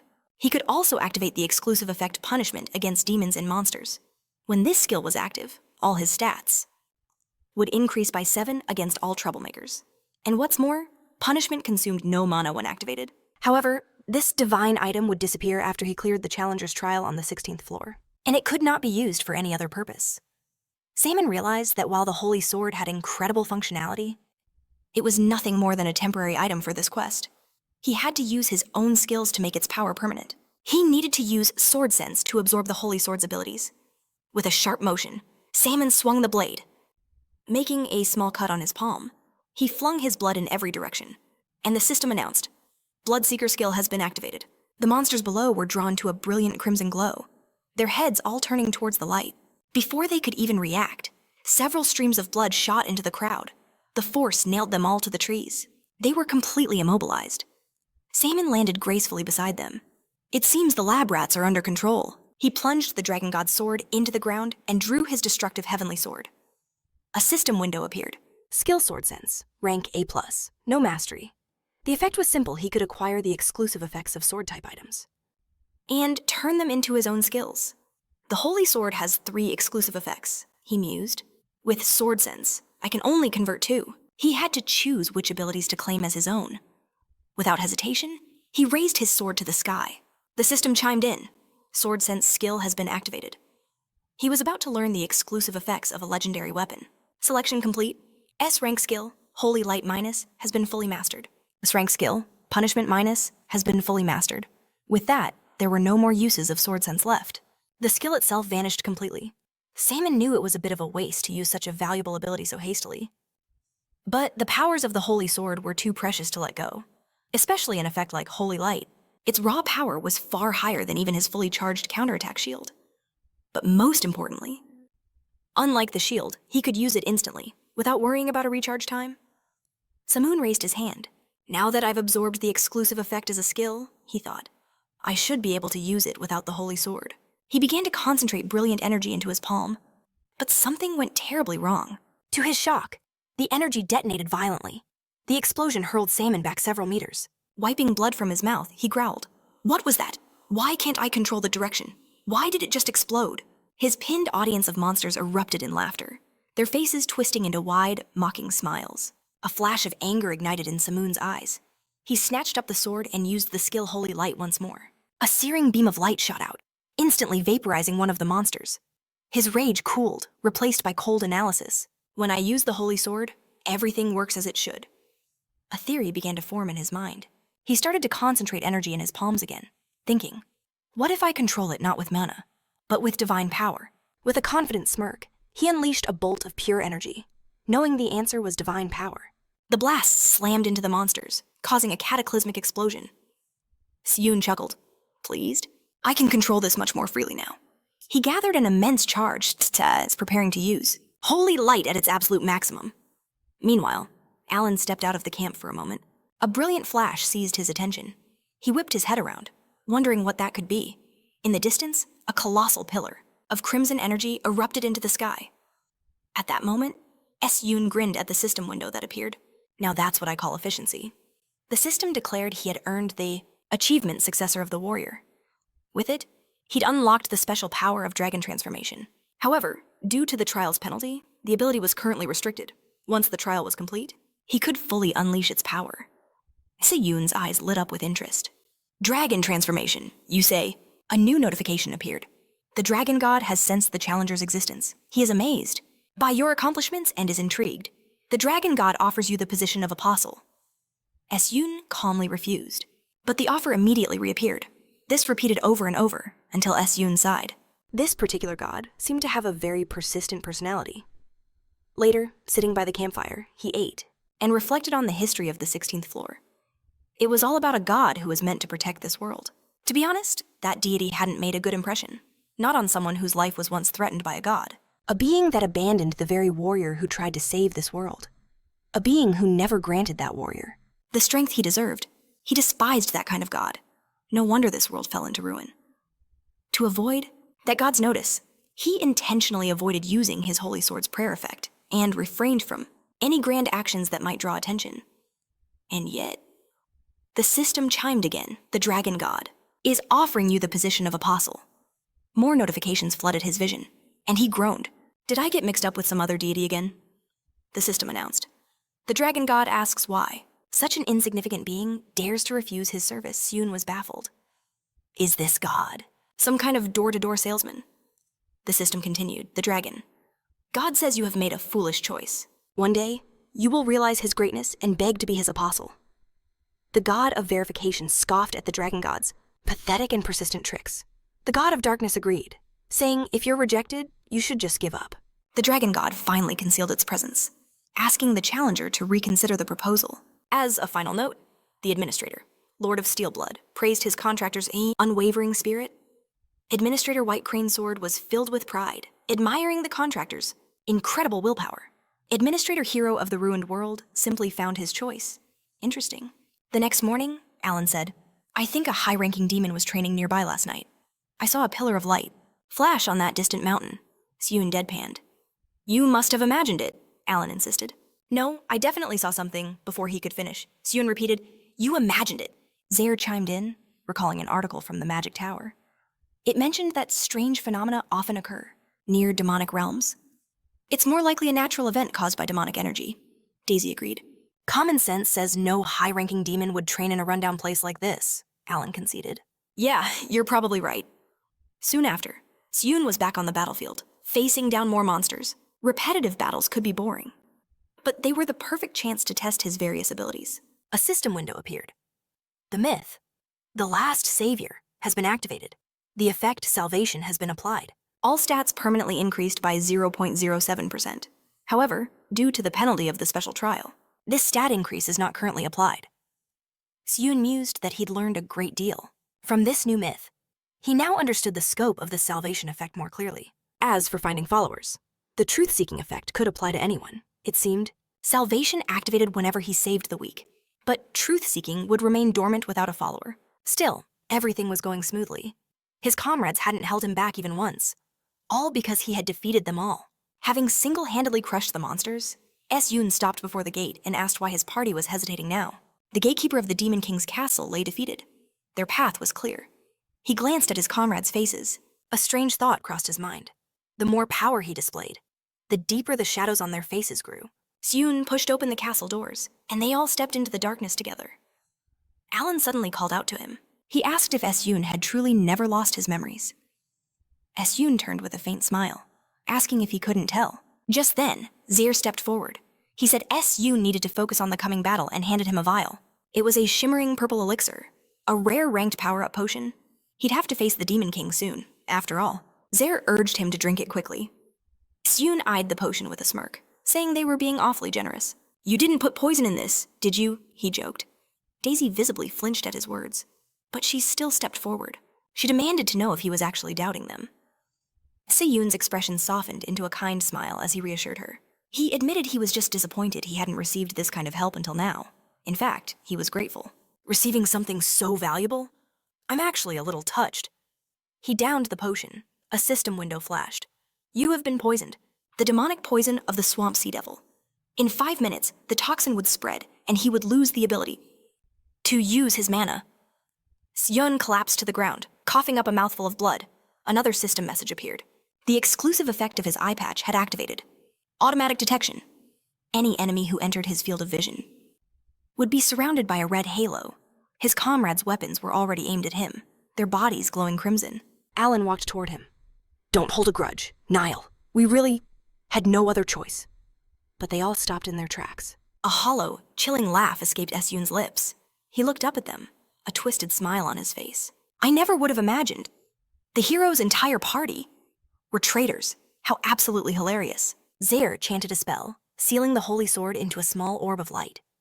He looked down at Niall with a grim face. The holy sword is sealed. You can no longer use it, Sonan asked. Since when? Why betray me? Daisy pleaded. Did you think we wanted to? We had no other choice. We were told we had to do this. In order to save the world. Sonan wiped the blood from his chin. No other choice. You say, a winged demon materialized behind them. How pathetic, the demon sneered. Your questions are pointless. They are simply fulfilling the contract they made with me. The exhausted Sonan struggled to his feet. So, you are the Demon King. The monster landed beside him. We have met before, the day you defeated the great evil. Soon's eyes widened in realization. During that battle, the hero lost consciousness. You used that opportunity to get close to my companions, didn't you? The Demon King stared back. You speak as if you're a completely different person. How strange. But so be it, he confirmed with a smirk. Everything you've said is true. Soon's voice was low. Now the full story makes sense. In the decisive battle, when the hero had exhausted all his strength, you turned his entire party into traitors. But why didn't you just kill him back then? The Demon King let out an evil laugh. And spoil all the fun. The system chimed in once more. The Fire Dragon's Eye skill has detected no lies in the enemy's words. Sonan stood defiantly before the colossal monster. You're disgusting, he spat. The demon only laughed harder. Oh, but that is not all. You're so clever. This entire situation is a tribute to the demon god, just as you went through countless trials. To be recognized as the dragon god's warrior, I too am undergoing a trial to become an official apostle, like your comrades. And now, all that remains is for you to be sacrificed on the demon god's altar and die then. My path will be complete. Tell me, hero, how are you feeling? Is it despair or is it rage? Perhaps you should have guarded your precious companions a little better. A system window appeared. The administrator of Hero of the Destroyed World is watching. He recalled his comrades' faces. He had always believed in them. He still couldn't understand their choice. But he knew who was truly to blame. This freak, the Demon King. He was enjoying this far too much. As Sonan watched this farce unfold, his blood began to boil. The system notified him again. The administrator of Hero of the Destroyed World is monitoring your choice. His choice. Just what would it be? The Demon King raised his hand to the sky, gathering dark magic. Streams of malevolent energy shot out, enveloping Soon's body and taking him by complete surprise. He declared that the final stage of the trial was at hand. By laying the warrior upon the demon god's altar, he would finally become a true apostle. With a kick to a nearby lever, a massive platform, bristling with spikes, began its deadly descent. Sonan watched it plummet with an unnervingly calm face, taking a deep breath. The immense platform crashed down with a thunderous roar. Crimson liquid immediately flowed through channels in the floor. The onlookers stared in confusion, unable to comprehend what they were seeing. But the Demon King smiled wide and announced to the demon god that he had offered the warrior's blood as tribute he demanded to be made, an official apostle immediately. But a system message appeared. The demon god was gazing with pity upon the Demon Kings, who had offered such disgusting, contaminated blood. Sonan, standing right behind him, channeled energy into his hand and asked. He vomited out the poisoned blood. And you offered this? It seemed the demon god was not pleased. He then unleashed the holy light skill, saying that he truly wanted to make the right choice, but no matter how he looked at it. It seemed this world was beyond saving. Daisy watched in utter disbelief, shouting, How can he possibly use the holy light when his sword is sealed? Zaire asked in shock. Why is he using the holy sword's power on himself? The Demon King's face twisted in horror. Was the holy light always this brilliant? Is this truly? The warrior I knew. He warned Sonan not to resist. If you die, the demon god will annihilate this world. I made a contract if the warrior, the dragon god's apostle, is killed, the world is doomed. Sonan's expression turned grim. Every word you speak is insufferable. Allow me to point out the 3 things you have wrong. The system announced that the administrator of the destroyed world's hero was watching his choice. Salmon poured a colossal amount of energy into his skill. First, he declared, My name is not Nile. Second, I am no so-called warrior. And third, I couldn't care less if this world is destroyed or not.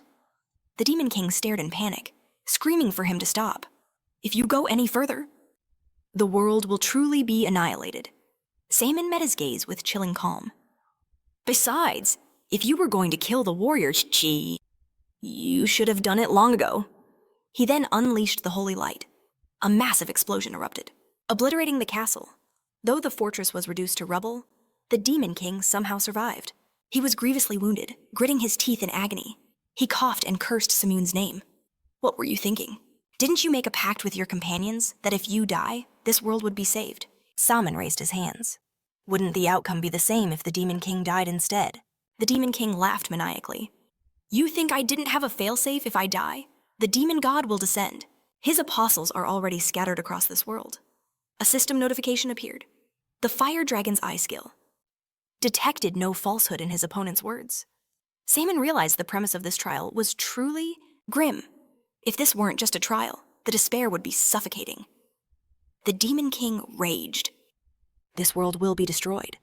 The demon god has every reason to descend upon this land. There is nothing here that cannot be erased. Salmon looked at him coldly.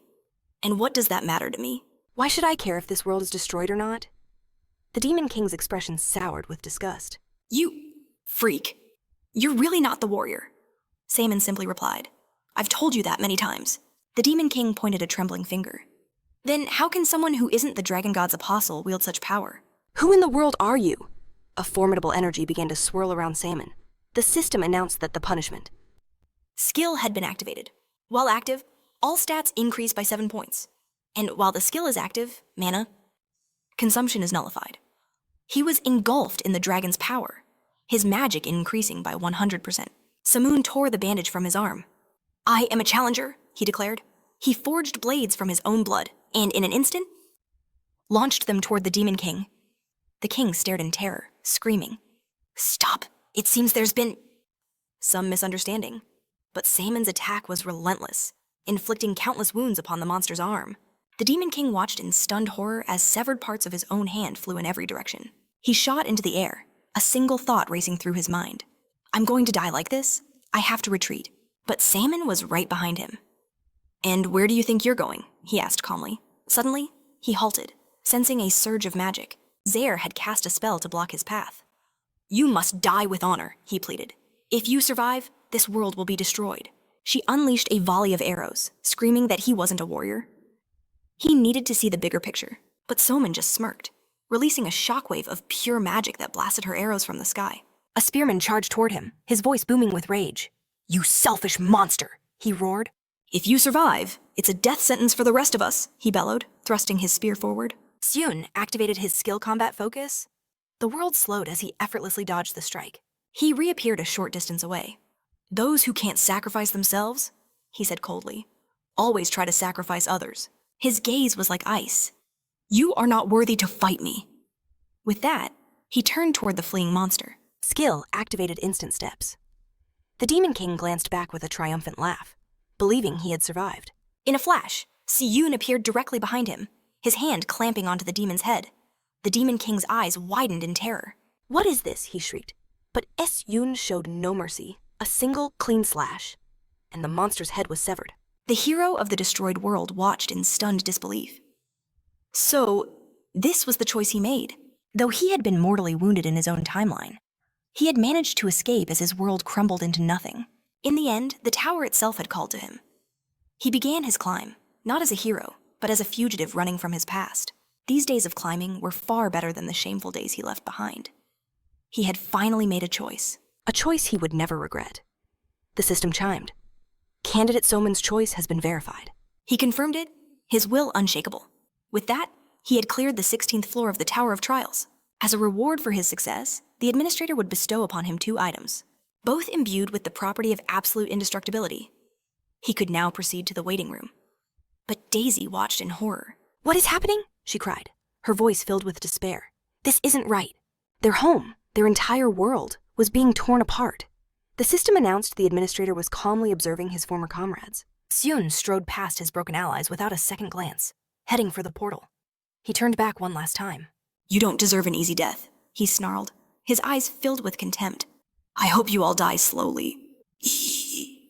Experiencing the same agony as this world, if you have the strength for it. With those parting words, he stepped through the portal and vanished. The system chimed again. Due to quest completion, the transition to the waiting room will be postponed. The rewards for this trial will now be determined. The hero of the ruined world grants entrance to the hero's sanctuary. Saman found himself in a grand temple. This seems to be a temple for worshipping the dragon god, he thought. A voice called out, "You should come here." Soman turned to see the hero, sitting casually by a massive dragon statue. So you are the hero of the ruined world. The man nodded. We've had a dialogue a couple of times before. Soman scoffed. That wasn't a dialogue. It was you sending one-sided messages. The hero shrugged. I can agree with that. It seems you love to argue. About pointless things? Terribly boring. Anyway, you made it here. If you have questions, feel free to ask. Seon cut straight to the point. Why send the quest request to me? You could have used your own challenger. To grant your most cherished wish. The hero stared at him, utterly stunned for a few seconds. Then he exploded into laughter, a loud, genuine roar as he slapped his knee. He stood up, wiping a tear from his eye. Now I see why the gods are so interested in you. Do you really think all challengers are monsters like you, obsessed with climbing to the very top? Most of them don't have your amazing abilities. Besides, their desire to climb the tower isn't that strong. Or even if their will is strong, it changes little. No matter how high they climb, the administrators can see it. Most simply don't have the potential to reach the end. Soman's eyes narrowed. So instead of wishing to correct the past, they simply live their lives, taking opportunities they never considered to be a quest. The hero agreed. I wanted to deny it, but you're right. He clapped his hands together. You've earned this. It's time I repaid you. The system announced that the special power of the dragon spirit had identified Seon as the applicant. He must now select the items. He would bestow upon them the properties of absolute indestructibility. The selection was complete. The property of absolute indestructibility has been imprinted on the destructive heavenly sword. The property of absolute indestructibility has been imprinted on the true blood heaven shattering demonic sword. Within the true blood heavenly demonic sword, a consciousness began to stir from its long slumber. Now that its ego was restored, the time limit on its activity would simply vanish. The hero explained. He admitted that other administrators would never give out such ludicrous rewards. But he was feeling generous. Saehyun simply spread his hands, asking why it mattered. In the end, they both got what they wanted. What was the point of empty gratitude? The hero smirked, revealing not a shred of kindness in his eyes. As a true bonus, he offered one piece of advice. Never doubt the tower. The others had all failed to achieve their goals. But Saehyun was different. He was one of the prime candidates the tower was monitoring. Saehyun stepped through the portal. A system message announced his arrival in the 17th floor's waiting room. All stat restrictions were lifted, and his newfound power surged through him. Finally applied. Successor of the Dragon God. A new S rank. Achievement had been obtained by mastering the Dragon God style. Its reward, the power of the dragon's incarnation. Saehyun pondered this. The achievement from the 16th floor was called Successor of the Dragon God. But he believed the tower and the gods were hostile to each other. Wasn't that the truth? So why would the tower create an achievement like this? Thinking back, the tower wasn't against all gods. Take the god of proof, for example. There was no hostility there. It seemed there were even gods the tower got along with, creating achievements in their very names. The hero's words echoed in his mind. He was an important candidate, one the tower was paying close attention to. Could this mean a path to godhood itself? It wasn't an entirely baseless thought. He had gained divine power and even confronted gods directly. The direction of his growth, the competition, the rewards. It was all starting to fit together like a grand puzzle. The tower's trials were a process for selecting candidates who could ascend to become gods. If he passed this procedure, he would be chosen as a candidate, given the chance to awaken as a deity. Saehyun rose to his feet. For now, it was just a hypothesis. The tower's true intentions could wait until he grew even stronger. First, he had to examine this newly acquired power. He activated the dragon incarnation skill. With a focused expression, his eyes began to glow with a menacing crimson light. His body started to warp and change. Scales erupted across his hands. As the transformation completed, Saehyun remarked that dragon incarnation was indeed a form of draconification. What kind of lizard man was this? He was puzzled by the sudden change, but then a system window appeared. For 10 minutes, his total mana would be doubled. For 10 minutes, he would manifest the traits of the Dragon Clan. For 10 minutes, his control over magic would be massively increased. It wasn't just his body. All of his senses were sharpened beyond imagination. He could see everything around him without the aid of the Fire Dragon's eye. More importantly, his ability to manipulate magical power was on another level. He opened his mouth and unleashed a torrent of roaring flame. Sahyun was stunned. The old joke about him breathing fire was now a terrifying reality. As he began to examine the draconification further, a system message appeared. The special power, Dragon Incarnation, had been deactivated. This ability could not be used for 8 hours, a 10-minute use followed by an 8-hour cooldown. In a real battle, he would only get to use it once. Suddenly, Chianma appeared on his bed, looking completely dazed. "What is wrong with this waiting room? I feel so dizzy." He turned to her and asked if she felt any better. She nodded, still in shock. "I have no idea what you did, but the sword vessel that contains my spirit, it has become unbelievably strong." She stared at her own form in surprise. "Not only that, but I feel like I can handle anything now." She didn't know how, but her condition had drastically improved. Sahyun smiled calmly. "I simply imprinted the property of absolute indestructibility into the sword." Chianma had 1,000 questions, but she silenced them. It's not important. There was no point questioning a man who battled gods. At the very least, she knew he was even more of a madman than she had first imagined. The only information she had on him was that he was a candidate ascending between the 10th and 20th floors, and that he came from a small, insignificant dimension. Yet for a candidate from a lower world, he was far too strong, with far too many connections to divine beings. And in that moment, she finally realized something. Stunned by her statement, he demanded to know what she meant. Chianma declared he had to be one of the tower's chosen maniacs. His expression hardened. He'd heard this before. The exact same words. This, she explained, was the reason for his deep connection to the divine beings. Seiyun rose from the bed, his voice laced with ice. "You have mistaken a phoenix for a common sparrow? A fatal misjudgment." Seiyun stared, his mind racing. She was saying the exact same thing as Neil. Perhaps this was his chance. His opportunity to get answers about the tower, and the gods. Chianma smirked, sensing his thoughts. "You must have many questions. What is a candidate? What is this tower's purpose? Why are the gods obstructing your path? However," she added, "I cannot satisfy your curiosity." Seiyun's eyes narrowed. "Is it because of the tower's restrictions?" he asked. Chianma nodded grimly. "Indeed. Even after death, after failing my trial, I have no desire for my very soul to be extinguished." Seiyun understood immediately. He knew it. Not just the administrators, but even this spirit within the Sky Demon Sword was shackled by the tower's information control. While he had expected this, a sliver of disappointment still cut through him. As Chianma moved past him, she offered one piece of guidance. "I will tell you one thing, now and forever. The tower desires only one thing from you. You must become stronger. Endlessly, repeatedly, until not a single rival remains in your path. That is all the tower demands of you, and every other challenger." Seiyun reflected on this. Although the tower had initiated his journey, his meteoric rise had been his own will, or so he believed. Chianma's gaze pierced through him. "You know it yourself. You didn't reach this point through your own efforts alone. It was the opportunities granted by the tower that paved your way." "I understand that perfectly," Seiyun admitted. "The tower has never done me harm." Chianma smiled, impressed. "You grasp things quickly, not surprising. For a candidate who appeared between the 10th and 20th floors, you were forced to understand the situation immediately just to survive." Seiyun's resolve solidified. "That's why I won't ask any more questions for now. The answers will reveal themselves once I am strong enough to seize them." Chianma clenched her fist, a fire of regret in her eyes. "The more I see of you, the more I lament you were not born in my world. If you were from the Murim dimension, you would have become the greatest warrior in the Tang dynasty." With a surge of energy, she summoned the sword from its sheath. The blade plunged into the ground as she floated into a lotus position before it. "I have made my decision. You will become my disciple, the supreme divine art of my cult. Do you not wish to learn it?" "The divine art of the blood demon," she offered with a sly grin, thinking to herself. "This is perfect. Raising a disciple will finally bring some amusement to this dreary existence." But Seiyun's response was calm and immediate. "I don't want it." Chianma was utterly dumbfounded. Her mind went blank. "What did you just say?" she stammered, pointing a finger at him. "Why would you refuse?" she demanded.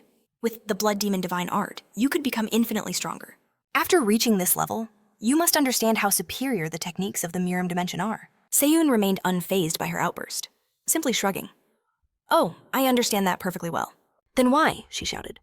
Compared to my world's techniques, the arts of other universes are insignificant. Seyun finally let her go. I know, he said, because I learned martial arts from the administrator.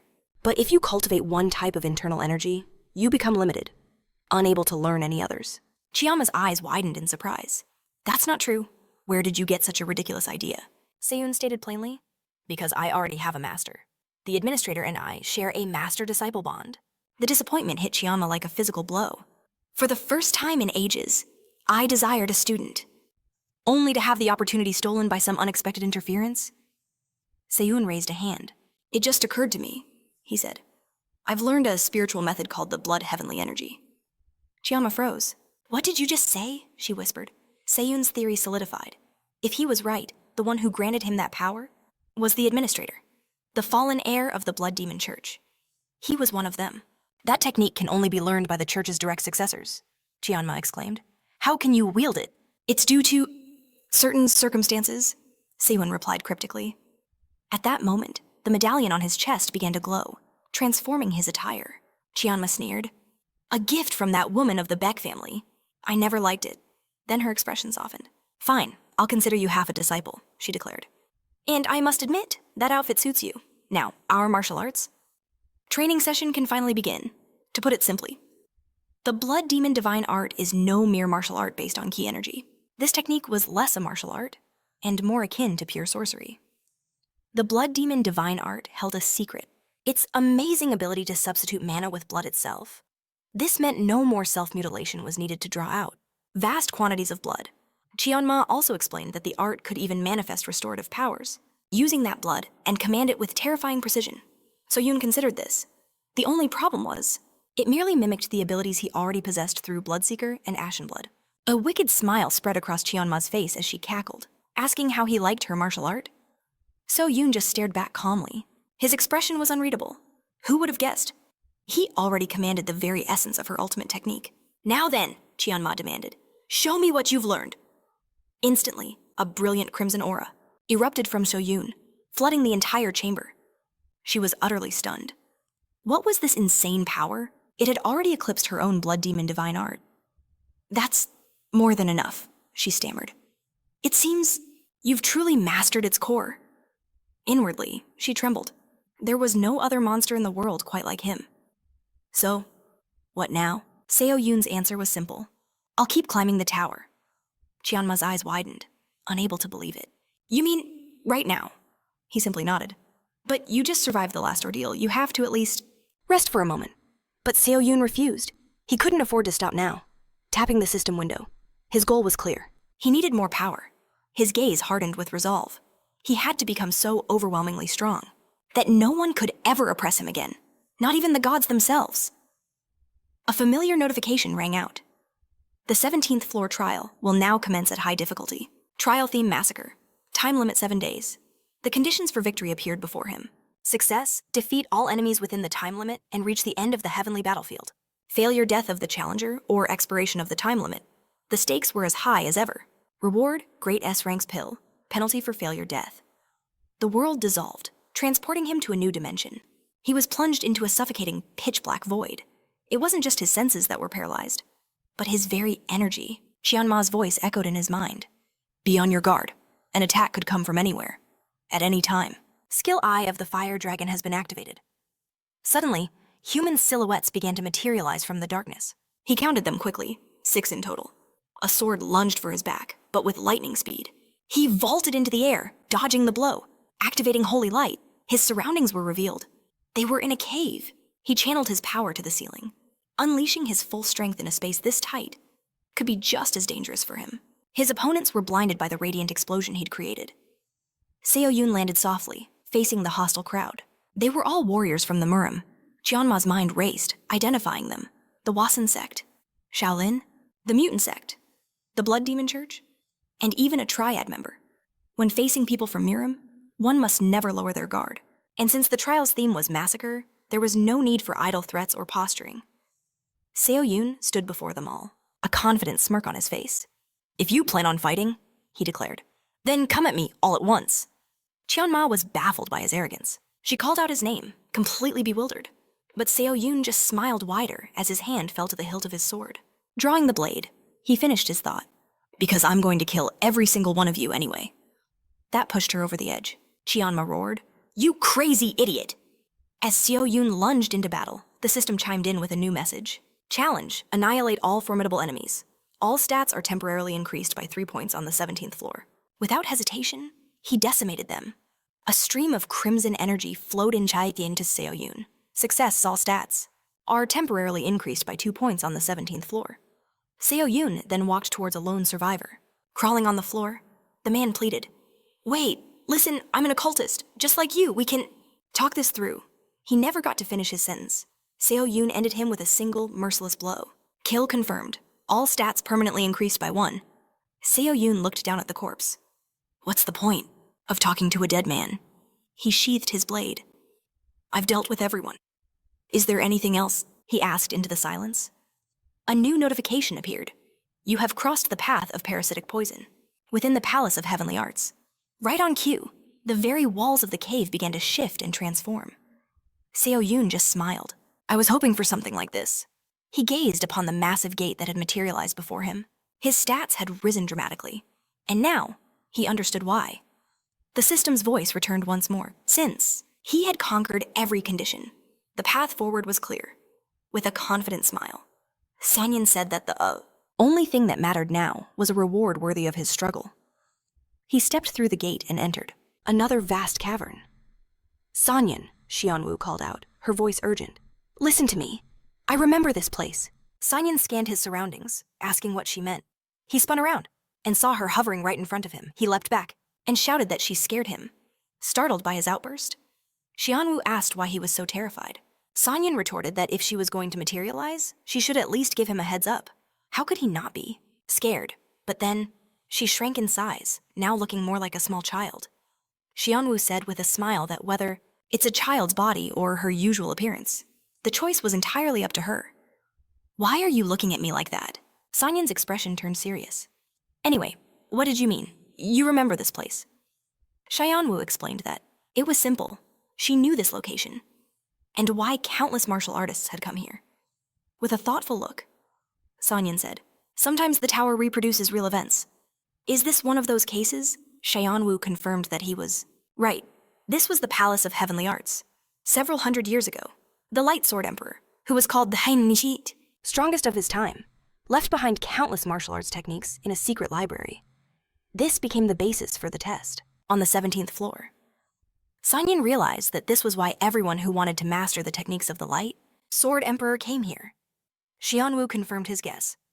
As long as there are those who desire the martial arts of the strongest, a storm of blood can erupt at any moment, especially when those arts belong to someone who became the greatest warrior of his time. That is why so many powerful people are hiding in this Palace of Heavenly Arts. So it was best for him to always remain on guard. This is because, as far as she knew, among them was someone known as a genius. She still remembered that genius, who reeked of blood. She was sure that he was still here, in the Palace of Heavenly Arts. The smell of blood seemed to thicken, getting closer and closer with each step. Sanyan asked if she truly didn't remember who he was. Xianwu said the events happened so long ago that she couldn't recall. However, she didn't know who was stronger, him or that genius, so it wouldn't be a bad idea to be careful. After that, they walked forward. Sanyan stopped and said, "We're here." He looked at the large stone door and asked, "So, you're saying the smell of blood is coming from here?" Xianwu turned to him and said, "The smell is faint, but I can clearly sense it." Sanyan began to push the door, saying he would quickly end this. He then threw open the doors and walked inside with a serious face. The system announced he had entered the Heavenly Dark Path of the Heavenly Arts Palace. A penalty, exclusive to the Dark Heavenly Realm, was activated. In this place, sense control and mana recovery would be temporarily disabled. Darkness instantly filled his field of vision. Sanyan continued to walk straight and asked, "Did I enter another dark room?" He looked at the system, windows that appeared before him, and noted that while sense control didn't work on the parasitic poison path, on the Heavenly Dark Path, the penalty was far more severe. The system announced that the B+ grade handmade researcher's gloves would activate their exclusive effect. Ecological adaptation. Mana recovery would not be disabled, Sonan said with a smile that he never expected a B-plus grade item to be so effective. Able to cancel one of the restrictions of the Heavenly Dark Path. The system announced that he must continue moving forward and find his way through the impenetrable darkness. Only the first 4 people would be able to cross the Heavenly Dark Path. Once the competitors are eliminated, the darkness blocking his vision would dissipate a little, Sonan said with a serious expression that, as expected, he couldn't see anything. The system then announced that a more powerful effect of the fire, Dragon's Eye skill, had been activated. Sonan saw the outline of the room and noted that the space was much larger than the Cave. And there were more people than in the previous stage. He had dealt with the darkness. So where should he go now? The system announced that a more powerful effect of the Sixth Sense skill had been activated. He understood where he needed to go, but his competitors did not. Sonan looked ahead and said in a surprised voice that it looked like the line led straight to the exit. It seemed he would get there first if he followed this line. He began to walk further, thinking that although this space was meant to be overcome while his vision was blocked, and even his mana recovery was sealed, a smile appeared on his face as he declared that these obstacles were nothing. The system announced that he had received the guide achievement. When the goal is achieved, all abilities will temporarily increase by 4 points, and the shortest path to the final stage will open. Siyun asked. Was she certain the genius was really here? Qianwu gave only silence. He figured no news was good news. It didn't matter. Whether the genius was here or not, he would simply kill them all. The system chimed in, ordering him to bring death to the souls who had gone astray. Elsewhere, at that very moment, a man cut down his final opponent. Sheathing his sword, he raised his head. So, this is the secret library. Left behind by the strongest of all time, the Sword Emperor of Light. It was all worth it. He had spent the last 60 years of his life clawing his way to this point. If he could master the Sword Emperor's martial arts, if he could finally become stronger, he was willing to do anything. Meanness, flattery, deceit. He would use it all. For the sake of absolute power, to survive, a man must be willing to kill everyone in his path. He must obtain the secret arts of the Sword Emperor. But as he looked up, his blood ran cold. His eyes widened in terror. Who is that monster? Siyun moved like a phantom, a storm of death cutting a path through his rivals. A system notification confirmed another kill. The darkness blanketing his vision slowly faded. Yun pressed onward, but his instincts screamed. He spun, his sword blocking a blade aimed for his back, then lunged towards his attacker. The man roared, his face twisted with rage. You will not be the one to claim the Light Sword Emperor's legacy. Yun activated his Wind Gray skill, instantly closing the distance by running along the man's weapon chain. His eyes were cold steel. This one isn't the genius, either. In a flash of light, he swung his sword, severing the man's head. The old warrior who witnessed it all stood frozen, a look of utter dread on his face. This was meaningless. He had just watched a monster slaughter famous marine masters. Then, Yun noticed him and began walking closer, his expression unnervingly calm. The old man's heart pounded in his chest. After 60 years on the brink of death, my intuition has been honed to its absolute limit. I'm going to die. He knew he couldn't handle such an opponent. He fell to his knees, pleading. I beg for mercy. I was born a weak creature without the Sword Emperor's arts. I could never hope to survive this cruel world. Spare my life, and I will abandon this quest for the martial arts. I will turn back and leave this place. But in his heart, he schemed, of course, sigh. It's a lie. The moment he lets his guard down, I'll kill him. Siyun's voice sliced through the air. You're lying. If I spared you, you'd try to kill me the instant I turned away. He pressed the cold blade of his sword to the man's neck. I saw everything. I saw how you vilely cut down your opponents. I too am obsessed with the desire for strength, but despite my own weakness, despite being unable to grow stronger. No matter how I tried, I would rather die than gain power in such a pathetic way. He killed the man in a single blow. A system window appeared. All competitors have been eliminated. You have completed the special quest, Death's Guide. The rank of the skill Instant Acceleration has increased. The rank of the skill Grace of the Wind has increased. The rank of the skill Sixth Sense has increased. Siyun continued forward. It seems if I follow this green line, I'll reach my destination. Perhaps it was because he had killed so many, but his skills had grown significantly. He turned, calling out to Qianwu. The genius you spoke of wasn't here. She stared into the distance with a mad grin, laughing. It has been so long since I've drunk so much blood. It feels magnificent. The system announced that the Sky Demonic, Sword, True Blood, rank A, was absorbing blood, and its item grade was increasing. Siyun watched her, realizing What was truly important now wasn't some genius, but how much the power of his sword would grow. Suddenly, Qianwu's expression twisted into a scowl. She shot towards Siyun. Listen to me. Hovering before him with a deadly, serious face, she demanded, Do you dare treat me as a mere tool? He was flustered by her accusation. Did you just read my mind? Qianwu scoffed with a look of pure disdain. I did. I read your offensive thoughts.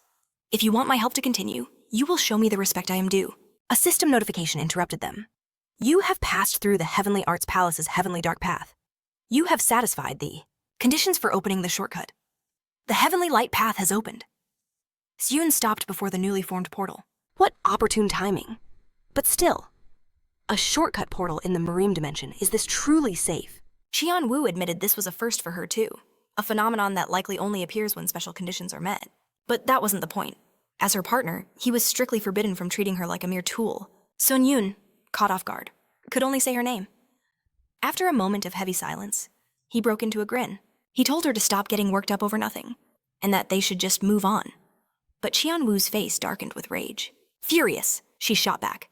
Who said I was offended? Sun Yun, changing the subject, asked, Up ahead, can you smell the blood of that genius? She scoffed in annoyance, claiming she had no idea. Moments later, Sun Yun was blasting at high speed over a strange field. A landscape dotted with massive pillars of energy. He called out to Qianwu, demanding an explanation. He only came this way because she claimed to smell blood in this direction. At this rate, this wasn't the shortest path. This was a one-way ticket to the afterlife. She just laughed, overjoyed by the spectacle. This, she declared, was his punishment. For treating her like a tool? Sun Yun glanced back just in time to see a blinding beam of light hurtling towards him. He instantly deployed a magic circle. The system announced, Counterattack shield has been activated. The resulting impact unleashed a massive explosion of raw power emerging from the dust cloud. Sun Yun grimaced. That was too close. He nearly died. Just what is this place? No matter how far he flies, the path is endless. There are no enemies in sight. So why is the light itself trying to kill him, Qianwu? Smiling gleefully, explained this was a sacred area, the Emperor of the Sword of Light. The very creator of the Palace of Heavenly Arts secretly built this trial ground by pouring his divine power into it. She figured the light was attacking him for one simple reason: this was the shortest route. And therefore, it was laced with the deadliest traps. Rage boiled within Sun Yun. Now he understood exactly what kind of person had created this place. The Emperor of the Sword of Light was a complete and utter madman, still then. Several more beams converged on his position. He raised the counterattack shield once more. But this time, the barrier fractured under the assault. A system window flashed. The skill has been broken. Accumulated damage can no longer be reflected. Sun Yun stared at the shattered remnants of his defense. He'd used up all the charges. The counterattack shield was gone. In that case, there was only one option left. He turned to Qianwu, requesting all of her support skills. She eyed him suspiciously, asking what he was planning. Sun Yun drew his blade, its edge humming with power. There's no one here to fight, he declared, and this accursed space stretches on forever. If that's the case, there's only one path forward. I'll destroy this entire dimension myself, Qianwu sighed. I'm not even surprised anymore. However, aren't you forgetting something? Sun Yun glanced away, feigning ignorance. What are you talking about? Her anger flared. You know what? This is about you treating me like a tool, not a partner. It's clear you have zero respect for me. Sun Yun yelled back in frustration. This is not the time for this. If one of those beams hits me, it's game over. But Qianwu's response was cold and short. Answer me. Sun Yun squeezed his eyes shut. He shouted, I'm asking for your forgiveness. I will always treat you with the utmost respect. And I will never, ever treat you like a tool again. Fine. Qianwu relented. Just this once, you are forgiven. And with that, the system exploded with notifications. The Heavenly Demonic Sword. Soul skill had been activated. Mana levels in the body are rapidly increasing. The skill incredibly fast. Thought process, rank A-, was activated. The skill, small heart, rank B+, was activated. A virtual magic organ was created. optimizing mana flow, with power coursing through him. Sun Yun's face hardened. Let's go. Qian Wu simply called his name, her voice full of trust. Just then, a colossal beam of light descended upon him. He instantly activated his skill. Battle concentration activated. The system notified that the user's concentration had increased 7-fold. The skill Holy Light was activated. Sun Yun swung his sword, unleashing a torrent of pure energy to meet the divine laser. His attack met the beam head-on, completely dispersing it. The system announced the skill. Heaven Destruction had been activated. The residual energy shot into the sky and detonated. The system notified that there is no limit to what he can break. Sun Yun's eyes widened. Cracks began to spiderweb across the very fabric of the sky. The dimension was collapsing. He had obtained the achievement Dimension Slice. The Emperor of the Sword of Light has taken an interest in the challenger. Sun Yun grinned, a triumphant smile on his face. Looks like it worked. Qian Wu, looking slightly drained, nodded in agreement. It seems so. The system's voice echoed through the crumbling space. The Light Sword Emperor is giving the candidate the right to take the successor exam. The Dark God applauds the candidate, congratulating him. The verification, God warns the Light Sword Emperor not to interfere, the dragon. God seethes with jealousy. The Sword Emperor of Light growls, demanding to know why he's stuck running a successor exam for this upstart, and not him. Enough with the games. Yun glances at the windows, wishing they would all just vanish. Qian Wu cuts in, asking what exactly he's been up to cause such a commotion. That's what he wanted to know. He starts to speak, but is cut short by a system announcement that rings through the air. The true heavenly path has been opened. He clears his throat. Perhaps we should head to the next location now, right? Qian Wu wasn't letting it go. What were you just about to say? Sam Yun just shrugs it off. It was nothing important. The system then declares his entry into the true heavenly path of the Palace of Heavenly Arts. Sam Yun found himself in a clearing, nestled between mountains and a serene lake. A small smile graces his lips. This place, it's so peaceful. Qian Wu agreed, saying it seemed they could finally relax a little here. But a voice from a nearby pavilion shattered the calm. So, you've finally arrived. She had overcome countless trials to reach this point. She was the Sword Emperor of Light, the creator of this very palace, and he had passed through her hidden gate. Sam Yun approached her cautiously. A moment ago, that dome, it was a gate. The Emperor confirmed he was right. You've done well, she said. He asked bluntly if the test was over, and if he'd get his reward now. He couldn't finish his sentence. There is one more thing left, the Emperor stated calmly. Then why did you call me here? He asked, his patience thinning. Don't be angry, she replied. I simply wanted to see your face for myself. He couldn't begin to fathom how worried she was about the other gods trying to claim him. Samyun stared back, thinking to himself, this woman was completely insane. The Emperor raised her hand, pulsing with energy. I wish we could talk longer. But one final test remains for the title of successor. Pass this, and I will hand down my techniques. I will give you my martial arts and my homework. She admitted the process would be far more difficult, but she had faith in him. Wait a minute, Samyun interrupted. What homework are you talking about? And what do you mean? The process will be even more difficult. The system announced his entry into the final heavenly path. Only one person can master the arts left behind by the Sword Emperor of Light. Samyun appeared in a dark, unfamiliar space. That woman. She's impossible to read. He called out to Qian Wu. What is this place? She urged him to look ahead. He followed her gaze and saw two figures locked in combat. One of them delivered a brutal final blow, cleanly severing his opponent's head. Qian Wu's voice was grim. That man, he reeks of blood. Sam Yun's eyes fixed on the victor. Does that mean that girl is some kind of genius? I think so, Qian Wu confirmed. But then, to their horror, the girl turned, fixing them with an icy stare. A chill ran down their spines. Sam Yun instantly dropped into a fighting stance, his guard raised. What was this suffocating pressure? Qian Wu warned him. This isn't the aura of an ordinary person. Be prepared. One small mistake, and you will die. The girl spoke, her voice laced with contempt. Did you come to fight me? Or are you after the martial arts of the Sword Emperor? Sam Yun remained silent, his eyes locked on hers. The girl scratched her head, annoyed. Seeing as you won't answer, she sighed. I can only assume you're here to die. Her expression turned deadly serious. Before Sam Yun could even process it, she was on him in a flash, and a single, swift strike took his head clean off. She stood there, momentarily surprised by her own attack. The system announced exclusive effect of the Nameless God's S rank plus defense bracelet, pre-defense, has been activated. A blow you are unable to withstand will be absorbed. 3 uses remaining. Sam Yoon reappeared, leaping several meters back from the girl as he drew his swords. His neck glowed with the bracelet's energy. He survived, he thought, but only thanks to the bracelet. The girl's eyes widened in genuine surprise. You're completely unharmed after that. A cruel smile spread across her face.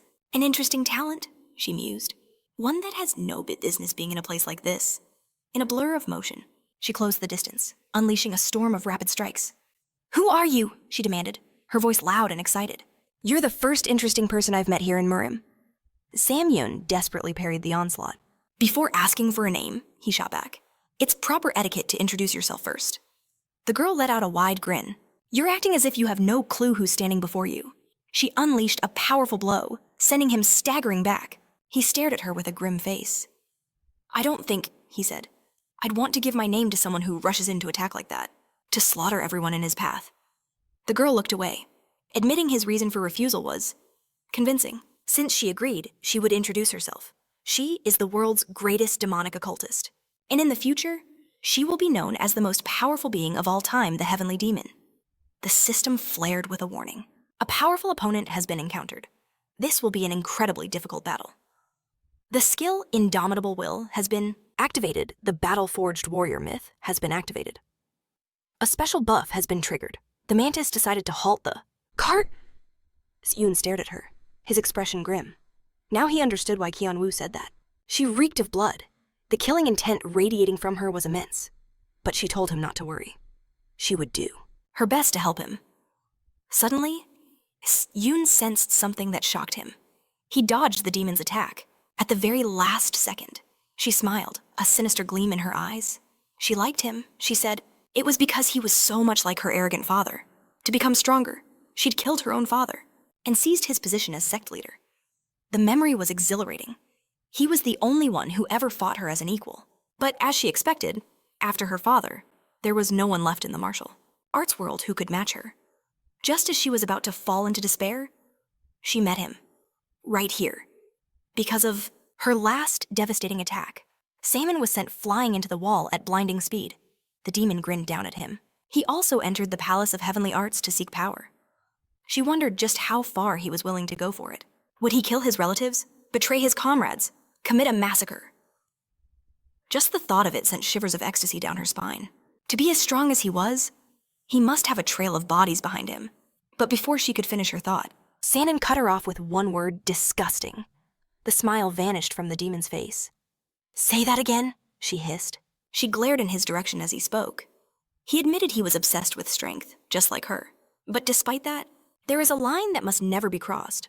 To commit such vile acts and justify it with a lust for powers, it would be better to simply die. With that, Yoon surged towards her. The system announced the activation of the dragon, Incarnation's special power. The demon stared in surprise as a brilliant light filled the entire cave. Sun Yoon unleashed the dragon breath skill, releasing a torrential stream of fire. The demon merely swung her sword, scattering the inferno before it could touch her. What an amazing flame, she laughed. But it won't even leave a scratch on me. Yoon burst from the blaze at high speed. The demon's eyes widened. What an interesting new form. She swung her sword with a wide grin. But what difference will it make? The system flashed the heavenly demon. Yoongu Sol has used the skill Heart Sword Song. Yoon dodged her strike and immediately launched his own counterattack. She sidestepped his blade with a smirk, unleashing her heart sword once more. She landed a devastating blow. The system alerted him. The bracelet has absorbed a blow you could not withstand. 2 uses remaining. Yoon was thrown back several meters, digging his swords into the ground just to stop himself. Usu laughed. You still have so many interesting tricks up your chai-si. Sleeve first, you breathe fire like a dragon. Then you negate an attack that should have been a fatal hit. I hope you'll continue to entertain me like this, she purred. The system flashed again the heavenly. Demon has used the skill Heart Sword. She closed the distance in an instant, thrusting her sword at his head. He dodged, but only just. This skill, it was truly a nightmare. Her speed and strength were perfectly balanced. He didn't even have time for a single swing. But if he could master this technique, he could grow even stronger. What exactly was the driving force behind the heart sword? Kian-woo's voice echoed in his mind. It is faith. As one's faith deepens, divine power accumulates within the heart. Through this power, one can reach a higher plane. Sam Yoon was stunned by this revelation. He was about to ask another question, but Kion Mu already knew. Yes, you are correct. She murdered her own father to become the leader, instilling absolute fear in her people. Her divinity is supported by the terror of the masses. In other words, the source of her heart sword is the divine power of fear. Gathered in her heart. You must look deeply into her heart. Once you do, you will see the path of the sword. If you follow that path, you too can master the heart sword, using your own divine power. Sun Yoon focused on his opponent. The system announced skill combat concentration has been activated. He saw it. A dark, malevolent energy swirling in Yoongu Sol's heart. This was the path of the sword, extending directly from her very core model. His eyes were locked on the path of the heavenly demon sword. He had to dodge every strike, following its movements precisely. He launched a rapid flurry of counterattacks, but none of them connected. With a grim expression, a new realization dawned on him. So this is what it feels like. Evading the heavenly demon heart sword had become almost effortless now. Yu Seol watched him with a smile, confessing she never expected him to master the heart sword in mere seconds. His performance only made her anticipate his future growth even more. Song-un simply smiled back, saying she had nothing more to expect. He thought to himself that he had now fully mastered the heart sword. Suddenly, a system window flashed before his eyes. The exclusive effect of the sacred bead's absolute seal had been activated. The heavenly demon's most powerful ability was now sealed away. The use of divine power and certain skills was now forbidden. 30 minutes remained before the seal would be released. Seong-un raised his sword. I'll deal with you right now, Chianma urged him on, telling him to make his move. The system announced that the sacred bead was disappearing. Song-un surged forward, shouting that it was time for his revenge. System C rank plus skill whirlwind sword has been used. His blade took on the very properties of the wind. System imprinting skill. Will enhancement of the true blood. Heavenly demonic sword has been activated. Exclusive effect. Mixed origin. Demonic sword skill. Double strike activated. Seong-un decided to enhance the heart sword's power with the dragon incarnation. As he unleashed his attack, he wondered why she wasn't blocking it. Tianma's voice suddenly cried out to him. Retreat, quickly. Seong-un instantly obeyed, leaping back several meters. A chilling thought crossed his mind. A second ago, her body felt as hard as steel. Is this another hidden art besides the heart sword? Yusol said that even after he sealed her heart sword and put all his strength into the attack, it was completely insignificant. System. The heavenly demon has used the skill Defense Chi. Yusol looked at him with a very serious expression. I'm a little disappointed this time. From now on, you will have to try much harder to please me. If you don't, I might just kill you by accident. System. The heavenly demon has used the skill Shadow. Heavenly demon sword. Seong-un stared, realizing the flow of her chi had warped into something terrifyingly dangerous. At the same time, in her own dimension, the Emperor wondered, come to think of it, is he making good use of that relic I gave him? Now that I think about it, I wonder if he's using it properly. It was given as a token for passing the hidden gate. Although I never had time to explain it, it seems like he's using it just fine. At that moment, Yusol unleashed a barrage of attacks. Where did that fighting spirit of yours go? Are you already exhausted? Song-un fell to one knee, leaning on his sword, his mind reeling. He couldn't even tell where she was attacking from. Even the fire dragon's eyes couldn't track her movements. Is this even possible? And why does this thing keep popping up? A system window hovered before him, demanding that he designate the enemy, Seong-un thought desperately. I can't see anything to designate, Chianma's voice echoed in his mind. If you cannot see, then close your eyes and focus on your senses. Although you are a beginner as a Murim warrior, you are one of the strongest challengers. You must believe in yourself. Seong unclosed his eyes, focusing inward. She's right. I need to focus. The skill Sixth Sense has been activated. He could finally perceive her. So that's where she was. System target has been designated. Target Heavenly Demon, Yuseol. Exclusive effect of the S rank plus artifact, Flash Manifestation Relic Light Blade, is activated. Shang-un looked on in shock.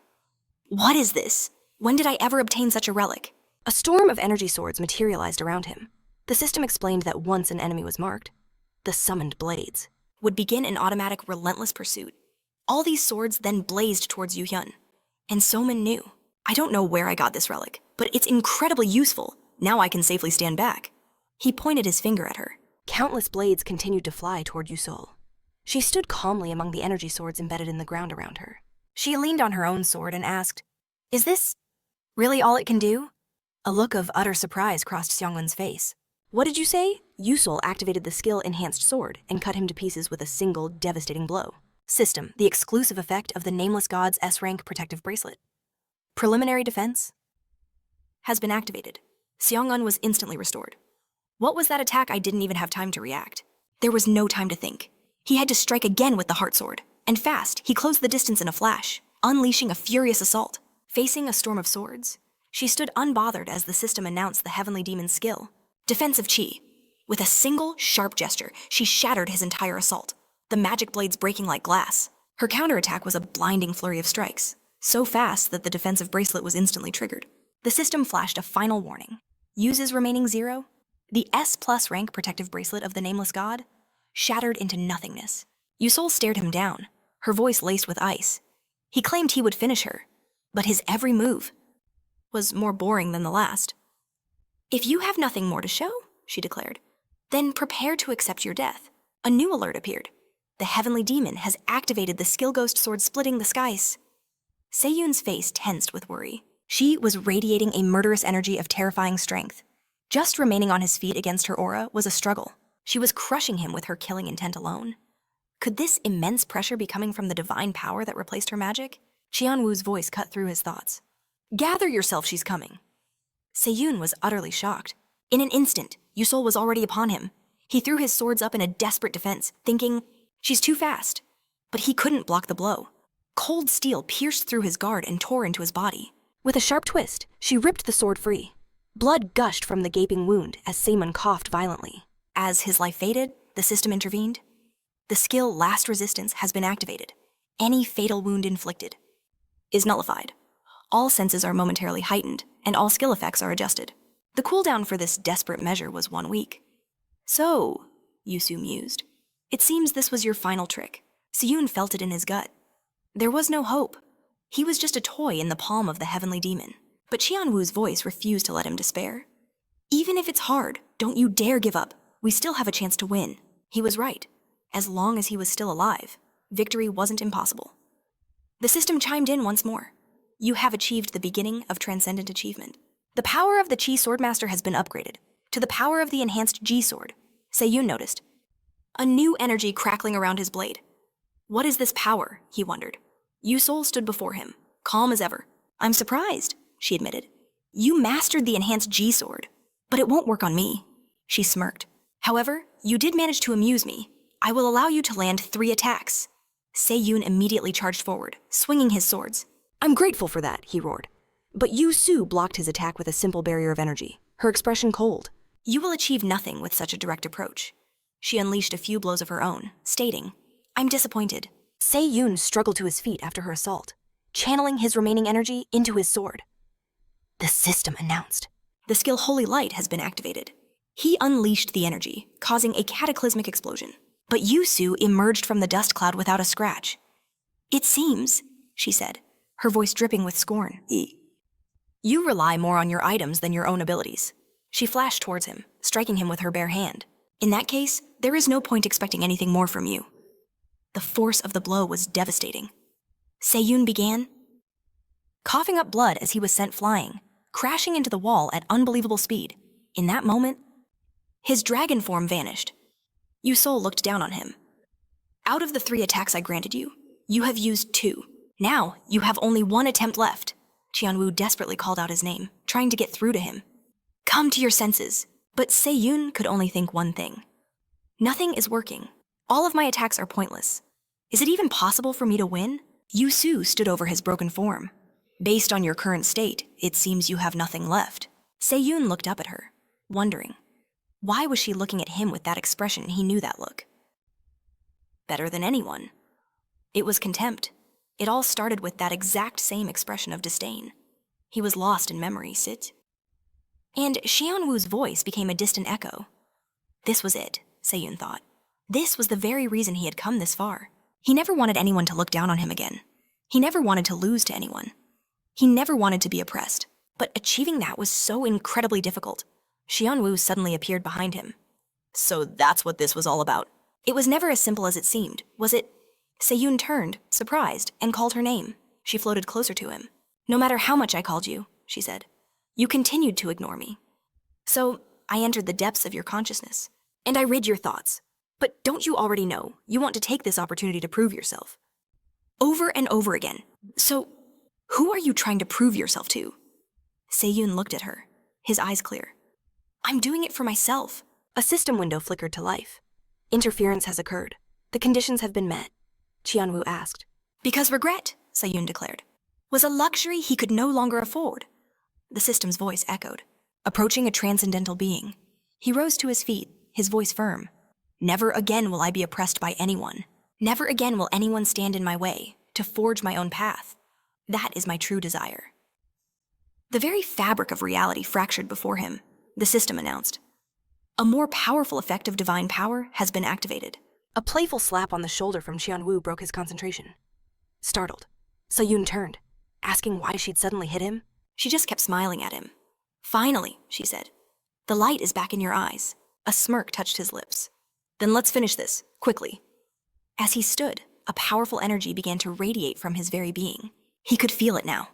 A wave of divine power, overwhelming his senses. Yusol could only watch in stunned silence. She saw the chilling resolve in his eyes and knew. This, he thought, was the true beginning of his vengeance. She finally broke the silence, her voice laced with disbelief. What is this immense divine energy? Have you been hiding this all this time? Seyun simply pointed a finger at her. Believe whatever you wish. Either way, your story ends here. Yusol let out a mocking laugh. Are those your last words? How pathetic. Of the 3 attacks I granted you, only 1 remains. You should hurry. Sayun's lips curved into a smirk. If that is your wish, I will. Yusol's grin widened. And what can you possibly do? In that battered body of yours? But in a flash, he vanished, reappearing behind her like a phantom. Her eyes widened in shock. When did he? She swung her sword wildly, but Sayun dodged, countering with a strike of his own. A system window flashed. The heavenly demon has activated the defensive chi skill. Yusol smirked. A surprising attack, she admitted. But utterly useless against me. She acknowledged his sudden surge of power. But it meant nothing. What can you do now? All your techniques are powerless. Before my defensive chi? Sayun's expression remained dangerously calm as he asked. You wonder what I can do? Yusol laughed, her voice ringing with arrogance. Unless you break through this defense, you won't even leave a scratch. Another system message appeared. A more powerful effect of divine power has been activated. As he pressed his attack, both Sayun and Qianwu shared a knowing smirk. Yusol's confidence wavered. How dare he laugh in this situation, she thought, enraged. The system's voice echoed in his mind. Heaven destruction skill has been activated. There is no limit to what it can break. With a deafening crack, the barrier shattered. His attack tore through her defenses, leaving a gaping wound in her side. She stared in utter disbelief. With a look of disbelief, she fell deep into her memories, thinking of the defensive chi, a technique meant to neutralize any and all skills, a power that should have been utterly invincible. It was supposed to be absolute. Leaning on her sword, Yu realized the technique she had perfected was completely shattered. She stared at the ground in utter despair as the system announced her divine power was active. But Chunwoo's voice was cold. With her central core destroyed, not even divine power could save her. Yu reached out a trembling hand, asking, was he deceiving her this entire time? Seihan simply met her gaze, saying nothing. Her hand fell. Is that so? After countless kills to become stronger, in the end, the Sword Emperor of Light had not chosen her. She collapsed to the ground, crying out, why not her? Why was that freak given the right instead? Seihan stared at the foul energy pouring from her body. For someone who grew strong through such a filthy method, he declared, wasting even a second discussing your rights is a pity. He was certain the Sword Emperor of Light would feel the exact same way. With that, a system window appeared. He had absorbed the spirit of the heavenly demon, Yu. Soul proficiency has increased by 24% when absorbing a stronger spirit.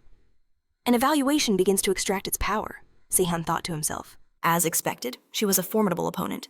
The system announced the evaluation was a success. The spirit's power was being extracted. The special ability of the S rank plus heavenly demon was now being imprinted upon his soul. Chunwoo's voice echoed. It has finally begun. He needed to focus his inner divinity. A breakthrough beyond all boundaries was about to start. Seihan asked what she meant. Chunwoo explained that this was it. He had proven himself worthy of the right the heavenly demon spoke of before her demise. The system announced an opportunity to select a divinity. Upon choosing, he would receive the corresponding divine qualification. In an instant, a brilliant golden portal materialized before him. Seihan stepped through, stunned. He had expected some kind of reward, but never in his wildest dreams did he imagine this. A system window floated before him. Would he choose the divinity of transcendence? Or would his path lead to the dark light of the divinity of death? Seihan gazed at the strange space around him. Admitting this was unexpected, another choice appeared. Or would he choose the red light of the divinity of immortality? This was a far grander picture than any divinity he had ever imagined. The system continued. Perhaps he would prefer the green light of the divinity of harmony. Seihan stared at the glowing orbs. What in the world is this, he wondered. He knew this was his chance. To take one step closer to becoming a true transcendental being, he had to choose. The best path was one where he didn't die. But there was another realm beyond that. He reached out his hand. If this was the kind of power being offered, then there was no room for doubt. The system responded instantly. You have chosen the divinity of transcendence. The divinity of transcendence resonates with the qualities of the god of death, manifesting the potential of both death and transcendence. Divinity has been established. The special power, Eye of the god of death, has been acquired. With his divinity established, he had obtained a divine qualification, the basic power of the SS plus rank. Deification has been imprinted onto the soul of Challenger Seihan. The unique power of the SS plus rank, Transcendence Divinity, has also been imprinted onto his soul. When using deification, his divine qualification is temporarily boosted, allowing him to wield the power of divinity itself. By fusing the system's abilities with his new divinity, he could finally achieve transcendence. Seihan then stepped back through the portal. Chunwoo flew to his side, stating that since his divinity was established, his choice was made. It was time to return. Seihan looked at her, realizing something. She, too, must have had to choose. Chunwoo paused for a moment before revealing a shocking truth. I destroyed my divinity. Instead of walking a path someone else had chosen, she shattered the divinities she received, determined to claim her own freedom. Of course, she never expected this outcome. But being by his side wasn't such a bad option, because he was a truly special being. Seihan replied that he considered her a worthy partner. He recalled how she helped him focus his will when he faced his greatest crisis. For that, he was truly grateful. He looked at her with a sincere smile. Without you, he said, I would have been dead long ago. A sly smile touched her lips. Well now, what's this? Are you trying something you've never done before? Sayun coughed, quickly changing the subject. Let's just deal with the items. He knew if he played along, her revenge would be swift. A system window popped up. The skill Steel Jaws has been activated. Sayun grabbed Yusol's fallen sword.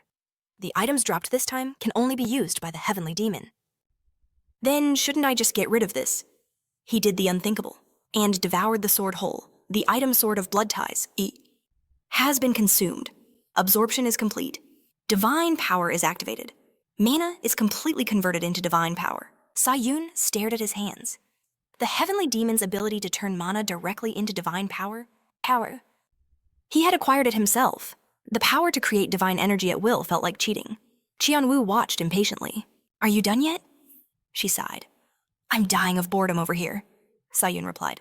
Just finished. Now, shall we go obtain the Light Sword Emperor's martial arts? Just then, the ground began to tremble violently. You have passed the final heavenly path of the Heavenly Arts Palace. Passing the final gate grants the right to enter the library. The floor beside Sayun split open, revealing a massive staircase. After exiting the library, you will reach the final point of the Heavenly Arts Palace. He gazed down into the abyss. That's both majestic and grotesque. Qianwu sighed. Looks like it'll take half a day just to go down. Sayun gave her a mischievous look. You don't have to worry about that. A hint of worry crossed her face. What else are you planning to do? He suddenly grabbed her hand. The surprised Qianwu demanded, Why did you suddenly grab my hand?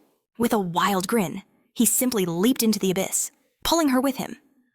Her shriek was one of pure terror. Are you trying to get revenge for my teasing earlier? She yelled. He just laughed. It's just faster if we jump, right? After a long fall, Sayun landed nimbly on his feet. Qianwu, however, was seeing stars from the dizziness. This was at the library of the Palace of Heavenly Arts. He gazed at the colossal door deep within the pit, knowing they had finally arrived. Stepping inside, they found a vast library, its shelves lined with countless ancient books. Seon-yun looked around, impressed. It's much cleaner than I expected. He'd imagined the place would Be buried under a thick layer of dust, Cheonma agreed, finding the pristine condition truly surprising. Seon-yun sighed. Among so many texts, finding the martial art of the Emperor of the Sword of Light felt like an impossible task. Is there any way to make this easier? Cheonma shrugged. How would I know? A smirk played on Shunyun's lips. In that case, I'll just take every single book here. Suddenly, a sound made Cheonma call out his name. You need to see this. He turned, about to ask what was wrong, but his words caught in his throat. He stared in disbelief. The Emperor herself launched toward him with a brilliant smile. She slammed into him, locking him in a hug that left him utterly bewildered. Cheonma scrambled out, her face a mask of fury. A surprise attack, she roared. A system window flashed to life. Administrator White Crane's sword demands? What is this foolish prank? Administrator Lord Steelblood asks. Does she fancy him? The Emperor clung to him, beaming with pride. You made it to the very end. You did so well. Cheonma tried to pry her off as Shunyun pleaded. First, could you please let me go? A sense of unease crept over him. Let go, he demanded. We can talk properly after you move away. She finally released him. The two women sat across from each other, their faces radiating hostility. The Emperor smiled sweetly. And who might you be? Always sticking so close to his side. Cheonma announced her name, adding, I am the seventh heavenly demon, and his partner. The Emperor's smile never wavered. Ah, so you're the head of the Blood Demon Church. I believe that name was once on the list of candidates, but it seems you've been excluded now. Cheonma's anger exploded. And you, sitting here in your palace of heavenly arts? You've turned into a useless old hag. Sparks flew between them until Shunyun finally cut in. Enough of this. We should be talking about the reward. The Emperor's attention immediately snapped back to him. You're right, she chirped, rummaging inside her sleeve. A reward is in order. She produced a single book. This contains my martial art. With your talent, a single glance should be enough to master it. Seon-yun accepted it with a thank you, thinking, if you could just pull it out of your sleeve. What was the point of this entire library? As he flipped through the pages, he knew she was truly on another level. A brilliant energy began to pour out from the book. The system announced he'd achieved melee mastery, sword mastery, and stepping technique mastery. His strength, endurance, and agility all increased by 3 points. Seon-yun turned to her, stunned. Is it really possible to raise stats this easily? The Emperor beamed. Impressive, isn't it? You used the flash manifestation artifact, just as I'd hoped. I'm incredibly pleased. So he was right. It had been her all along. In any case, thank you. The Emperor's smile widened. What's more, if you journey to Murim, you'll be able to find the treasure I've hidden there. I've added a distribution search function to your artifact. Cheonma was horrified. She shot up from her seat. Did you just say a distribution function? She grabbed Sonyun. You have to turn that function off right now. Distribution gathers all the valuables. The Emperor stole from other deities. It's a time bomb meant for you. How could she give you something so dangerous? Seon-yun just smiled at her gently. I appreciate you worrying about me, Cheonma. However, if this power was given to me, it means I have the strength to handle it. I will use the distribution search. There's no need to remove it. If other deities come for me, I have you by my side. So what is there to worry about? Cheonma turned away, a reluctant smile on her face. If it's you, I suppose, you can handle it, the Emperor clapped. I knew you would live up to my expectations. Now I like you, even more. She created a small orb of light in her hand. As a bonus, I'll invest my divinity into the flash manifestation artifact. Use it when you need it. The system declared exclusive effect of the Sacred Vault, S+, rank flash manifestation artifact, will be activated. Cheonma watched with a stoic expression. To think she'd give up a part of her own divinity. I don't know what she's planning, but I don't sense any malice in the act itself. Sonyun was grateful, but he had to ask, why are you giving this to me? The Emperor's playful expression vanished.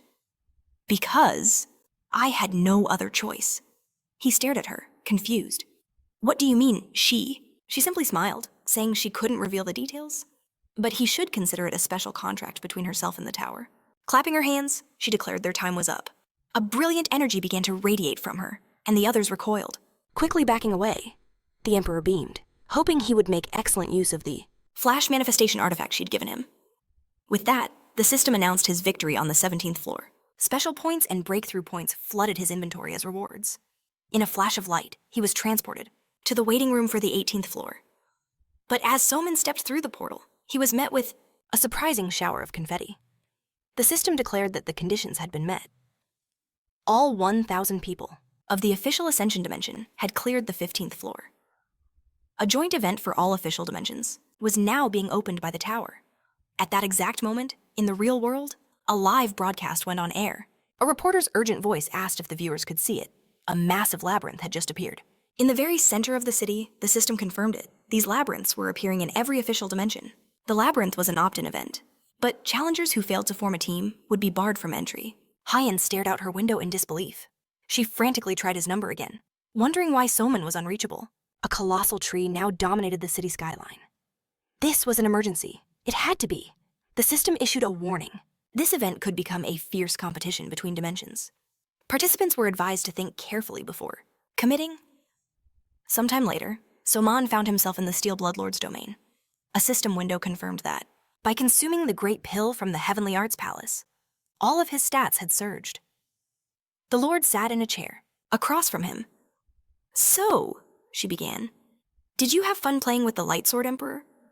Soman protested, claiming he was the victim in that situation. But the Lord's expression turned deadly serious. "Answer my question," she commanded. Seeing her gaze, he could only offer a worried apology. Her expression softened into a smile. "It seems you've had time to reflect on your actions," she mused. "I'll forgive you. This time." Soman was still bewildered, wondering what exactly he'd done wrong. Changing the subject, he smiled and asked about the labyrinth that had recently appeared. That was why she summoned him. "Wasn't it?" The Lord grinned, agreeing that she should. Tell him about the gargantuan tree. It was called the Giant Tree Labyrinth, a tower-like structure with a total of 10 floors. It featured 4 difficulty levels: easy, normal, hard, and insane. Soman's eyes widened. What kind of difficulty is insane? The Lord's voice was grim. Select insane, and every single one of your abilities will vanish. That was how extreme the challenge was. But there was a small mercy. He would be able to reclaim his skills, one by one, on each floor he conquered. Soman realized that the best strategy would be to restore his most critical skill first. The Lord nodded. "You catch on quick." He glanced at the system window before him. With conditions this brutal, the rewards must be equally spectacular. He just needed to check. But the system window simply stated that the rewards for the insane difficulty level were unviewable. Soman frowned. "It says I can't see the insane difficulty rewards." The Lord waved her hand dismissively, saying she'd used all her tickets just to ask the question for him. Even if she wanted to tell him more, she couldn't. Soman rose to his feet. "Regardless," he said with resolve, "I'm grateful for what you've shared. From here on out, I'll figure it out on my own." "Already decided to leave?" she asked. Soman nodded with a confident smile. "The other challengers are already making their moves. I can't afford to be left behind." A wide, proud smile spread across the Lord's face. "Your expression. It's gotten much stronger since we last met," she observed. "When you return, I will teach you a truly useful technique. Until then, stay safe." A system message appeared. Challenger Soman had confirmed his intent to return. Absorbing the homecoming stone. Destination Earth. He appeared back in his apartment. After changing clothes, he glanced at his phone, just as he expected. A flood of missed calls from Hyen. He knew he had to call her before heading out. But then, a new notification appeared. The Whispering Flame Power was requesting a connection. In response to the challenge, a mystical flame flickered to life beside his ear, as a woman's voice suddenly whispered directly to him. Soo-yoon agreed, demanding to know who was speaking to him. The voice, Catherine, let out a weary sigh, lamenting that this was just unbelievable. Not only had he, forgotten about her, not a single message since they parted ways in Japan. Was he going too far? Someone tried to grasp her voice. But before he could ask, she spoke again. "You can't remember my voice?" she asked, her name echoing in his mind. "Catherine, have you forgotten me entirely?" He let out a faint laugh. "How could I ever forget you?" Catherine's voice warmed. "I'm relieved to hear that. Then I'll get straight to business." "Regarding the labyrinth event, I would like to formally invite you to join my team. We have just one spot remaining." Soman agreed without a moment's hesitation, a smile playing on his lips. Catherine was clearly surprised. You made your decision that quickly. On the contrary, he replied smoothly. I should be thanking you. You've saved me the tedious task of searching for members. Your growth rate is astounding, and your decisiveness is just as sharp, she commented. Soman simply gave a slight nod. The pleasure is all mine. In that case, Catherine's voice declared, we will meet at the entrance to the labyrinth. He agreed, and as the magical flames faded, a single thought crystallized in his mind. As expected, powerful connections are a priceless asset. Catherine possessed the power of flame suppression. It reduces all enemy stats by 10 points. And can randomly seal some of their skills. An invaluable ability for tackling the insane difficulty that awaited them. Soman walked toward his door, wondering, should I call Ha-yun now and head over? At that very moment, a frantic banging erupted from the other side. Soman, a voice cried out, are you home? He opened the door, annoyed. Who's knocking like a maniac? He grumbled. But his irritation vanished when he saw a disheveled Ha-yun. She was bent over, gasping for air after a long run. I called you. So many times. You didn't answer, so I ran all the way here. Soman let out a nervous laugh. My apologies, I was a bit busy, but still. How did you know where I live? Ha-yun grinned. I have my ways of finding things out. He felt a sudden chill. Is that not a crime? He thought to himself. She grabbed his hand impatiently. That's not what's important right now. She pulled him down the hallway, her voice urgent. A labyrinth has appeared. The best candidates from all over the world are flocking here. They even figured out your home address and showed up. Isn't that the real crime here? Soman felt a flush of embarrassment. You literally just did the same thing, he thought.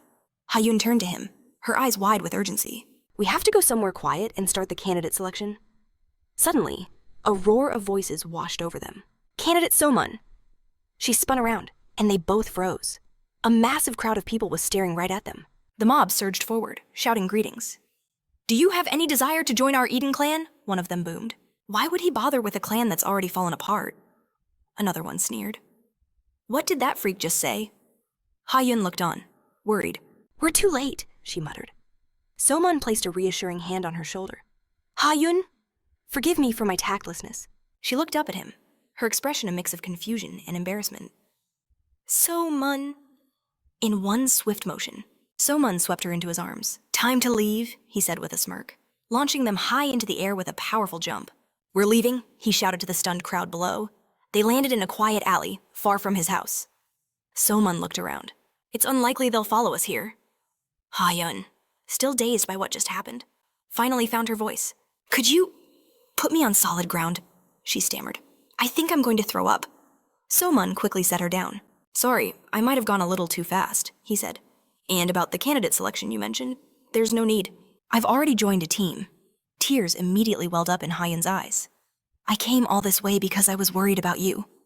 But it was all just a waste of time. Soman apologized sincerely. Next time, I promise. I'll call you right away. She collected herself. So, you're heading straight to the labyrinth. He nodded. I have the ability to enter directly, so I'm going to the event area now. A system notification chimed. You have entered the event participation area labyrinth. Ha-yun gave him a playful punch on the shoulder. In that case, I wish you a safe return. She smiled at him warmly. And don't overexert yourself. Soman smiled back and agreed. He disappeared in a flash of light as the system announced, moving to the entrance of the labyrinth. He materialized on top of a massive tree, all alone. Before him stood a colossal wooden door set into the trunk. Is this the entrance to the giant tree labyrinth? A voice called his name with a smile. You arrived quite early. Soman turned to see Catherine approaching, with Seohun right beside her. It's been a long time, Seohun greeted him calmly. Yeongun walked with them, asking, How have you been? It really has been a while, Soman replied, realizing. So they are also members of this team. He thought to himself that he hadn't expected there would even be an S-rank hunter in the party. Whatever the case, he felt a surge of confidence. Joining their team was definitely the right call. Catherine approached him, a curious smile on her face. She asked if he'd decided on the difficulty level. With unshakable calm, he declared his choice. They were challenging the insane difficulty. The rewards were hidden, impossible to see. But he had a feeling they wouldn't be disappointed. This declaration sent a shockwave through the team. Catherine, however, simply nodded. She knew he would choose the most dangerous path. Seong-hoon realized they were all in agreement. In that case, there was no reason to wait. Catherine called out to S-yoon, sending him an invitation code. With a simple click, the system confirmed his entry. Invitation to Team E781 accepted. Permission granted by the leader of Team C3A1. Song-hoon stepped forward, placing his hands on the colossal door and pushing it open. Qianwu glanced over. So this is the labyrinth's entrance, S-Yoon confirmed. But his tone was serious. Once inside, the insane difficulty will separate us for a time. She sighed dramatically. It seemed she'd have to endure a bit of boredom. But as S-Yoon's pendant began to glow, he told her not to worry. His very clothes began to transform before her eyes. He explained with a grin that for every floor he cleared he would reclaim either a piece of his strength or one of his skills. Qianwu scoffed, saying she was never truly upset. But he wasn't listening, simply stating he was going. Her temper flared. Hey, at least listen until the end, she shouted after him. But a system notification cut her off. You have entered the giant tree labyrinth first floor. All equipped weapons are now sealed. A default weapon has been placed in the inventory. All abilities are temporarily lost. All stats are reduced to 10. Skills and powers will vanish inside the labyrinth. Any new skills acquired here cannot be used outside. Seon felt the sudden nerf. His body felt like it was made of lead. He never imagined losing the very powers he'd worked so hard to obtain. But just then, a new message appeared. Conditions met.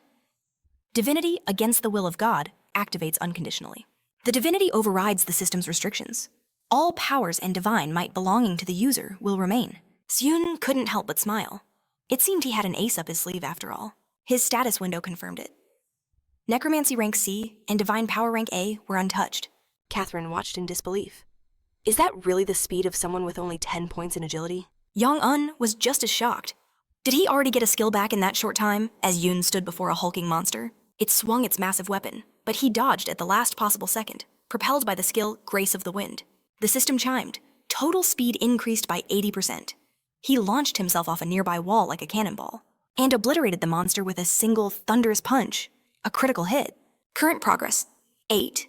The mutant goblin's life force was completely absorbed as nutrients for the world tree. Catherine stared, her expression a mix of awe and shock. That was an enemy that should have been a struggle with their current stats. Yet, he had just annihilated 4 of them with ease. Could this man truly be human? S-Yoon felt the energy from the slain monsters flow into him. He knew that without mastering the martial art of the Light Sword Emperor, he would have been helpless. Even without his powers, that training allowed him to win. Even if the enemy was 4 times stronger, the system announced that all absorbed souls had been converted, permanently increasing his stats. Catherine approached S-Yoon, her face set with determination.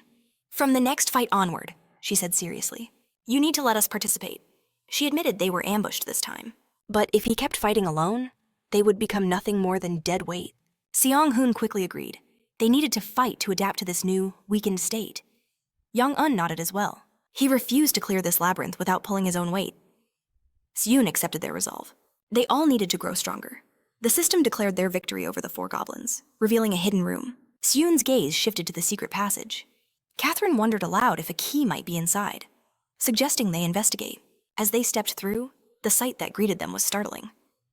Seon scanned the room, a sense of familiarity washing over him. These stone statues, they looked exactly like the God of Darkness. A new system window appeared. Talented applicants may receive a blessings, with the grace of the God of Darkness bestowed upon her. Catherine ventured a little deeper, then turned back. There's a stone tablet here. Do you think we can obtain divine grace from it? Someone wondered aloud. From the looks of it, the altar activates when you touch the tablet. The number of uses might be limited, Yoon-hun cautioned. We should think this through carefully. But Catherine simply smiled, raising a hand. I'll go first, she declared. As her fingers grazed the cold stone, a system window materialized before her. A candidate had been chosen by the God of Darkness. Grace was granted. Turning to her team with a brilliant smile, Catherine's face was a picture of pure joy. Did it work? She asked. By channeling her mana, she could now conceal her entire presence. The system confirmed it. The grace received from the God of Darkness would remain even outside the tower. She had earned the qualifications of an apostle candidate, and with it, the preliminary qualities of an apostle. But for Soo-hyun, a different message appeared. The God of Darkness was watching him, smiling. He glanced at the statue. What kind of scam is this? He muttered. The system's voice echoed in his mind. The God of Darkness declares your reunion is near. Wait a little longer. Just then, Catherine placed a hand on his shoulder, calling his name. He turned as she asked, What are you staring at so intensely? Is someone over there? It's nothing, he replied flatly. If we're done, let's get out of here. The system announced the altar of the hidden god was now sealed. Catherine looked disappointed. I'm sorry. I guess this was our only chance. Don't be, Yunhun reassured her. For at least one of us to receive the grace is a huge victory for the team. It seems like we've gotten everything we can, she mused. Should we move on?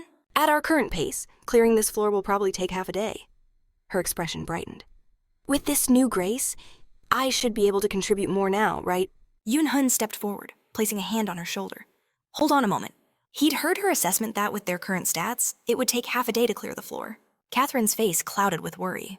You're not thinking of doing something reckless, are you? Soo-hyun strode past them, an annoyed look on his face. What kind of reckless thought would I have? And then he shot forward. A system notification flared to life skill. Grace of the Wind has been activated. All speed increased by 100%. The team stared in disbelief. Catherine screamed after him. Have you lost your mind? It's too dangerous to go alone, come back. But Soo-hyun just glanced back with a grin. I'll be right back as soon as I find the key. He was gone in a flash, leaving them behind. The system updated current summation progress, 10 points. Catherine watched him disappear, a frustrated sigh escaping her lips. That impatient nature of his hasn't changed one bit. Soo-hyun raced through the labyrinth, his thoughts clear. Moving with the team at their current speed was a colossal waste of time. As the fastest, it was far more efficient for him to secure the key first. He skidded to a halt before a massive wooden fence. Beyond the gate, hulking goblins sat gnawing on raw meat. Without a second thought, Soo-hyun shattered the barrier with a single, overwhelming blow, instantly drawing the goblins' attention.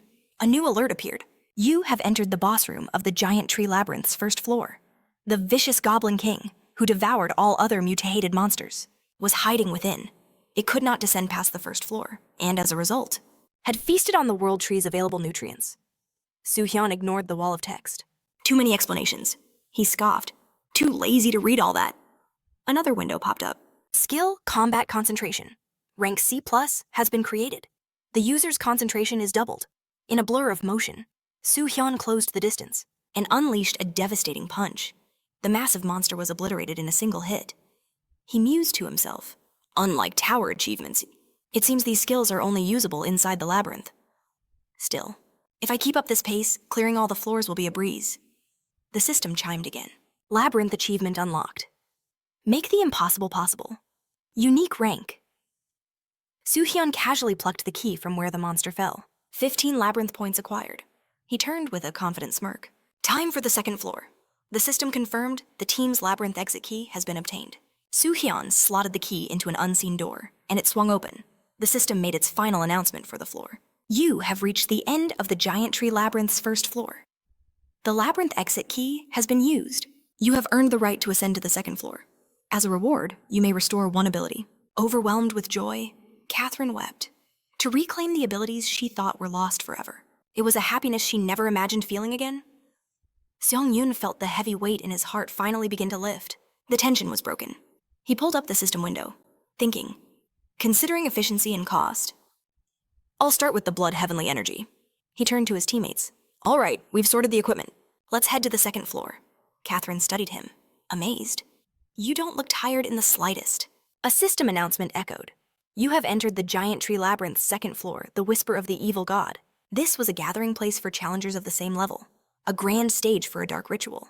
The God of Evil was watching. He was thrilled to see them, eagerly awaiting a bloody feast offered in his name. Their task, kill one or more challengers, and offer their souls as a sacrifice. However, a warning was issued.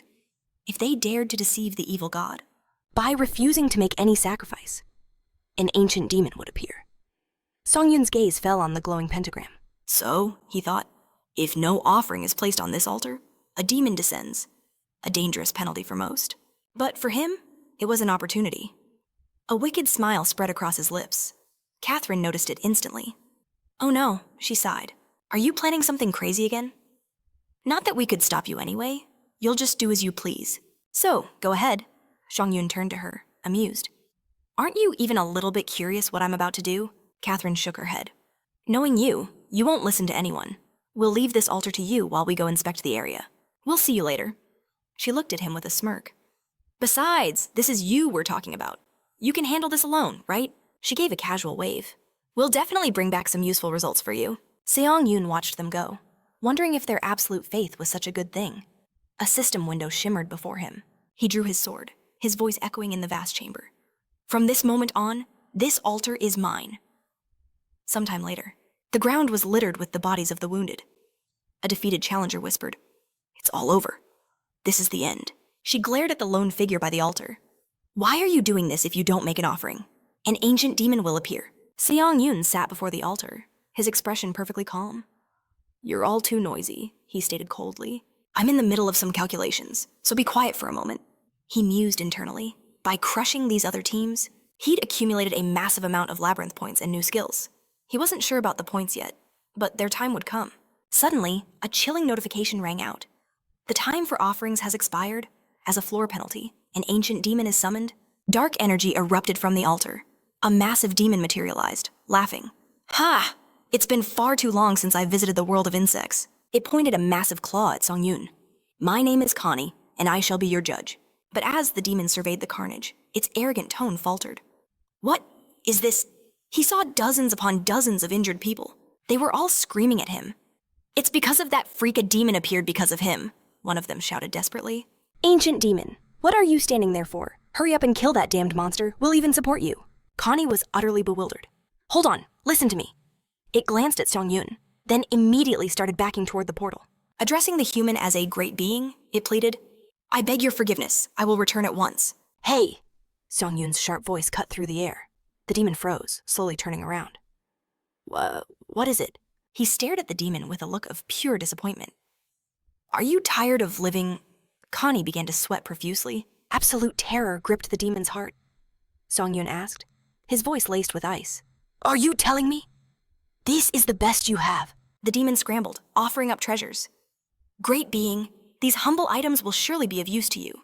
Song Yoon took them. A system window appeared. B rank plus Mask of Despair. Vengeful spirits will now fear you and hide their presence. C rank plus Sword of the New Moon. Attack speed increased by 15%. When mana is infused, the blade radiates moonlight, absorbing ambient mana. All user stats are increased by 1 point. Furthermore, all allies within the moonlight's range are granted a buff, increasing their mana by 1 point. Connie smiled nervously. Now that I have given you everything I have? "May I please kill the people who deceived the god of evil?" Song Yoon gave a dismissive wave. "Fine, do whatever you want." A malicious grin split Connie's face. "In that case, I shall have some fun, without a shred of conscience." He turned on the helpless challengers on the ground. His voice boomed with sadistic glee.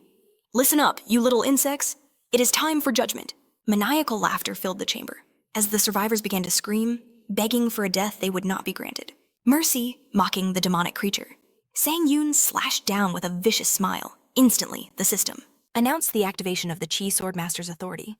"You should have listened to me," he taunted. It seems the demon gravely misunderstood. He never promised to let it live. A new window flashed. Labyrinth achievement unlocked. Unique rank incarnation of evil. He had earned 15 labyrinth points and a new skill. Demon King's aura, rank B-, was born. Roaring in defiance, the demon survived the blow and raised its fist. "I'll kill you for that cheap shot," it bellowed. Sang Yoon effortlessly dodged the counterattack as the system chimed in. "By consuming divine energy, the power of all abilities and skills will be quadrupled." A powerful, new effect of the blood heavenly energy was now active. The focus on strike skill also surged with newfound power. With an incredible leap, Sang Yoon soared above the monster, system accuracy, and destructive power of the next technique will be dramatically increased. He brought his sword down in a single cataclysmic strike. The world fell silent. Hidden quest, subjugation of the ancient demon, unique rank, has been completed. A secondary reward was granted. From now on, he could restore 1 additional ability. Each time he ascended a floor, a message then broadcast to all survivors. All challengers on the 2nd floor have earned the right to advance. Sang Yoon glanced at the shimmering gateway. The 2nd floor was conquered. Time to move on. But then, a voice called out, "What is this?" It was Catherine, surveying the carnage. "What in the world happened here?" Sang Yoon simply replied.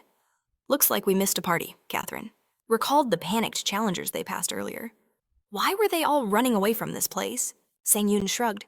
"Strange things happen in the labyrinth. But more importantly, have you two finished your exploration?" Suhon noted the signs of a fierce battle, adding, "Despite the mess, it looks like we came out on top." Just then, a reward window appeared for Sang Yoon. Item Labyrinth Life Water, ranks. When consumed, it removes all abnormal conditions and restores an additional 40 health points. Item Life Box, rank A+. While worn in the giant tree labyrinth, it restores 1 health point and 1 mana point every minute, and increases all user stats by 10. A grin spread across Sang-Yoon's face. Now this is a proper haul. I'll share the other items I found, so upgrade your gear. Catherine stared in disbelief at the mountain of loot. Just how many challengers did you take down to get all this? She gasped. The system announced their floor-clearing reward. Having earned the right to ascend to the 3rd floor, a bonus will be granted. He could now restore 2 abilities, choosing between items, powers, and skills. The seals on unique divine power transcendence and skill destruction of heaven were finally broken. All right, now that we're geared up, let's go, he said, stepping into the portal. A moment later, a new message appeared. You have entered the 3rd floor of the Fallen Fairy's domain. This was the realm of a twisted fairy who oppresses all who dare enter the giant tree. The system warned that she was planning a very cruel joke for the challengers. A tiny figure zipped towards them with a wide grin. Oh, goody. Have some more stupid little humans come to play with me. System notice. You are advised to join the Fallen, Fairy's proposed game. She hovered before them, her smile never wavering. Everyone has to play my game. System warning. Refusal to join the game will result in becoming the fairy's enemy. Catherine scowled. Great, more enemies. Young-hoon sighed. And we only just got here. The fairy tilted her head, confused by their lack of fear. What's with you guys? Suhan smirked. You should look behind you. She turned, only to see Sang-Yoon staring her down with an abyssal gaze as he activated his skill. King of 10,000 demons. The fairy froze, paralyzed with terror.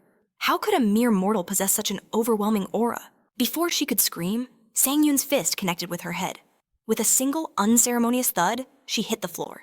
Catherine stared, utterly baffled. Are we sure this is the right way to do things? Sang-Yoon beamed. Of course it is. Trust me. He then pulled out a rope with a grimly serious expression. It's time to collect our rewards. System applicants chosen by the Fallen Fairy may now access the Labyrinth's special shop. As the fairy slowly regained consciousness, she heard Catherine whisper, Do we really have to tie her up? Sang-Yoon just chuckled. Don't worry about the details. What a stroke of luck, being on the same team as him. The fairy finally snapped back to reality, her eyes widening in disbelief. What in the world is this? She shrieked. She demanded they untie her at once. Soo-hyun turned to her with a chillingly calm smile. Ah, so you're awake, he said, stepping closer. I was told you enjoy cruel pranks. Is that so? He continued, a dangerous glint in his eye. Because I happen to enjoy them too. He reached a hand toward her head, and she cried out in fear. What are you doing, but with a single devastating finger poke? Soo-hyun shattered the massive tree she was bound to. The fairy stared up at him, her face a mask of pure terror. He leaned in close. Let me use the Labyrinth's special shop. And this little prank of mine will end. You'll open it for us, won't you? Defeated, she agreed and led the bow. Team to the special shop.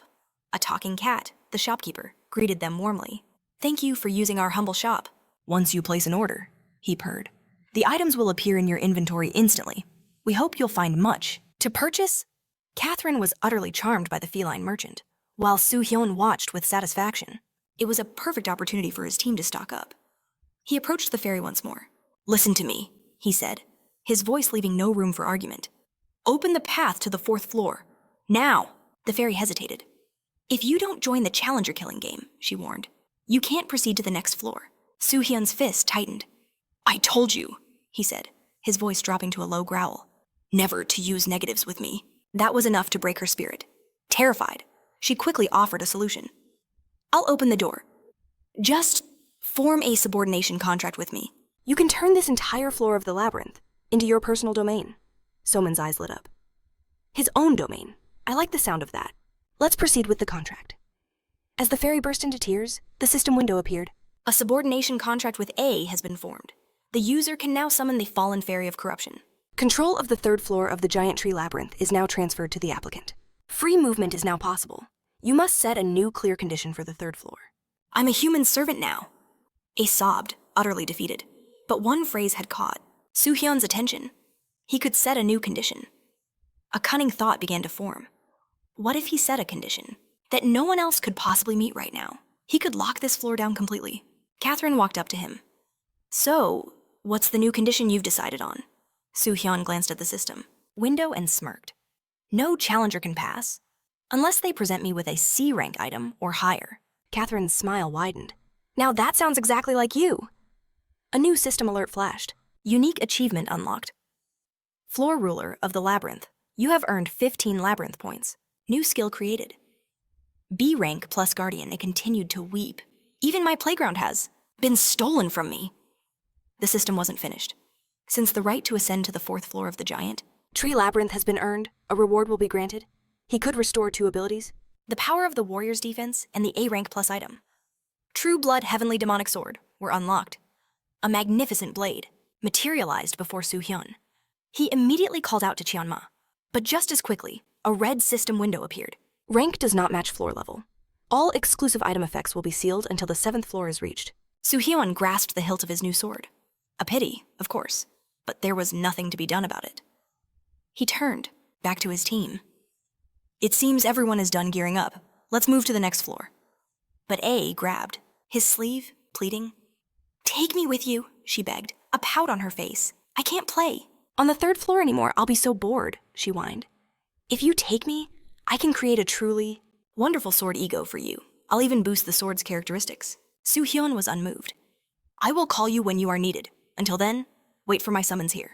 A crossed her arms, fuming. You horrible man, I'm capable of so much more. You know, another system notification appeared. You are entering the 4th floor of the giant tree labyrinth, the Dark Zone.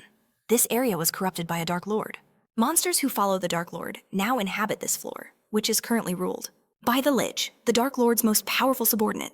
You must destroy all enemies and descend to the next floor, where the Dark Lord himself resides. Suddenly, a man burst into a grand hall. Lord Galbert, he screamed. A colossal monster turned its head. What is it? It growled. Richard gasped for breath. The challengers. They're here. As they entered the 4th floor, Galbert turned to him, laughing. He boasted that Bergo and his soldiers were guarding the entrance, so no one had managed to breach their defenses yet. But just then, the very same guard stumbled in.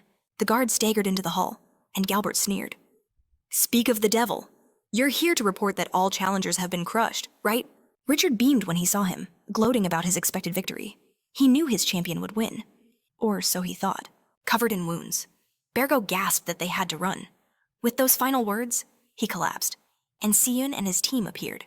Right behind him, Siyun's face was grim. I'm the one who won, he declared. A system window flashed. The Chi Sword Master's power had evolved. Into the might of the Flame Sword, Galbert stared in utter disbelief. This couldn't be happening. All that fighting power belonged to him and Bergo. Get your head in the game, Siyun's voice cut through his shock. Bone monster. With a chilling look, he continued. While I was fighting, a question came to mind. Why do all the monsters on this 4th floor possess divine power? Richard, furious, snapped back. What kind of insolence is this? Do you even realize who you're speaking to? Galbert shot him a look, his voice dropping to a deadly whisper. You're acting incredibly stupid. I am not the one you can address in that tone. Shut your mouth. If you value your life. He turned back to Siyun's team. Regarding your question, there is an apostle candidate on the next floor. This is merely a favor bestowed by the Dark Gift, Sonan asked. You mean an apostle candidate holds that much authority? Galbert smirked. Inside the giant tree labyrinth, it is more than possible. Soman pressed further. But why does that kind of power manifest here, in the giant tree labyrinth? Galbert seemed annoyed by the question. This labyrinth is a battleground where the gods compete. Within this place, various gods turn applicants into their loyal believers. It's an arena where they wage their wars. Beyond that, he admitted, I know nothing. Siyun's mind raced. He had just received a crucial piece of the puzzle. So that's why the god of darkness had an altar on the 1st floor. The applicants were nothing more than chess pieces, fighting for the amusement of the gods, a system he found utterly detestable. He would climb this tower and shatter them all. The system chimed in. He had obtained the labyrinth achievement of the true legendary rank, earning 100 points. Siyun realized there was no point asking anything else. So, all the monsters on this floor have been granted divinity. Galbert smiled smugly. That's exactly right. An elite force, blessed with divine power, gathered just for me. These elites are invaluable to the Demon King. But he never got to finish. Then bring them here, Siyun stated coldly. Galbert was stunned. He was about to ask what he meant, but Siyun cut him off. Bring me every monster endowed with divinity. From this moment on, I'm going to hunt them all down. System alerts began to flood his vision. The extraction of divinity has been successfully completed. Richard fell too, his knees crying out in anguish. Those were my masterpieces. Siyun's face remained impassive. His necromancy rank had risen to B rank. A slight smile touched his lips as he absorbed the overflowing energy. He could now absorb raw power itself. Look at this, Catherine called out, her face glowing with excitement. Galbert stood beside her, explaining that he'd given treasures to her comrades. She rushed over to Siyun. This staff can be infused with multiple attributes. It gives an advantage to any type of magic. She was certain it would be a huge help. Siyun looked at her, a familiar thought crossing his mind. He'd noticed it before, a kind of childish naivety about her. He turned to the bone monster. My business here is done. I want to proceed to the 5th floor. Galbert nodded. Follow me. As they walked down a long corridor, Galbert explained, straight through here is the exit for this floor. However, the conditions for breaking through haven't been met yet. You'll have to wait. Siyun slowly began to draw his blade. There's no need for that. In a flash of steel, he unleashed 2 blindingly fast strikes. The system announced the absorption of the Supreme, Lich Galbert's soul, and that of the vampire ghost Richard. The power of ghost control, rank B+, was now imprinted upon the user's soul. As expected, Catherine murmured. You showed them no mercy. Siyun turned to his party. We don't have much time, do we? A new message appeared. Having earned the right to ascend to the 5th floor of the giant tree, labyrinth, a reward will be granted, Siyun thought to himself. The useless skills he'd obtained here would soon find a purpose, for synthesis later on. The system announced the exclusive skill synthesis and the skill of the last. With a confident smirk, Seojun declared the last bit of resistance crushed. That floor was a decent warm-up, he mused. Time for the 5th. Catherine chuckled softly. You mean the floor you cleared all by yourself? Just then, the system's voice echoed. You have entered the 5th floor of the giant tree labyrinth, the Hell Fortress City. This was no ordinary level. It was a domain forged by demons, a sprawling bastion of darkness. This city was a private instance, a closed space labyrinth just for their team. Surveying the hellish landscape, Catherine's expression tensed. The atmosphere here, it feels incredibly dangerous. The system outlined their objectives: slay the Dark Lord who rules Hell City, and ascend to the next floor. But there was another way. Gain the Dark Lord's recognition, and they could pass without a fight. A demon patrol swaggered forward, its voice booming. Challengers, it sneered. You're surrounded. Show your sincerity. By handing over all your items. Catherine's eyes widened in alarm. There are too many of them. How can we possibly fight all of these? But Seojun simply raised a hand. Skill Guardian has been activated. A shimmering dome of magic enveloped his team members. A magical barrier now protects the area. All stats of guarded targets increase by 1. Catherine watched, a familiar frustration in her eyes. Are you seriously going to fight them all alone again? Seojun just shrugged. Just give me a few buffs. You won't even need to step outside this barrier. The demon later scoffed. Is he resisting? All the demons in this fortress are virtuous warriors. Maintaining order benefits us all. Seojun let out a dry laugh. Virtuous demons in this fortress don't make me laugh. His hand moved to the hilt of his sword. That's just your twisted perspective. As his blade began to sing, the system flared to life. Exclusive effect of the demonic sword of the mixed beginning activates. Skill double strike. Consumes divine power. Skill power is amplified by 4 times. A cold, merciless glint appeared in Seojin's eyes. His words were a death sentence. All of you can die. A storm of steel erupted. You have obtained the epic rank labyrinth achievement end of the city. Sojun glanced at the notification, a faint smile playing on his lips. Not bad at all. Around him lay the aftermath. A field of defeated demons littered the ground. With an explosive leap, Seojun launched himself into the air, his gaze locked onto the central castle, the Dark Lord's throne room. It has to be there. A system warning flashed before his eyes. The dark barrier is active. All damage dealt to the castle is reduced by 68%. But as Seojun crashed through the walls, he thought, a barrier like that is useless. Seojun's eyes fell upon the figure on the throne. With a casual wave, he spoke. Relax. I'm just a virtuous challenger passing through your castle. The demon rose slowly, its voice a low growl. A challenger. We haven't had one in decades. But this is far worse than I imagined. It descended the steps, its aura thickening. Hand over your items, human. Only then can we avoid bloodshed. Sojun's expression remained utterly calm. I wasn't aware that paying tribute to demons was a rule. The Dark Lord's face twisted with rage. He pointed a clawed finger at Sejun. Trivial items who invades a fortress for them. Even the challengers from decades ago weren't this tyrannical. What do you take us for? We are demons of pride and honor. The words made Seojin pause. Demons, filled with pride and honor. In the next instant, he vanished. A devastating blow sent the Dark Lord flying. Don't be ridiculous. The demon crashed into the floor with bone-shattering force. Coughing up blood, the Lord stared in disbelief. Seojin nonchalantly strolled past him. A demon tribe has no such thing as pride and honor. He casually sat upon the throne. So, what supports this castle? The items you stole from challengers. Seems like a complete waste of resources. The demon roared in fury. A waste without those items. This castle will collapse. An annoyed look crossed Sojin's face. You're being too noisy. I'll be brief. Hand everything over to me, now. Another system window popped up. You have obtained the unique rank labyrinth achievement City Plundering. You have earned 15 points. New skill created robbery rank C+. Condition appropriating items for oneself.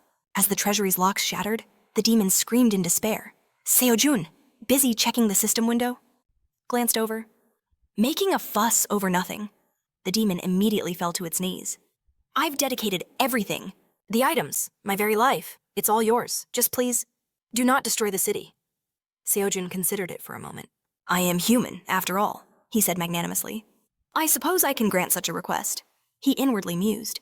I did practically destroy everything on the way here. But that shouldn't be a problem, right? The demon ground his teeth in fury, thinking, this creature isn't human.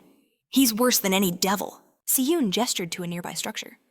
You've been glancing over there. What is that place? The demon gazed at the structure, explaining that this was a shrine, a gateway to the dungeon below. An altar, he said, where one could offer sacrifices to a demon god. Siyun stepped forward, asking if anything else was there. The demon scoffed. It may hold relics, but a mere human can't even open the doors. Siyun gripped the handle, and a system window flared to life, dehumanization skill activated. You will become a creature outside the human race. He recalled this skill from the 4th floor. I thought this was useless. But now, its purpose was clear. A new notification appeared. Achievement unlocked labyrinth opener of the shrine. Legendary rank. 100 points awarded. Maximum health and mana increased by 40 points. With a smirk, Siyun turned back. Well, look at that. It opened. The demon stared in disbelief.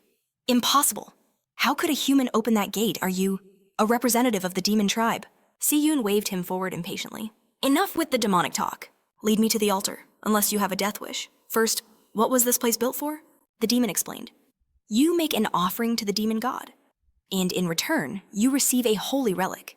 It's also a place to infuse divinity into monsters. Siyun's eyes lit up. So, demons and monsters can receive divinity here? For free. To an extent, yes, the demon replied. However, there is a principle at play. The weak receive little, while the strong gain much. They arrived at an altar set in the middle of a lake. This source, the demon declared, is where all monsters draw their divinity. Seems simple enough, Siyun said, walking forward. The demon cried out, Wait a second. Why are you going into the water? Siyun didn't even pause. Don't worry about me. When I'm done with my business, I'll be taking that relic too. He plunged into the lake, and the system immediately responded. You have entered a special zone, the Demon Lake. For demons or monsters, divinity will increase based on combat strength. Siyun dove deeper, a realization striking him. With the dehumanization skill active, the system won't recognize me as human. A rank divine power will increase by 1 stage. Strengthening is possible through myth integration. Suddenly, a voice echoed from the shore. For a youngster who only just established his divinity. Your greed knows no bounds. The mysterious woman sounded amused. To think he possesses more than 3 divinities. But the truly funny part is that he came here with a human body. The demon girl descended from her perch on the rocks, a knowing smile on her face. Now I see why so many gods have their eyes on you. Such talent. Truly worthy of being the tower's little pet. Siyun faced her. Who are you, and more importantly? What is this nonsense about a tower's pet? The demoness simply posed a question. Do you know why the tower wants you to become a powerful god? Why it grants you divinity, the tower desires an omnipotent, transcendental being. One it can control. A puppet for its own ends. However, in all the dimensions of this universe, no such omnipotent being exists. Siyun was baffled. What does that mean? Are you saying the tower itself, and the gods it created, can't be called omnipotent? She smiled. The tower is stronger than any ancient god. But even it is not a truly omnipotent, transcendental figure. Si-yoon reeled from the revelation. The tower itself can't reach transcendence. But it has the power to create something that can... The demoness smiled mysteriously. I've told you all I can. The rest, you must figure out for yourself. Do you understand? Or do you crave more answers? She extended a hand. Nothing comes without a price. Allow me to introduce myself properly. I am a demon god, and I am offering you, challenger, an alliance. Our purpose is one thing: to spoil the competition. Between the gods in the labyrinth of the giant tree, in exchange, I will grant you the rewards meant for them. Sometime later, Si-yoon emerged from the temple. The terrified demon who followed him asked, "To what extent did you absorb the demon god's divinity?" He turned to the demon. "That is none of your business. Now, take me to the passage to the 6th floor." The demon looked utterly shocked. You're not going to kill me." He had been frozen with fear, certain his final moment had come. Si-yoon simply raised his hand, revealing a large, intricate mark that made the demon gasp. "I have formed an alliance with your master," he stated calmly. "Therefore, from this moment on, even if I wanted to, I will not harm any member of the demon tribe." His eyes widened in shock. This is the seal of the demon god. He finally understood. This was the demon god's will. The system announced a message. You have earned the right to ascend to the 6th floor of the giant tree labyrinth. A reward would be granted. He could restore 2 abilities by selecting 2 skill slots. The seal's shield counterattack and the power tranquil mind were now unlocked. Just then, Catherine rushed over, calling his name. "Si-yoon!" She looked at the scene, her eyes wide with disbelief. "How much did you have to torture these demons for them to bow like this?" He let out a wry laugh. "Honestly, I don't know," he admitted. "I never laid a hand on them." Catherine moved closer to him, her expression hardening. "There's something far more important we need to discuss," she said. "What were you thinking? We could have been useful to you. How could you just leave us behind?" Yoon looked down, apologetic. "I wasn't confident that I could protect you. That's why I did it," Catherine sighed, the tension leaving her shoulders. "I'm not asking for an apology. You just need to realize that we care about you." A warm smile spread across Yoon's face as he placed a hand on her shoulder. "From now on, we'll work together. Besides, the most important thing is, the 5th floor is officially cleared." He turned toward the shop with purpose. "Let's gear up at the labyrinth's special store, then head down immediately." A new message appeared. You have entered the 6th floor of the giant tree labyrinth, the cradle of verification. This was a special floor, governed by the god of verification. It was a unique space where challengers from both Earth and Miriams would face joint trials. Their mission worked together to defeat the challenger's clone and ascend. A warrior from Mirim scoffed. "Is that it? You can't be serious. This is our opponent." But the system wasn't finished. Warning, if the challenger's clone contribution to victory is less than 10%, they will be expelled from the labyrinth. "This might be harder than it looks," Sahun muttered grimly. The system continued. A challenger from the Earth dimension, S-Yoon, has been created, warning the challenger. Clone's power level does not correspond to this floor. Attack. A group of Mirim warriors charged forward recklessly. In response, the clone became a blur of motion, unleashing a storm of attacks. They were cut down in an instant. A new system window appeared. For the purpose of balance, all skill usage by the clone will be announced in advance. The remaining challengers stared in absolute terror. The clone's power was overwhelming. After finishing off the warriors, its head snapped up, noticing 2 figures charging toward it at incredible speed. It was S-Yoon and Sahun, their weapons drawn and ready for battle. "It's only been a few minutes," S-Yoon thought grimly. 40 people started, and now only 10 remain. None of these Mirim masters can handle this thing alone. "But our team, we have a chance. Young-hun and Catherine are providing support from the rear. And she's constantly layering me with buffs. This is a gamble worth taking." As if on cue, system messages flooded his vision. All stats temporarily increased by 50% due to Song of the White Flame. All stats temporarily increased by 2 points due to Blessing of Fire. Mana recovery speed increased by 100% due to Grace of the Volcanic Spirit. Skill effectiveness of all types increased by 50%. Fully empowered, S-Yoon and Sahun crashed into the clone. As their blades met, another system window popped up. Special buff Reflection of Light has been activated. When stamina falls below 40%, all stats will increase by 10 points. Perfect. Siyun thought calmly. Everything is going as planned. Catherine, keep those buffs coming. He poured his energy into his blade, unleashing a powerful technique. White Wave Sea Splitter. He landed several blows, but a new message flashed. The challenger's clone is using the unique stat, necromancy, to absorb the spirit. The damage was completely negated. A Mirim warrior watching from afar gasped. Those movements. That's the martial art of the Beck Divine Sword clan. I never expected to see that technique here. System alert, the challenger's clone is activating Heart Sword. Siyun reacted in a flash, the system responding with him. Skill, counterattack shield has been activated, accumulating damage. The shield pulsed, then unleashed all the stored up damage in a single devastating blast of raw power. But it wasn't over. System alert. The challenger's clone is using its unique necromancy trait to absorb all souls. The monstrous clone stared them down, tossing its broken swords aside. Sahun stepped forward, his eyes cold and analytical. It's natural to be pinned down by a massive difference in stats, he stated calmly. But you're not using anything profound. You rely on skills, but you use no real martial arts. It's clear your combat sense is incomplete. Even if you tried, you don't know the first thing about wielding mana properly. You're nothing but a fake. A cheap copy that can't use anything right. System alert. The candidate's clone has used the power of instant steps, the skill of Heaven's destruction. His clone unleashed a storm of punches as the system announced its attack, the skill Bloodseeker. Shun watched with a cold, calm expression as a notification popped up. The skill Water Shield was automatically reducing the damage. He smirked. What a terrible skill distribution. Using instant step so early was a foolish move. He tightened his grip on his sword, and the system responded instantly. The exclusive effect of the demonic sword of Mixed Beginnings Double Strike had been activated. Divine power is consumed. To increase the skill's power, Fourfold Siyun shot towards the clone like a bullet, unleashing the technique of the white sword, creating emptiness. His attack slammed into the clone, forcing it to its knees from the crippling damage.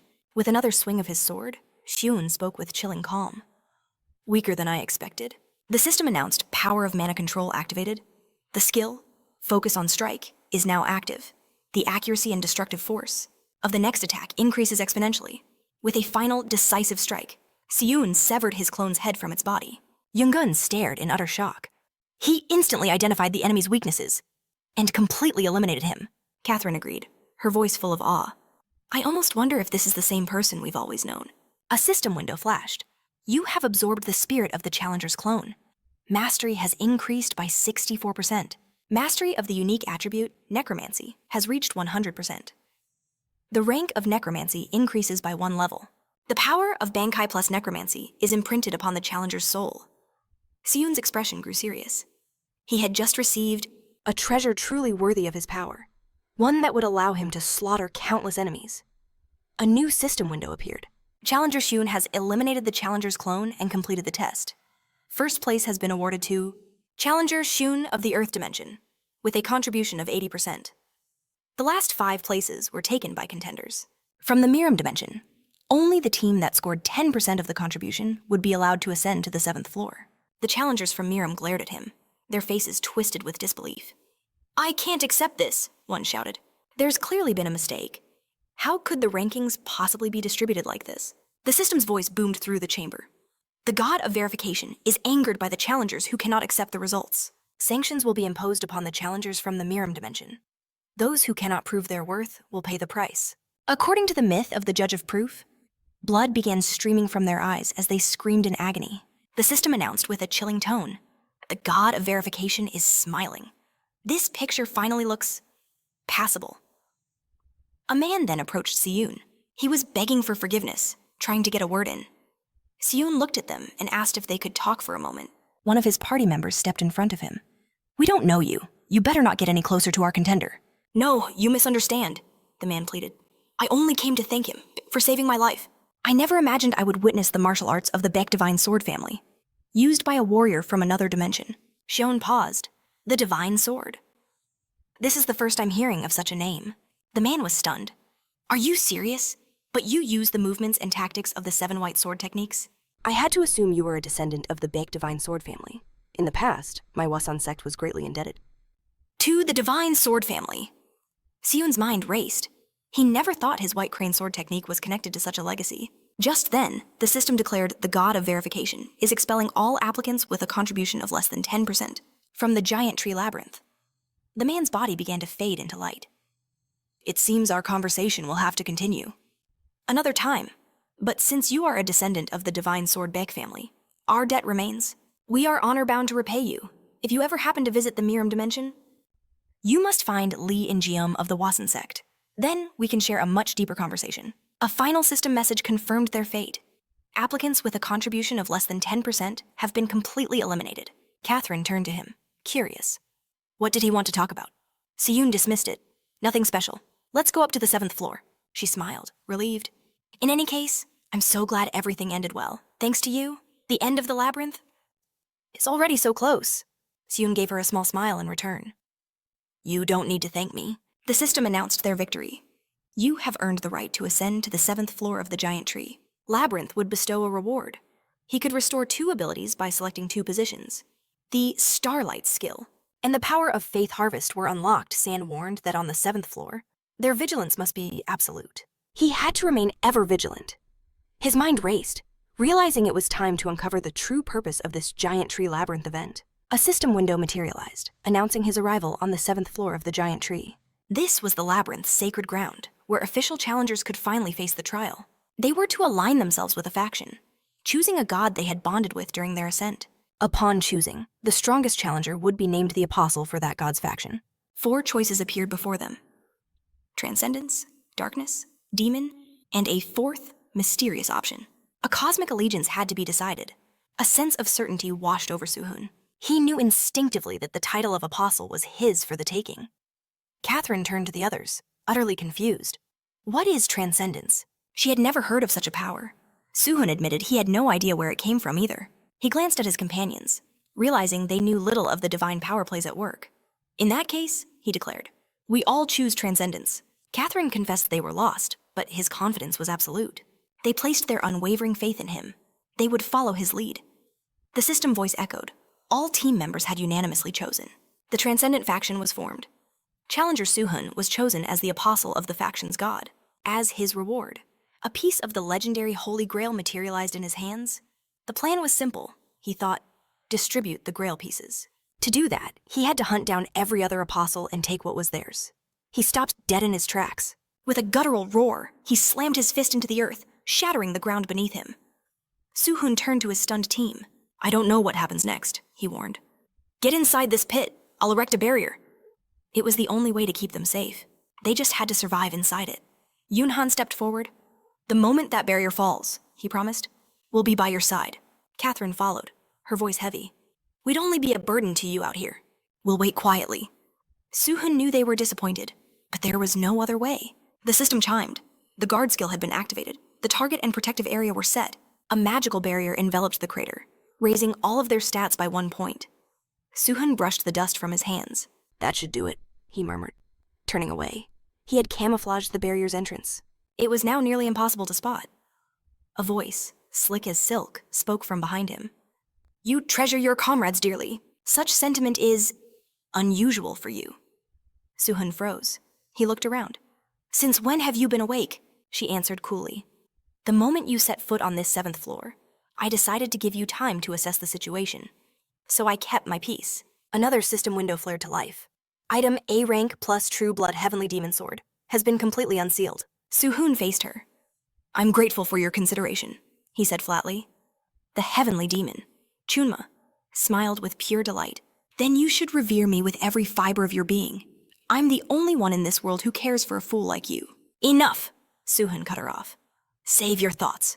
We may be in for the fight of our lives. Chunma laughed. Fight with whom there isn't an enemy in sight? Suhun drew both of his blades.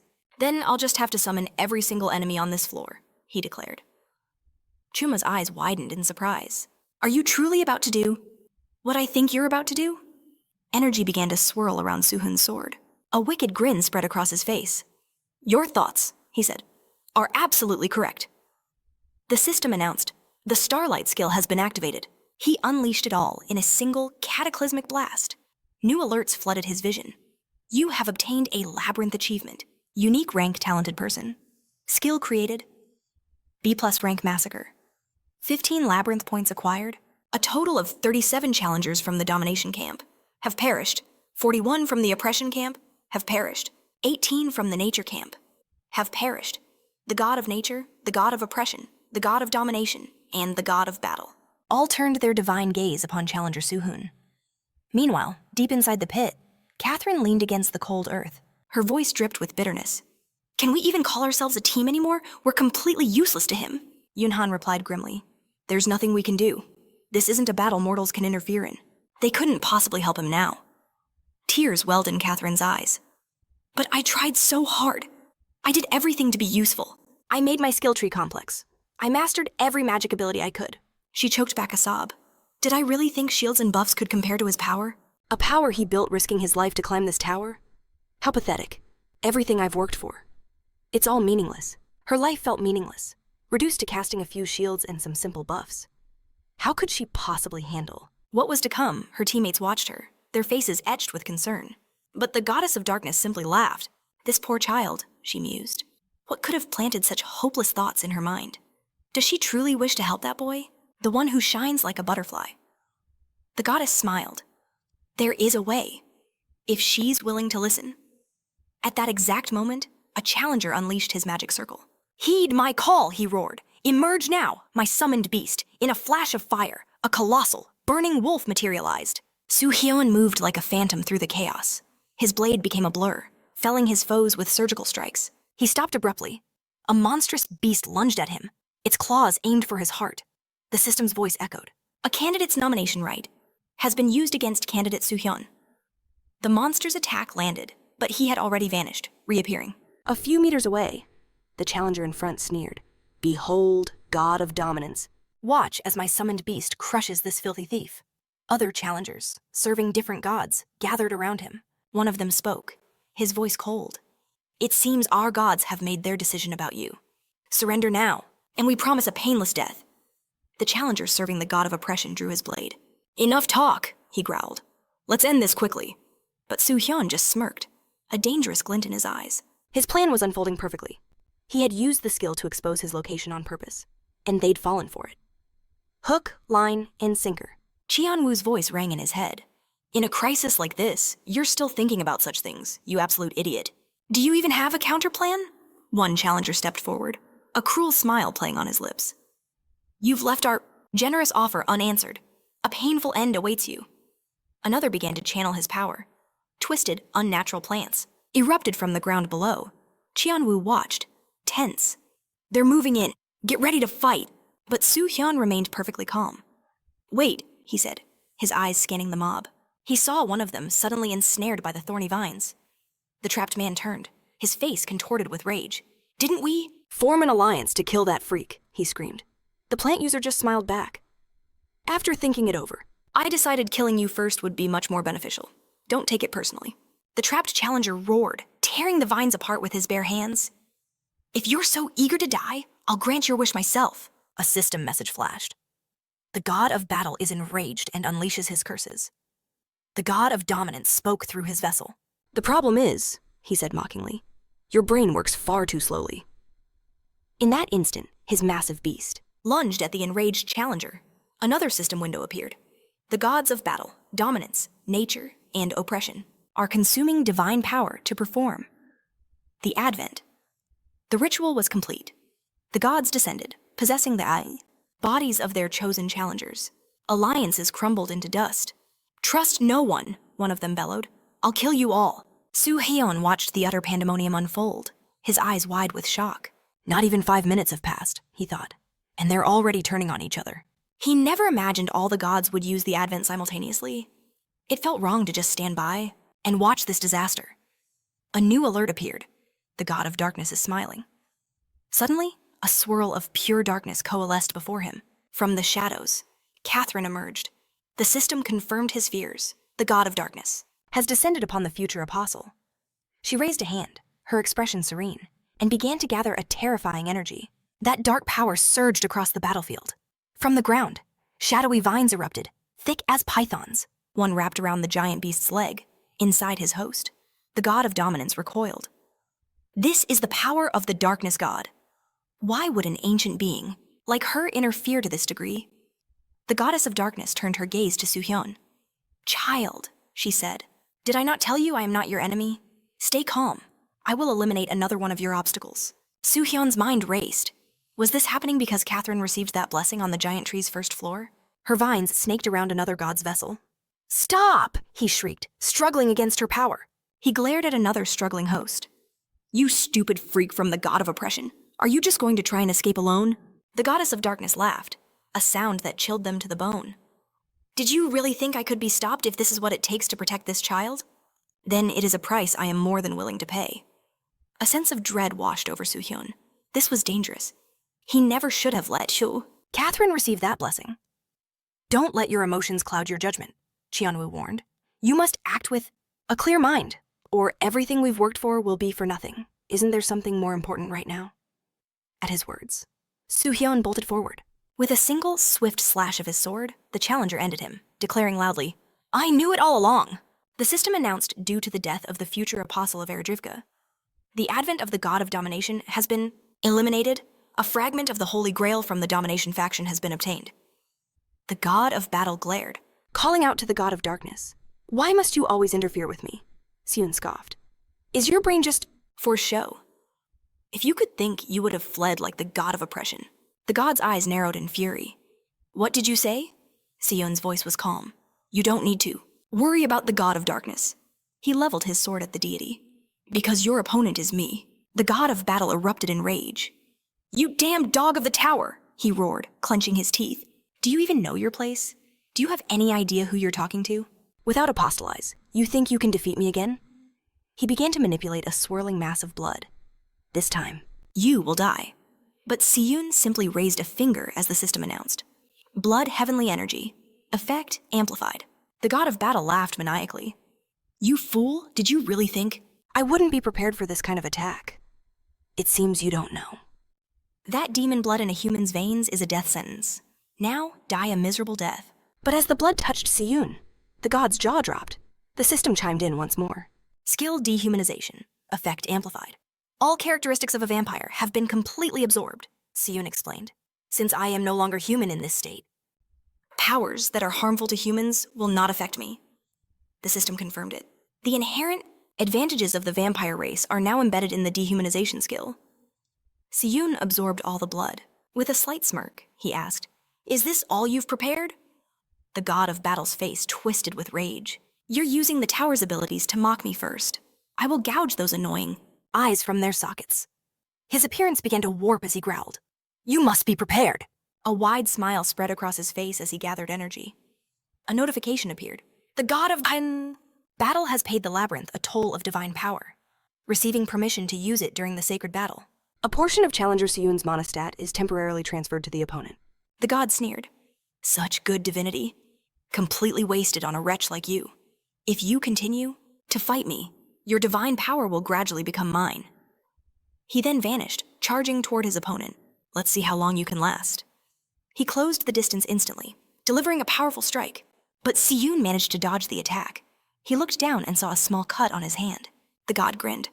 "Still got that sharp tongue this time. Try to resist. A little longer. Otherwise, wouldn't this just be another pathetic loss for you?" Siyun swung his sword with a grim expression. "You talk nonstop, even during a fight," the system announced. "Power flame sword. Effect amplified." Their blades clashed, delivering a flurry of rapid blows, but neither could land a fatal injury.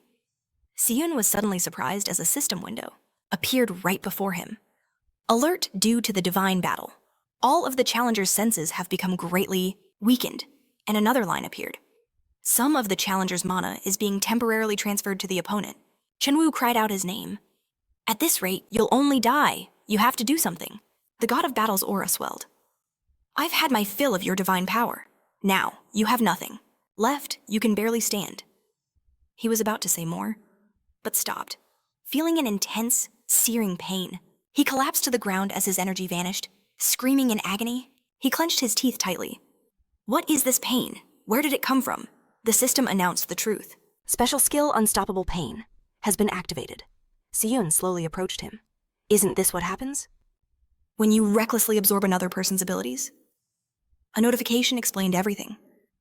"If the enemy grows rapidly during battle, A fixed amount of damage proportional to that growth is dealt every second. Seon looked down at the writhing god. How does it feel before I kill you? Return my divine power.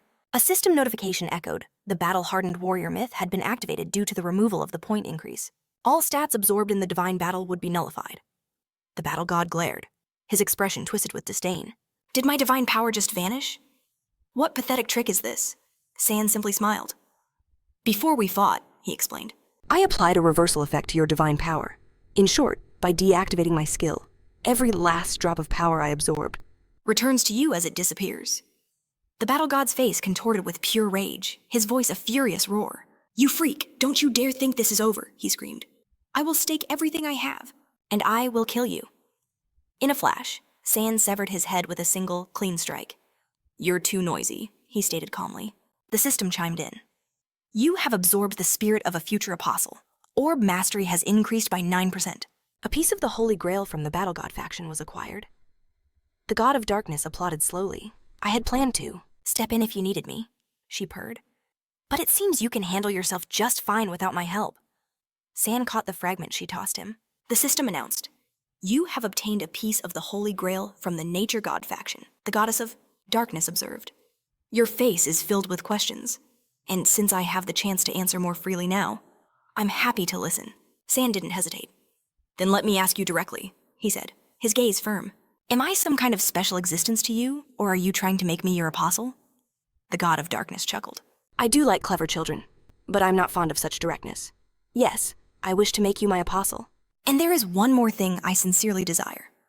I wonder, when you are granted the position of an all-powerful transcendence, capable of fulfilling this tower's greatest wish, will you do as the tower commands? Or, will you choose another path and create a new ending? Her voice was a whisper. I just want to witness the moment it all ends. The tower is desperate for an almighty transcendental being they can control for their own ends. San's expression remained calm. He thought to himself, she's saying the same thing the demon god did. The tower wants a puppet, and he was chosen as a candidate for that role. But what new ending is she talking about, the God of Darkness? Let out a delicate yawn. My apologies, she sighed. It seems I can no longer support this advent. She began to drift towards him. Although facing this in the labyrinth is difficult, I have chosen a believer to aid you, she murmured, her form fading. I will also pass my reward from the giant tree labyrinth through them. We will meet again. At the tower, the system announced. The divinity of darkness has been dispelled. The dark energy invading the world is receding. Qianwu stared in awe. No matter how many times I see it, I still can't believe my eyes. It's incredible. The God of Darkness handled all those enemies while you fought the battle god. If she had been an enemy, she added, you would have been in serious trouble. San gently laid Catherine on the ground. If she were truly that strong, someone like me would die instantly from a single attack. Qianwu's face turned serious. You must understand, compared to the God of Darkness, the battle god was merely a child. You don't have to tell me, San replied, his voice grim. I'm fully aware. He knew, to avoid such a terrifying fate, he had to become overwhelmingly powerful the moment he returned to the tower. A new notification appeared. You will receive the Moon's Favorites physical advantage from the vampire factor stored in the dehumanization skill. Due to the Moon's Favorites advantage, all stats will increase by 10% in places with moonlight. Qianwu's jaw dropped. She stared in utter shock. That's impossible. The system continued. Due to the physical advantage, all stats will permanently increase by 4 points. All growth rates will increase by 10%. Qianwu, completely stunned, shouted, what kind of insane racial trait is that? There's no way a reward could suddenly become a jackpot. San just smiled. You could call it a skill, or perhaps a talent. The system spoke again. You may now use all available souls to permanently increase your stats. Qianwu, her face a mask of disbelief, grabbed his arm. You call that a skill or a talent? Have you no shame at all? She demanded. I never in my life imagined a jackpot like this was even possible here. San ignored her, already lost in thought. I wonder what new skills I'll get. After using all these souls. Qianwu's anger flared even hotter. Are you even listening to me? Ignoring her pleas, Seon stated he was listening to her every word, just as a white-haired girl charged him. Is that him, Sunan's challenger? She asked, turning around. Her eyes widened in belief. It really is him. As a devout follower of the God of Darkness, Arya knew it was her God's will to guide this man to the final floor. Seon studied her. his expression unreadable. What was her real purpose? Was this truly a show of favor, or some elaborate trick Kion assured him he had nothing to fear? From her perspective, this apostle was sent to aid him. If the god of darkness willed her to offer support, then she would act according to his divine will, Siyun confirmed. So, your name is Arya. She smiled gracefully. Indeed, and you need not feel burdened in any way. Simply give me your command. But Siyun's gaze remained cautious. He said calmly, It's still difficult for me to trust you. He considered the skill he had just obtained. With a serious expression, he began to form a scroll of pure energy.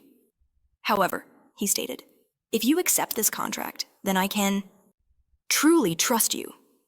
The system flared to life. The slave contract skill had been activated. 4th level Apostle Arya was designated as the subject?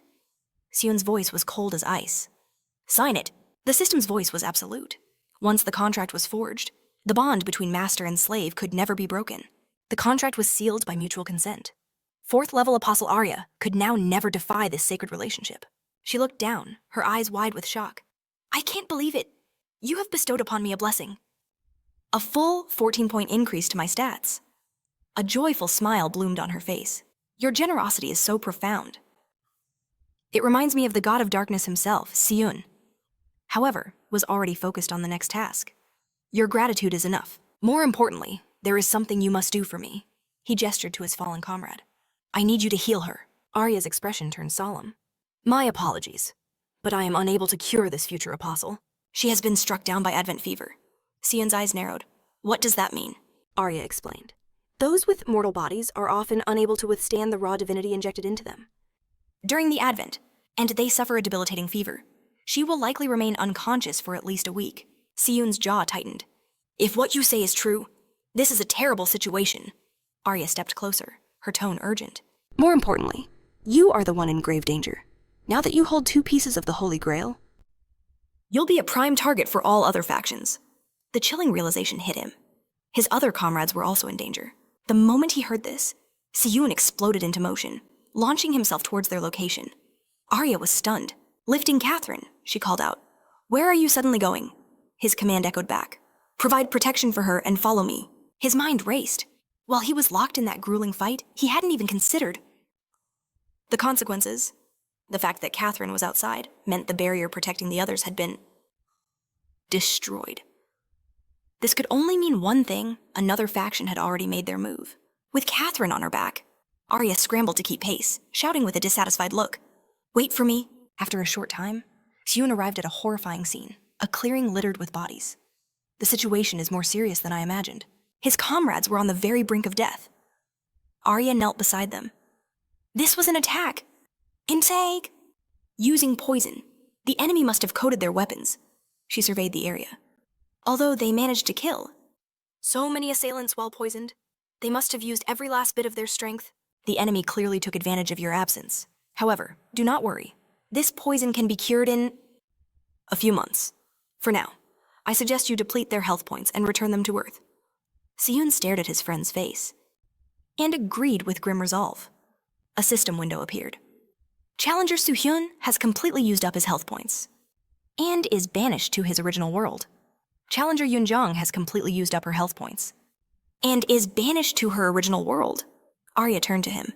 You have sent your comrades back, which means you should prepare for the next battle. Right on cue, several challengers were approaching from the distance. Siyun opened the system window. I hear them.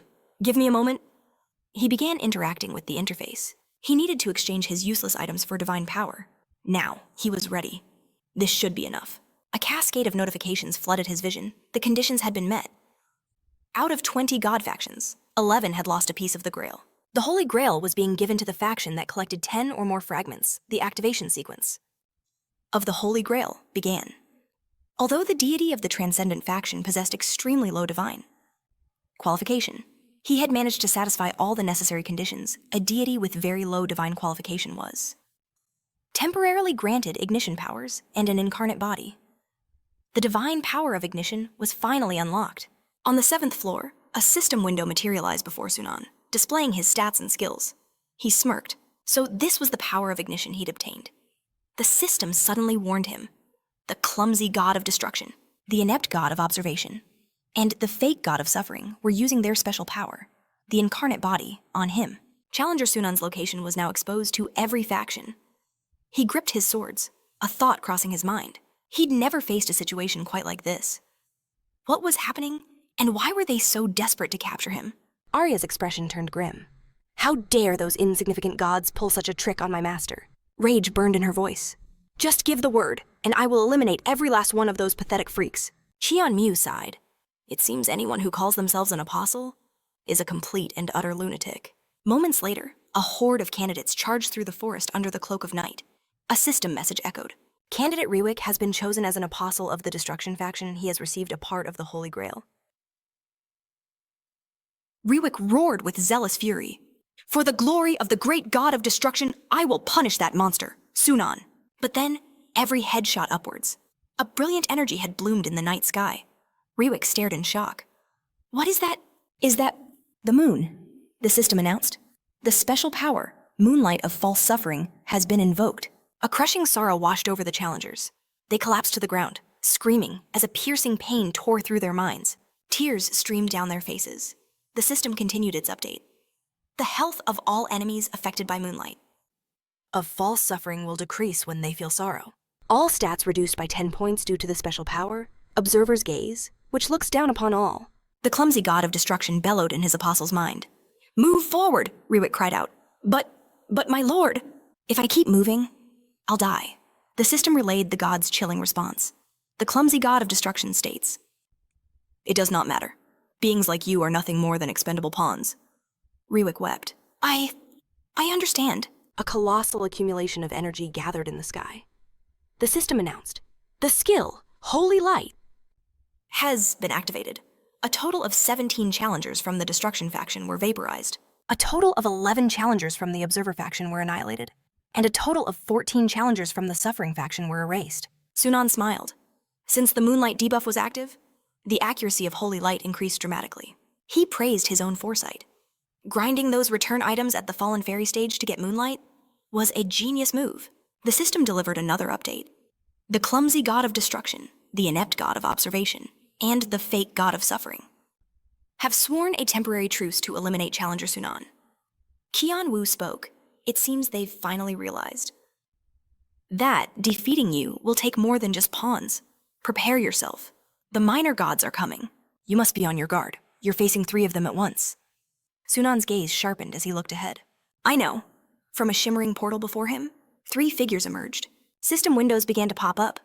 How impudent I will make you realize your own pathetic nature. The clumsy god of destruction activates the divine power, incarnate body, and appears before the challenger. But that's a deity. How did it manage to enter this labyrinth the inept god of observation is? Activates the divine power, incarnate body, and appears. Is this the candidate the tower has chosen? This is a clear violation of authority. The fake god of suffering activates the special divine power. The incarnate body, and appears. Sunan calmly assessed their doll-like forms. So the incarnate body isn't a true body. It's a puppet created in your image, where you place your soul, correct? He let out a mocking laugh. I thought this incarnate body was something grand, but you're all just fighting with common dolls. How utterly disgusting. His words struck a nerve. The gods' faces twisted with rage. In perfect unison, they snarled. You will regret the moment you decided to anger us, instantly. They attacked, unleashing a devastating torrent of divine energy. Sunan moved like lightning, retreating with incredible speed. Within seconds, the 3 enraged gods were hot on his tail. He glanced back with a confident smirk, his mind racing. Even if it's just an incarnate body, a god is still a god. Fighting all 3 at once is going to be tough. A flurry of hands unleashed their abilities. Syun's sword sang, tearing through the magical barrage. He dodged, but several attacks found their mark, and blood began to flow from his wounds. In that moment, Syun saw a torrent of brilliant light. An overwhelming torrent of energy surged toward him. The attack detonated, unleashing a cataclysmic magical explosion. With a deafening roar, Sa-Yun hit the ground running, but one of the gods just sneered, calling him a vile rat. They gave chase instantly, their voices echoing with arrogance. Run all you want. You're already caught in the palm of our hands. Sa-Yun kept his distance, glancing back. He thought to himself, if it were just 2 of them, maybe he could fight back. But was his only choice truly to flee just then? A whisper of magic tickled his ear. It was Arya's voice. I will take one of these gods, she declared. With the number of opponents cut by one, he would have a fighting chance. You can trust me. Suddenly, the system flared to life. A 4th-level apostle has used the unique characteristic dark flicker. The body dissolves into shadow, teleporting to the desired location. In the next instant, a blinding flash of energy erupted near the gods. From the light, Arya emerged. She gathered dark energy in her palm and asked, "How dare such nobodies?" "Bother my master. I will teach you the meaning of true darkness." The system chimed in once more. A 4th-level apostle has activated a power reserved only for apostles, the Endless Abyss. Arya unleashed razor-sharp tendrils of dark energy, ensnaring the god of observation. Her ability began dragging him toward her, leaving him utterly shocked. "Why is a fanatic who serves an ancient deity here?" he shrieked. But the system had already passed its judgment. Target designated. Target will be banished to the world of the abyss for 10 minutes. The divinity of observation has been severed from its divine source. Usage is now restricted. The remaining god stood frozen as his comrade was dragged into nothingness. But it was Sayun's voice that caught his attention. "And then there was one." He leveled his sword at them. "I have 10 minutes to deal with you." The god of destruction glared back, her expression twisting with disgust. I had no idea you were connected to the god of darkness. As I suspected, your very existence is unacceptable. You will die. "A miserable death, just like your comrades." Sayun's eyes widened. "The god of destruction." "So you're the one who poisoned my friends." The goddess agreed with a wide, cruel smile. "That's right." She gloated that she ordered her followers to kill the 2 annoying insects in order to corner him. But no matter how many times they tried, they couldn't kill them, so they had to use poison. Don't you worry. You'll meet the same slow, painful end. A cold fury settled over Sayun. Have you finished speaking your last words? Because if you have, you're about to die a shameful death. His entire aura shifted, and the system windows began to explode. Divine power of deification has been activated. Ego skill of the heavenly demonic sword soul. Mana surge, rank A+, has been activated. The mana level in his body skyrocketed. Ego soul skill, rapid thought process. Rank A- has been activated. His thought process accelerated immensely. Ego soul skill, small heart, rank B+. A virtual magic organ formed, helping his mana flow. Myth of the battle-hardened warrior activated all stats. Increased by 41 points. Special buff negation of divinity, activated reducing all damage dealt by external. Divinity by 20%. Sayun began to radiate an immense, invisible aura. "This isn't all," he declared. "This isn't enough." The system responded. A more powerful effect of the flame sword has been activated. Divinity of death has been used. The sword became imbued with death that cannot be dodged. The qualities of the death god reacted, strengthening the nature of death. Embedded in the divine power, exclusive effect of the demonic sword skill of the mixed beginnings. Of the double strike is active. It will consume divine power to amplify the skill's power 4-fold. The god of suffering stared, horrified. "He's emitting pressure of incredible power," he stammered. "Destruction attack him with everything you have." But another system window appeared. Imprinting skill, willpower enhancement plus, rank B. Of the true blood heavenly demonic sword has been activated. The doubt enhancement skill has been activated.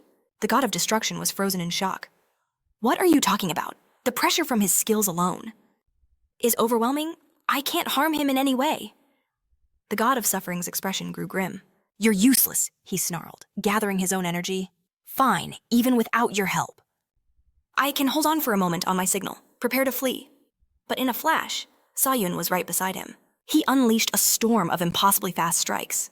The god screamed, consumed by an agony he had never known. Sayun watched him coldly. "So, you can feel the pain in its entirety." He dealt another barrage of strikes, each one infused with his power. Both gods felt unimaginable pain. "You dared to touch my comrades, so don't even hope for an easy death." After a moment, the system announced that he had obtained Model. Godslayer Swordsman, legendary rank. Labyrinth achievement 100. Labyrinth points acquired. Total health and mana permanently increased by 100 points. Special power of the S rank plus Godslayer sword has been unlocked. The god of destruction, his body already fading, stared in utter shock. The tower. It actually raised a monster. Had the tower finally fulfilled its most cherished wish? A wish S. Yoon knew nothing about. The system's voice echoed, the incarnate body of the clumsy god of destruction has been extinguished, due to catastrophic, unsustainable damage. Soul fragments absorbed. 2 out of 3. Yun processed this new information. So that's how it worked. If he could subdue a god's incarnate body, a fragment of their very spirit would remain for him to claim. With 2 parts collected, that meant only one of these divine freaks was left to deal with. But the system chimed in again. The inept god of observation has invoked an exclusive divine authority for Labyrinth number 7. A tremendous amount of faith and divine power has been consumed. A rift in reality tore open beside him, and the god of observation scrambled through it as the system announced his intent. Escaping the abyssal world, using Labyrinth-exclusive divine authority. The god glanced back, his face a mask of terror. What kind of fanatic is he? He shrieked. Because of him, I had to waste my precious divine power, just as he turned to escape. A figure was already there. Yun's strike landed true, and the god of observation slammed into the ground. It wasn't the greeting he wanted, but it was the one he got. A new notification appeared. The allotted time has expired. The divine power of deification has been deactivated. Cooldown. 8 hours. Yun stared grimly at the energy receding from his arm, just as he expected. A single strike of that level wouldn't be enough to kill a god instantly. The god of observation, now securely tied to a tree, glared at him with pure indignation. What in the world just happened here? Yun met his gaze. You're the ones who started this fight, not me. The god scoffed. What are you talking about if you weren't here? This never would have happened. You should have been the one we got rid of from the start. Yun's hand slowly moved to his sword's hilt. It seems you haven't been hid enough to grasp your situation. With that, he slammed his fist into the god's face. The impact distorted his features, and he followed it with a rapid barrage. I know for a fact, Yun said between strikes, his voice dangerously calm, that even in an incarnate body, you can feel pain to the fullest extent. He punctuated the sentence with another blow. And I'll keep hitting you until you finally understand what's happening. The god of observation could take no more. Stop, please, stop, he screamed, his face swollen beyond recognition. Then, a flicker of understanding crossed his eyes. You beat the others the same way, didn't you? You left me alive for a reason. You want something from me. What are your intentions? What do you want? Yun finally paused. I have questions. I want to know everything about this labyrinth. Seeing an opportunity, the god proposed, an exchange, a deal. Are you willing to listen to my conditions? Yun's expression was unreadable. I can't promise I won't harm this incarnate body of yours. The god flinched. No, that's not what I mean. My condition is that you won't harm me in the future. As long as I show no hostility towards you, we will pay in full for any harm we caused. Yun considered it for a moment, then gave a curt nod of agreement. The system immediately sealed their pact. Should the inept god of observation violate this oath, the Tower of Trials will immediately seize his divinity. Yun's eyes sharpened. Then let's proceed directly to the interrogation. The god sighed in resignation. Ask whatever you wish. Yun's face was like stone. First, tell me about the tower. The god's immediate response was, I know nothing. Yun's blade slowly slid from its sheath and rested on the god's shoulder. Do you still not understand your situation? Pure terror flashed in the god's eyes. Wait, just a second, I have some basic knowledge. But I became a god relatively recently, so I don't know much. Yun's voice was low. Then tell me about the trial of the giant tree labyrinth. The god nodded frantically. Okay, I can tell you that. The giant tree labyrinth, he began, is an event space. It was created by modifying the world tree itself. The Tower of Trials was the one who transformed this place and sent invitations to gods across the realms to participate. It became a divine competition. Each god chose the difficulty level of the labyrinth, set up an altar, and made their preparations. For the challengers, his devoted followers, victory was simple: be the first to conquer the labyrinth's final floor. The reward for victory was immense. A random privilege from a tower administrator, ready to be wielded. Suhan wondered if this meant he had to choose an administrator himself. He asked if the system had any more information. As the god of darkness faded like mist, a final chilling prophecy echoed. He is one of the 7 ancient deities. From the dawn of time, the fading voice warned. I was close to him once, but be ready, for the abyss will claim you whole. Once your light fades, you will lose your purpose. And bring only ruin. Darkness will come when you can no longer shine. And in that moment, the god of darkness will truly delight. Yet, Samyun's face remained a mask of calm as the system declared. The final piece of the soul has been absorbed. Divinity observation has evolved into potential. Moments later, Arya clutched his leg, Her eyes flooded with tears. She begged for forgiveness, crying. I made a terrible mistake letting that lesser god escape. I deserve to die. Samyun, unfazed, simply told her. It was not your fault. I dealt with him. Now, rise from your knees. Arya stood, her expression instantly shifting to awe. This is what I expected from the favorite of the god of darkness compared to those weaklings. Your power is on a whole other plane. Kion noted her rapid mood swing. Take this, Arya said, handing him a pouch. The system announced he had acquired the Holy Grail fragments. Of darkness, cunning, and demons. A smile played on her lips as she declared, including the fragments from those other gods. You now possess 10 pieces in total. A grand notification appeared. Conditions met. The Holy Grail shall be granted to the apostle whose faction secured 10 or more fragments. Samyun reached out for the sacred artifact that materialized before him. The system confirmed its legendary status. An SS plus rank item. A Holy Grail exclusive to this labyrinth, obtainable only through special conditions on the 7th floor. The exclusive effect, floor skip, with one use, upon activation. All remaining floors are bypassed, taking him straight to the labyrinth's end. However, a choice must be made. Before reaching the final floor, he could enter the Temple of the Labyrinth, where every deity who participated in this trial awaits. I can meet all the gods, Samyun pondered. Arya gave a sheepish smile. You've reached the end of the road. I apologize, but I have no more Holy Grail fragments. From this point on, I can no longer follow you. Samyun just smiled. Then there's nothing to be done. I'll continue on my own. It was a pleasure meeting you, he added sincerely. I'm grateful for your help. Arya was stunned by his words. She hid her face, flustered. How can you say something so kind to a despicable creature like me? You're talking nonsense again, Qianwu commented. Arya then offered him a small token. If you find yourself in true peril, use this. The system identified it as is A rank plus, see? Labyrinth exit ticket. An exclusive item earned by clearing the special conditions on the 4th floor of the Dragon Shrine. By designating a target and tearing the ticket, an exclusive exit effect is triggered. This one-time use item allows a return to one's original dimension, with no penalties or reduction in abilities. But if another is chosen as the target, it can only be used if that target is incapacitated, without hesitation. Samyun tore the ticket. A brilliant energy engulfed Catherine. The system announced. One use consumed, item has been destroyed. Challenger Catherine has been returned to her original dimension. A faint smile graced Arya's lips as she watched him. My lord, she called out. My time has also come to an end. Though it was brief, it was an immense honor. To serve you, I shall eagerly await our next meeting. Until then, please remain well. As she vanished, Qianwu sighed. Finally, some quiet. So, are we leaving now? Samyun accessed the system window. He refused the floor skip. I'll go to the gathering of the gods. He braced himself, entering full combat readiness. After a few more system prompts, Qianwu urged, I'm tired of waiting. Let's get this over with.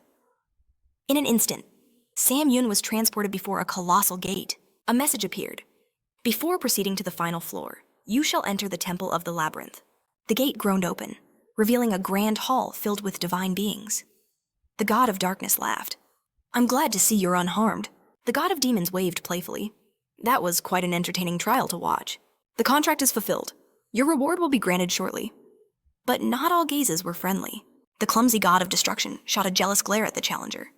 The false god of suffering ground his teeth in pure rage. The inept god of observation trembled with a hint of fear.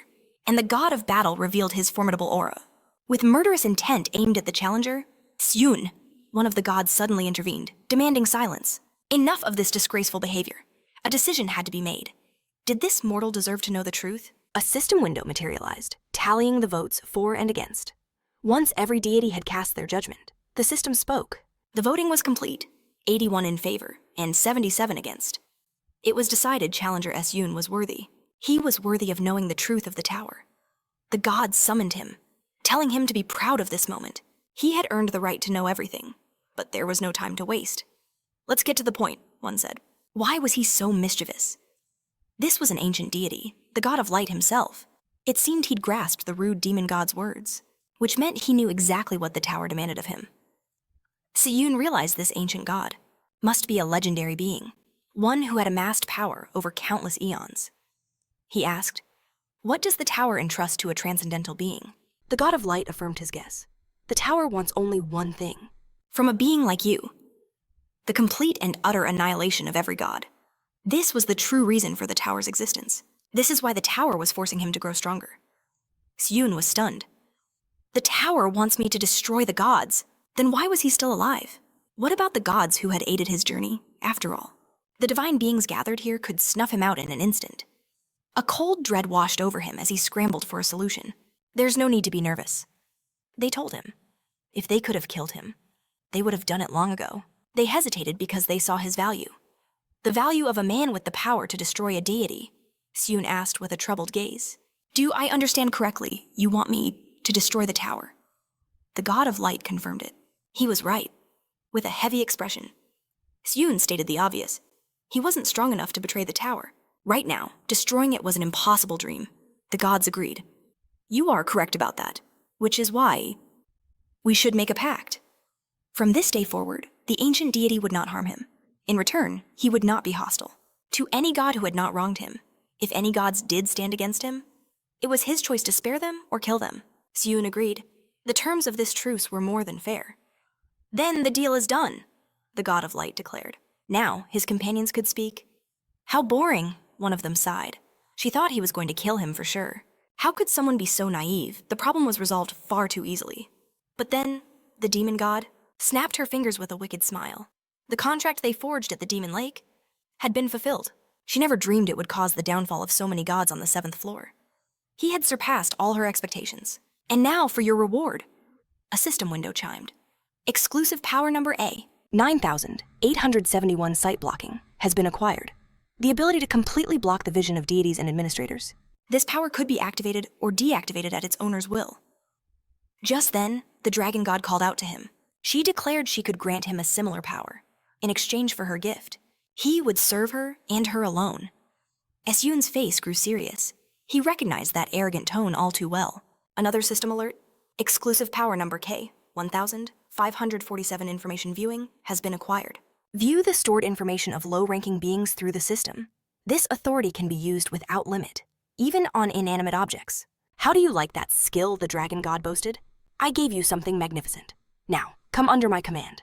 You have mastered dragon incarnation, so I will show you my absolute favor. Yoon offered a strained smile. He knew only the dragon god could be so demanding and act so utterly insane. He remarked that he expected to see a true dragon standing before him, but that wasn't the case. Annoyed, the dragon god instantly transformed. If my form is so important to you, then I'll become a dragon, she roared. Now, you will serve me. Yoon looked disappointed. He admitted he had no desire to serve her, but he was truly grateful for the gift. The dragon god's patience snapped. She slammed her hands on the railing. Where has anyone seen such insolence? You've even obtained the Arc of Dragon Incarnation. Yoon ignored her, focusing on the system windows that now appeared before him. He had the power to view information. The system window detailed a new subject. Cheonma, the 7th heavenly demon of the Blood Demon Church, a challenger who had reached the 41st floor of the Trial Tower. She once possessed the Bloodlight divinity, but it had been stolen from her. At this very moment, she was awaiting judgment and was terrified. The dragon god seethed, gritting her teeth in pure fury. In that very moment, a system window materialized before Yoon, offering the challenger a divine proposition, the position of apostle. But just as suddenly, the system declared an exclusive power activated gaze blocking. The dragon god was targeted, her vision instantly cut off. She clutched her head, her expression souring. If you accept the power, she hissed, then you must accept the offer that comes with it. The god beside her then spoke. Challenger Yoon, he boomed, you have more than proven your worth. For that, you too shall receive a reward. A new alert flashed. Exclusive power. D7, reward increase. 1 of 2 has been obtained. The power could now amplify rewards from the tower's tests. But the message ended with an ominous note, incomplete. A smirk played on Yoon's lips. It says here, the reward is incomplete. Pay the remaining price of the inspection, the god offered, and something greater shall be yours. I will await you at the inspection temple. In the common area of the 21st floor, there we shall discuss the future. With a grave expression, Yoon strode forward. Wait just a second. But the god had already vanished, his final words echoing. I eagerly await our reunion on the 21st floor. The system then announced his entry into the labyrinth's final floor. Due to skipping floors, ability recovery would not activate. But since his abilities were already drained, the difficulty of this final stage would be adjusted. He had arrived. The 10th floor of the giant tree labyrinth, the final dimension. This was the ultimate test, a place that would scrutinize every quality he possessed. Shu opened her mouth to speak, but froze, her eyes fixed on something terrifying. Siyun's gaze followed hers, his face hardening as the system delivered its final ultimatum. To clear this floor, he had to withstand the power of the very gods who had summoned the apocalypse. More than 4 times. The gods of despair, decline, and madness, all of them coveted his divinity. He looked to the heavens, a chilling realization dawning on him. This was a battle he could never hope to win. Before him was a dark sky, swarming with countless malevolent eyes. A system alert confirmed his fears. The god of despair, ruin, and madness was laughing. Vile portals tore open in the sky, and from them, unholy tentacles began to spill forth. Several appendages shot towards Esyun, but he launched himself away, narrowly evading the grotesque assault. He ricocheted off the writhing limbs, a blur of motion dodging a storm of attacks. The tentacles pursued him relentlessly. "That power is not yours, mortal," a voice thundered. "Surrender it, or I shall tear it from your corpse." A corrupting smoke billowed from the tendrils, slowly enveloping Esyun's body. He watched in horror. Was his body dissolving? He flared his energy, desperately thinking, "I have to heal. I need to use my divinity, now." The smoke coalesced into a dense cloud. Suddenly, Yoon burst from it at incredible speed, landing hard on the ground. The system chimed. He had overcome the power of the god of despair, decline, and madness. For the first time. If you were even a second later, Chu warned, it would have all been over. You must remain on guard. But then, the ground erupted. Massive tentacles shot from beneath the earth. Yoon sprinted through the ruined cityscape, a desperate race for survival. All the while, the eyes in the sky watched his every move. One tentacle lunged after him, the god's voice booming again. "Run, you impudent mortal. No matter how fast you are, only death awaits." At the very last second, Yoon twisted away, dodging the fatal blow. A series of notifications rang out. Soul Egg, Rapid Thought Processing, rank A-, activated. Soul Egg.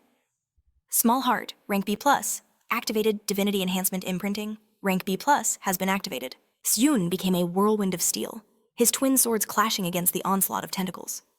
"Insolent pest!" the god roared. He spotted another tentacle closing in. With a sharp turn, he unleashed a flurry of lightning-fast strikes, but a new alert stopped him cold. Divinity has been expended. The imprinting skill, rank B+, Divinity Enhancement, is temporarily sealed. Yoon stared at the system window, his face a mask of shock. Sealed. Does this mean my skill is sealed? The system confirmed his dread. The god of despair, of fall, and madness laughed aloud. From the tentacles, a vile, dark liquid began to rain down. Yoon moved like a blur, his sword slicing through the massive, corrosive drops. A brilliant light erupted from his blades. The myth of a seasoned warrior was now active. All stats increased by a staggering 47 points, and with it, a more powerful effect of the Starlight skill was unleashed. Yoon fired a massive beam of pure light, completely obliterating one of the writhing appendages. The system announced his second victory. He had overcome the god's power twice. "You persist in your foolish resistance, mortal." The god seethed. "But soon, this farce will come to an end, Tails." In response to his insolent struggle, the system declared coldly, divinity has been consumed. The skill, Starlight, has been temporarily sealed. Suhan grit his teeth as the system announced another change. The special buff, Blessing of the Unfallen, had been activated. A powerful resistance to all divinity-related attacks was now his. The god's eyes began to glow with terrifying power. "Resistance is meaningless," it boomed. The system flashed again. In order to overcome this resistance, the divinity consumed has surpassed the designated limit. The skill, Starlight, is now sealed by divine power. Suhan took a fighting stance as a colossal eye in the sky glared down. He wondered, what did exceeding the limit truly mean? The god answered by pointing a tentacle directly at him. "I don't believe you have time to rest." Just then, the system announced the heaven-breaking skill has been activated, a power with no limit to what it can shatter. Suhan swung his sword sharply, clashing with the tentacle hurtling toward him. Another system alert. The sealing skill, Divinity Enhancement rank, B+, is being released from its sealed state. In exchange, the heaven-breaking skill was now temporarily sealed. Suhan processed this instantly. The skill had just been unlocked. Chi Yeonwoo spoke with a sly smile. "So, it has a limit after all." He smiled back, understanding her point. The limit was the number of skills it could lock at once. The god attacked again and roared. Do you truly think that understanding this changes anything? The system flashed with another update. The ceiling skill, divinity enhancement, rank B+, soul edge, has been unlocked. His sword began to emit a powerful aura as Chi Yan-woo spoke. I'm at 100% ready together. We can endure this? Su-han began to rapidly strike the tentacles, trying to overwhelm him. His sword was a blur of motion when the system chimed in again. Divinity has been expended. The imprinting skill, divinity, enhancement rank. B+ is temporarily sealed. The heaven-breaking skill is now released from its sealed state. Su-han swung his blade, now glowing with brilliant energy, and faced the swarm of tentacles flying towards him. The system confirmed his power. Heaven-breaking skill, activated. There is no limit to what it can break. The exclusive effect of the demonic sword's mixed double strike has been activated. Divine power is being expended to increase skill power by 4 times. By 4 times, Su-han and Chi Yan-woo exchanged a look. This was their chance. He struck with a devastating blow, releasing all his energy into his sword. The massive tentacle was instantly cut in half. He looked up with a grim expression as the system announced his victory. You have overcome the powers. The god of despair, decline, and madness 3 times. The tentacles began to dissolve, and the enraged god shrieked, Worthless insect! Su-han held his stance as a powerful aura erupted from his body. The god's voice became venomous. Mortal, you will obediently give up that power. Suddenly, the system issued a grave warning. The god of despair, decline, and madness has paid a huge amount of divine power to the tower. The god is granted limited permission to use its myth. It unleashed the myth of greed, and because of it, Su-han's body began to dissolve. He was utterly shocked. He knew he had to escape. He was stunned when he noticed an unknown energy surging towards him as his very legs disappeared. Chi Yan-woo cried out in terror, calling his name. She warned him about what was happening to his legs. Su-han leaned heavily on his swords, thinking this was a level of power he truly could not stop. But the system had one last move, kill. Last resistance, activated. Any fatal wound inflicted upon you will be nullified. You have overcome the power of the god of despair, fall, and madness. 4 times, the conditions have been met. After clearing the 10th floor of the Giant Tree Labyrinth's final dimension, you have received the reward for conquering the labyrinth. Among all challengers, you were the first to overcome the insane difficulty. As a reward, an old wristwatch of the returner, rank SSS+, will be sent to your inventory. The god began to disappear, its voice dripping with scorn. Tower, we are old friends. After all, if not for the restrictions of this labyrinth, I would have killed an insect like you with 1 blow. The next time we meet, I will definitely kill you. The sky returned to normal. Su-han sheathed his swords and said, This labyrinth is finally over. Chi Yan-woo rushed to his side. During that battle, I really thought you were going to die. Weren't you scared at all? She coughed, looking slightly embarrassed, then said, In any case, you did an amazing job.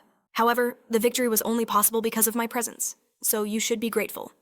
Su-han simply looked up, but something felt off, a detail that didn't quite add up. He reached out, his hand touching the system window. The fact that he kept coveting his power, and that he was an old acquaintance. To understand the tower, he needed more information. The system responded, activating his exclusive power of information viewing. The god of despair, decline, and madness. The very first candidate chosen by the tower. He wasn't classified as a challenger, and still held the ancient status granted to him. An ancient deity. The name matched one of the 3 original gods, and this being was greedy for something that Song Yoon now possessed. He stared at the system window, the first candidate, and an ancient god. The system announced his next directive. It confirmed he had passed the final floor of the labyrinth. Now, he had to delete its data and return to the real world. But suddenly, the sky itself cracked apart. A system notification flared error. Due to a critical failure, Challenger Song Yoon was being warped to a random location. But his SSS plus rank labyrinth privilege, absolute preservation, was activating. Song Yoon found himself in a brilliant white space, before a massive hourglass. He wondered if this was the item the cat had recommended. It seemed the labyrinth store manager knew what she was doing. Chan Woo confirmed it. There was no need to worry. A guarantee from the labyrinth cat meant all doubt was erased. Song Yoon smiled. Even though the item was insanely expensive, it had more than paid for itself. The system chimed in. All abilities obtained in the labyrinth were now integrating with the challenger's existing data. The possibility of transcendence now accumulates as divine power. When myth is activated, the effect of reverse causality is applied. Against an unbeatable opponent, the very law of cause and effect is reversed, forging a path to inevitable victory. When myth is activated, the effect of divine growth is applied. Every time he defeats a god possessor, Challenger Song Yoon's own god status will rise accordingly. And with each increase, special rewards may be granted. The more victories he claimed, the closer he would come to transcendence. Song Yoon sat on the floor, processing it all. Closer to transcendence, he murmured. He didn't know what it meant yet, but he knew he'd find the answers in battle. The space around him began to warp and fade. The system declared the labyrinth's completion. All acquired abilities were now permanently applied to his data. However, health points and mana points were exclusive to the giant tree labyrinth and would not be applied. A system window materialized before him. Strength, 217 points. Agility, 218. Tenacity, 214. Endurance, 219. And mana, 224 points. Song Yoon stared in awe. All of his stats had shattered the 200-point threshold. Was he now at a level that surpassed human limits? Chan Woo affirmed his thoughts. He'd grown immensely since they first met. With a single blow, he could likely level every building in sight. The system announced the final step. Candidate data integration. Complete. Suddenly, the ground beneath his feet shattered. He was falling, plummeting through the void as the system announced. The candidate is returning from the temporary space to Earth. A confident smile spread across Song Yoon's face. It was finally time to go home. The system informed him that all equipment had been moved to his inventory. Once he returned to the tower, he could retrieve everything he had earned. His descent ended. He had returned to the Earth dimension, materializing in the waiting room of the 18th floor. Chan Woo sighed in relief. We're finally back in the tower, Song Yoon agreed. It was a long journey. She turned to face him. We've returned safely, but you can't relax now. Her voice was grim. The god of despair, decline, and madness. I never want to cross paths with him again. But as you ascend, a confrontation is inevitable. Until that day, you must grow even stronger. Song Yoon just smiled and patted her head gently. Don't you worry, for us to survive. I just need to become stronger than a god. Stronger than him. We'll overcome this together. Chan Woo swatted his shoulder, a happy smile breaking through her serious expression. Look at you, all grown up, daring to pat my head now. Song Yoon winced, grabbing his arm. For someone so small, you pack a serious punch. Chan Woo's gaze then fell to his wrist. By the way, what is that watch? Song Yoon looked down, surprised. A watch he didn't recognize was clasped on his arm. What is this? He'd gotten it as a reward, back on the 10th floor. But why was it on his wrist instead of in his inventory? Chan Woo narrowed her eyes. A reward for clearing the 10th floor. A floor that was far too easy, seemed suspicious. You should check its effects, just in case. A system window appeared. Item, an old wristwatch of a returner. Rank SSS+. An old watch, once used by someone chosen by the god of time. With it, he could randomly set a specific attack within 50 meters. And return it, back to the state before the attack. After using Attack Reset, a 30-minute cooldown is triggered when the user dies. The entire world's time is rewound by 10 minutes.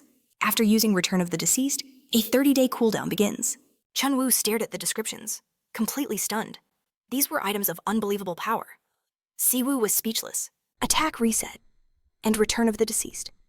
He knew he'd get a reward tied to a divine being. But this was on another level.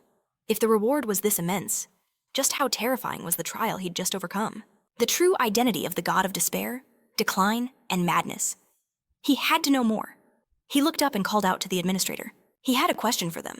He didn't care which one answered, just that they send an invitation. Siwoo waited in the silence. A few seconds passed, but nothing happened. He let out a nervous laugh. Weren't they watching his every move? A system window suddenly appeared. An exclusive authority. Area movement had been activated. Siwoo realized what this was. Arya had passed this power to him. An apology for letting that mad god escape. At this moment, he was grateful he'd accepted it. The system explained he could now enter an administrator's area from anywhere, as long as he knew their name. There were no restrictions. Meanwhile, in her domain, Sewa was blissfully relaxing, as expected. When the weather is this perfect, true happiness is eating sweets and drinking warm tea, all wrapped up in a cozy blanket. These cookies are divine, she mused. They go perfectly with this tea. The next time Siwoo visits, she'd have to let him try some. She glanced up, but why was dust suddenly falling from her ceiling? Could it be a mouse? Her eyes widened in shock as Siwoo crashed down from above, landing hard on the floor. Sewa's voice echoed with disbelief. What kind of entrance is this? Siwoo, dazed from the sudden teleport, was just as confused. Why am I here? He wondered. She marched over, demanding answers. Where have you been? And what is this inappropriate behavior? A short while later, Siwoo was kneeling with a perfectly calm expression and a bright red handprint on his cheek. Sewa's irritated voice cut through the air. How dare you just show up unannounced? She stood before him, her face a mask of displeasure. Barging in on someone like this? It's the height of disrespect. Siwoo could only offer a sincere apology and remain silent. Sewa glared down at him. Her expression was cold. It seems you got along quite well with the Emperor of the Sword of Light. His face flushed with embarrassment. That was just a misunderstanding, he stammered. Sewa's tone softened slightly. I trust my disciple, so I'm not worried about it at all, Chunwoo muttered. It seems there isn't a single normal person in his life. She sat down beside him, her voice now calm. Congratulations on clearing the giant tree maze. A kind smile graced her lips as she extended a hand. To me, you are a wonderful contractor, a disciple I can be truly proud of. Leaning in close, she gently caressed his cheek. You've done an incredible job. Actually, Siwoo began, it was thanks to your swordsmanship that I survived that dangerous situation. It's because of you that I was able to grow this strong. His voice was filled with gratitude. I'm happy to hear I'm a student you can be proud of. Sewa was taken aback, her heart filled with joy. A bright smile spread across her face as she laughed. I'm so glad you feel that way. Chunwoo watched, confused. Why is she suddenly smiling like that? Sewa composed herself. Anyway, you came to ask me a question, didn't you? About the first candidate chosen by the tower? Am I right? Siwoo's eyes widened in surprise. How did you... A serene look on her face. Sewa replied, because I saw everything. She was overjoyed that he had survived his encounter with that insane god. Originally, I was forbidden from telling you anything. But given how things turned out, some of those restrictions have been lifted. The god of despair, decline, and madness. He is a failed experiment of the tower. He was their first attempt at destroying a divine being. But his insatiable greed drove him to seize 3 divine names for himself, using the tower's power, no less. Just obtaining one divine name pushes a mortal's psyche to its absolute limit. A being's very divinity begins to slowly erode. But that fanatic, that monster, he took on 3. The weight of multiple divinities shattered his mind, beliefs twisting and fracturing under the immense pressure. The result was a complete mental collapse, Siwoo thought to himself. It seems the god of battle and others like him share a distorted consciousness. They were far too immature to ever be called true gods. Sewa continued. However, that mad god could not increase his divine names beyond 3, no matter what price he offered at the tower's altar. He could never achieve true transcendental power. In the end, he was abandoned by the tower. After that, the fanatic rampaged through the tower, eventually becoming her sworn enemy. A divine name represents divinity, she explained. And the combination of 3 means he is overwhelmingly strong. You must be extremely careful when you face him again. Then, a flood of system windows erupted, glowing with a dire warning. Sia confessed she could say no more. A direct order from the tower had sealed her lips. Sihan rose, his face calm. There was nothing to be done about it. That was the most intriguing part of this affair. Qianwu watched him, asking for his next move. Turning away, Son Hyun's voice was grim. I'm preparing for war, so I won't fall to the god of despair, decline, and madness. The system's voice echoed, entering the 18th floor of the Tower of Trials. Difficulty high. The theme of this test is awakening. Time limit 30 days. In a flash, Sihan found himself standing in a city consumed by ruin. With an unwavering gaze, he silently surveyed the destruction. The system continued, clear condition. Save this world, teetering on the brink of annihilation, using your divinity within the time limit. Success reward, SS rank invader's leather gloves. The penalty for failure was absolute, penalty death. A sharp voice suddenly cut through the silence, demanding his attention. Sihan turned around, to find a group approaching him from the ruins. Are you talking to me? He asked. A red-haired girl stepped forward. She leveled a knife at his throat. Of course I am. I'm feeling generous, so hand over everything you have. And maybe I'll let you walk away from here. Annoyance flickered in Sahan's eyes. Cheonmu simply laughed, sensing that these fools had picked the wrong fight. The girl sneered, her patience wearing thin. Hey, idiot, do you not understand the situation you're in? Flames began to wreathe her hand as she gave him a final warning. Don't be fooled by my appearance. I'm a physical type superpower holder. Try anything stupid, and you'll regret it for the rest of your short life. Sehan's expression remained unchanged. So, a physical type. Suddenly, the air crackled around him. The group stared in shock as an immense, oppressive aura began to radiate from his body. A powerful wind erupted from his very presence. His eyes narrowed. You mean something like this? The girl's jaw dropped. Impossible. I thought physical type superpower holders were practically extinct. Her face hardened with suspicion as she aimed a finger at him, gathering volatile energy at its tip. Then that means, Kendine, you're a member of the Superpower Superiority Alliance. Without waiting for an answer, she launched her attack. A massive fireball surged towards the motionless Sahan, engulfing him in a cataclysmic explosion. One of her cronies cheered, "You got him!" But the girl turned on him, her eyes wide with shock. "Shut up, you fool!" she screamed. Skill Infinite Spell. Absorption has been activated. All spells that touch the body will be converted into pure mana, unscathed. Sehan emerged from the heart of the flames. He casually caught the residual fire energy in his bare hand. The girl stared in utter disbelief. My attack. It didn't work. Snapping out of her shock, she pointed and shouted to her crew. What are you waiting for? Attack him all at once. Her two lackeys charged forward, ready to strike. Sehan watched them approach, unimpressed. You call yourselves superpowered. He met the first one with a single devastating punch to the face. To be honest, your abilities are pathetic. Cheonmu's voice chimed in his mind. The strength and skill of these creatures isn't even up to a basic standard. They would have been better off relying on advanced technology. At least then, this might have been a little more interesting. As the second attacker lunged, Sehan, with a calm expression, met him with another crushing blow. He glanced at his fist. It seems I put more power into that than I intended. Both men collapsed to the ground. You overestimated them, Cheonmu noted. Sehan simply agreed. You're right. Next time, I'll control my power. The girl's face twisted with rage and fear.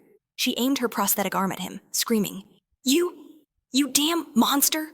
A blinding beam of energy erupted from the arm. I'll kill you, she shrieked. Sehan calmly stood his ground and raised a hand. With a casual wave, he deflected the entire blast.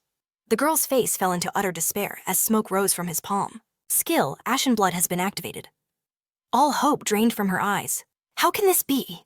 She had been told that beam could pierce any superpowered opponent, no matter how strong they were. But now, she was the one facing death. Don't worry, Sehan said, his voice level. Cooperate with me, and I'll spare your life. Skill, Absolute Attractiveness, has been activated. He offered a faint smile. Isn't that a good deal for both of us? I'll leave the decision to you. He began to explain. In this world, superpowers manifest based on pure luck. Around the age of 7, people awaken one of 4 types: enhancement, embodiment, transformation, and construction. Transformation and construction are abilities that change the owner's body, while enhancement and embodiment are those that this power granted incredible strength. But one day, a faction known as the Superpower Supremacy Alliance emerged. Their creed was simple: the world belongs to the superpowered. And with that, they unleashed a wave of terror across the city. For a time, humanity fought back with machines, but their resistance was short-lived. Soon, a colossal gray sphere materialized in the sky, an Alliance artifact that crippled nearly all technology. They were utterly defeated. Only a few machines modified with superpowers survived. The girl's voice was heavy with sorrow. And just like that, this world was captured by the Superpower Supremacy Alliance. This collapsed city is beyond repair. Food is scarce. So to survive, people have turned to robbery. Qianwu pointed towards the sky. Are you talking about that thing? The girl was taken aback. Who is this kid, to speak so casually? But she nodded in agreement. Yes, the sphere you see in the sky. It might sound crazy, but every time a great tragedy occurs, the sphere grows larger and gives off an eerie glow. A system window flashed. Conditions have been met. The source from which a deity is born has been opened. Special quest savior has begun. Currently, the deity's source has entered a growth period, collecting absolute faith. As long as the faith channel remains, the source cannot be destroyed and will continue to expand. You must stop the nascent deity from consuming this dimension and save the world from its grasp. Completion will grant an additional reward. Son Hyun looked up, his face an unreadable mask, as the system chimed in again. A more powerful effect of the warrior's defense has been activated. Luck has been sharply increased for a limited time. Exclusive SSS plus rank skill has been activated. Candidate personality analysis complete. Now enabling faith stealing and replenishment with the special SS plus rank skill Faith Plunder. Instantly, a torrent of raw energy poured into him from the massive sphere. Seon-hyun could feel it all. The pain, the fear, the anger. The denial and sorrow of countless souls. He couldn't believe so much faith was harvested from suffering. But even for him, a man who valued efficiency, becoming stronger by preying on the innocent was a line he wouldn't cross. System announcement. The exclusive skill Faith Plunder has been cancelled. Cheon-woo then spoke up. If I'm right, then spreading terror is its own form of faith, a twisted fuel for its growth. It seems we have to kill this thing before it's fully born. Seon-hyun's voice was cold as ice. In the end, it means destroying the Superpower Supremacy Alliance and shutting down this grotesque supply chain of faith. He turned to the girl. Your name is Kataria, right? Do you know where the Superpower Supremacy Alliance is? I don't know their exact location, but I know a broker affiliated with the Alliance. A faint smile touched Seon-hyun's lips. Then you're coming with us, Cheon-woo added eyes. We'll keep you alive, so don't you worry. Sometime later, in the 17th district of the largest city, high above in a skyscraper, a man swirled a glass, gazing out the window. Wonderful, he mused. As the leader of the Superpower Supremacy Alliance, this sight pleases me. He tossed a piece of meat to the streets below, watching them kill each other for a scrap. A wide, cruel smile spread across his face. Truly flawless, just as I predicted. The world is becoming a much better place. Raising his head to the sky, he proclaimed, And on the day that gray sphere is complete, I will be reborn as the god of a new world. Suddenly, the wall behind him exploded inwards. With a deafening crash, Seon-hyun stepped through the rubble. I believe you said this was an alliance broker. And that security here was 0. Kataria, her face a mask of shock, cried out. I didn't even have time to say anything.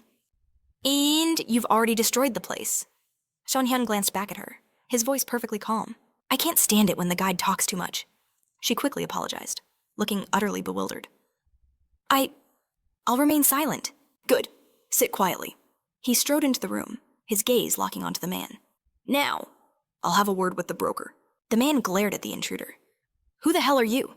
Seon-hyun casually surveyed the room. Me, I'm just someone who was... The mere mention of the Superhuman Alliance ignited his fury. He shattered his glass and roared. Well now, it's been ages since I've met a madman quite like you. A demonic horn erupted from his head as a sinister tail whipped into view, insane enough to play the hero. Unlike the stories, there are no heroes in reality. He unleashed the skill, demonization, and declared that this was the day his heroic charade would end, for he was about to become a sacrifice on a divine altar. Seye-yoon unleashed the king of 10,000 demons. Slamming his foe to the ground with a wave of raw energy, he told. His demonic appearance was meant to intimidate, like a monster from the underworld. But such theatrics wouldn't work on Seyun. A system window materialized before him. Exclusive power information view, activated. Raskin, one of the 12 leaders of the Powerhouse Supremacy Alliance. He was the owner of a transformation-type superpower. He could morph his body into a demonic beast, wielding its dark energy while transformed.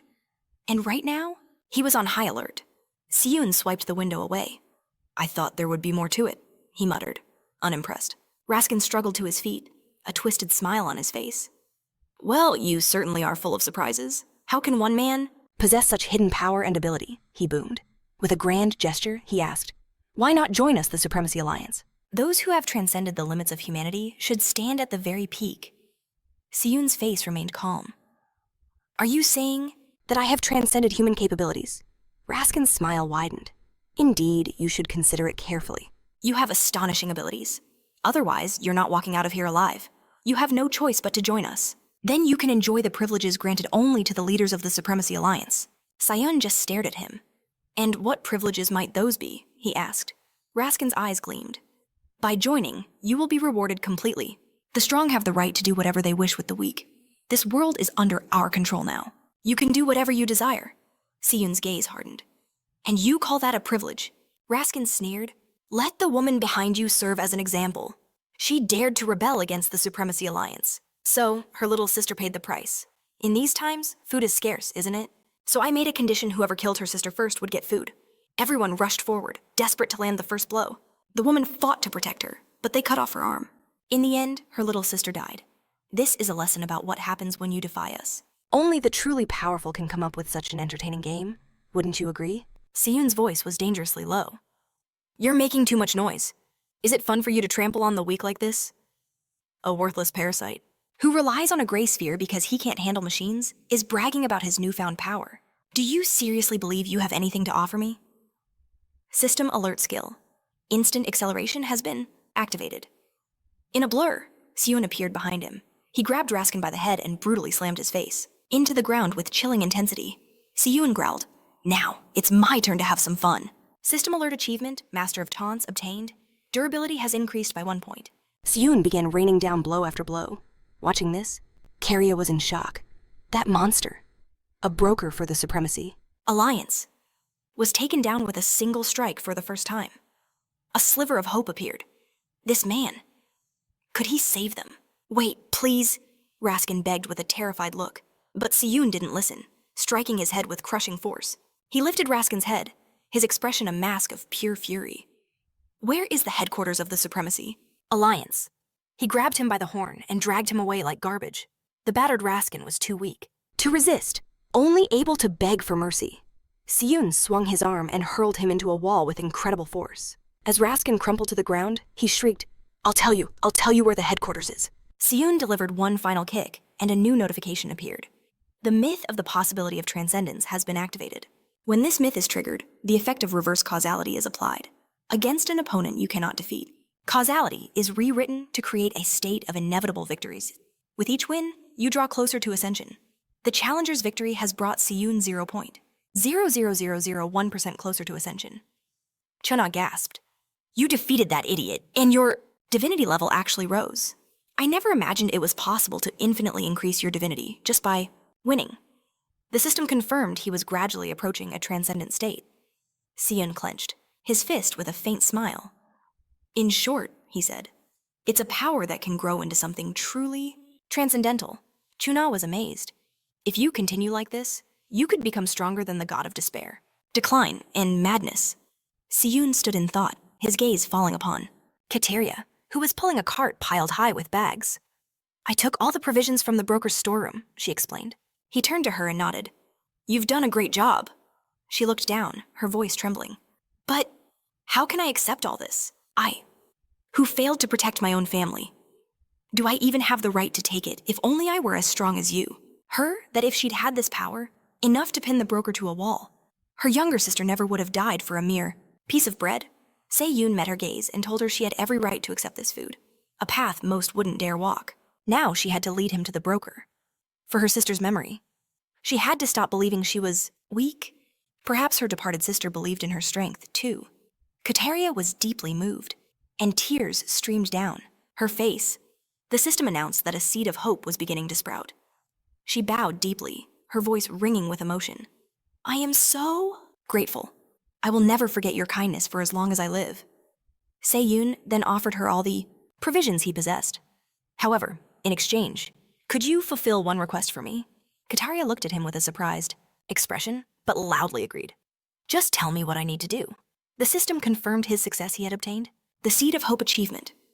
Sometime later, in the 7th District's Leonel food factory, a horned man covered in his own blood tried desperately to crawl away, crying for help. Se-yoon approached him and mercilessly plunged his sword deep into his back. After pulling the blade free, he turned his gaze to an injured man sitting by the wall. The old man looked back with a sneer and demanded, "Do you really think that just because you have some tolerable strength, you can infiltrate our superpower supremacy alliance?" With a single sharp movement of his hand, Se-yoon swung his sword, severing the man's head. "I just don't like what you're doing," he said calmly. A system window appeared. The exclusive effect of the Sky Demon Sword, Blood Feast, had been activated. Chianma's voice echoed with glee, saying that it had been far too long since she had absorbed so much blood. The system announced that after absorbing a massive amount of blood, the item's class rating had surged to 8,000, 431 out of 9,000, 200 points. Se-yoon turned around. Defeating the members of the Superpower Supremacy Alliance had dramatically increased his mana and skills. A system window displayed his stats, confirming his explosive growth. Se-yoon gazed at the enormous sphere in the sky, thinking that now only their leader remained. Chianma called his name. "Have you noticed that sphere has been growing redder and redder since we first saw it?" Se-yoon understood.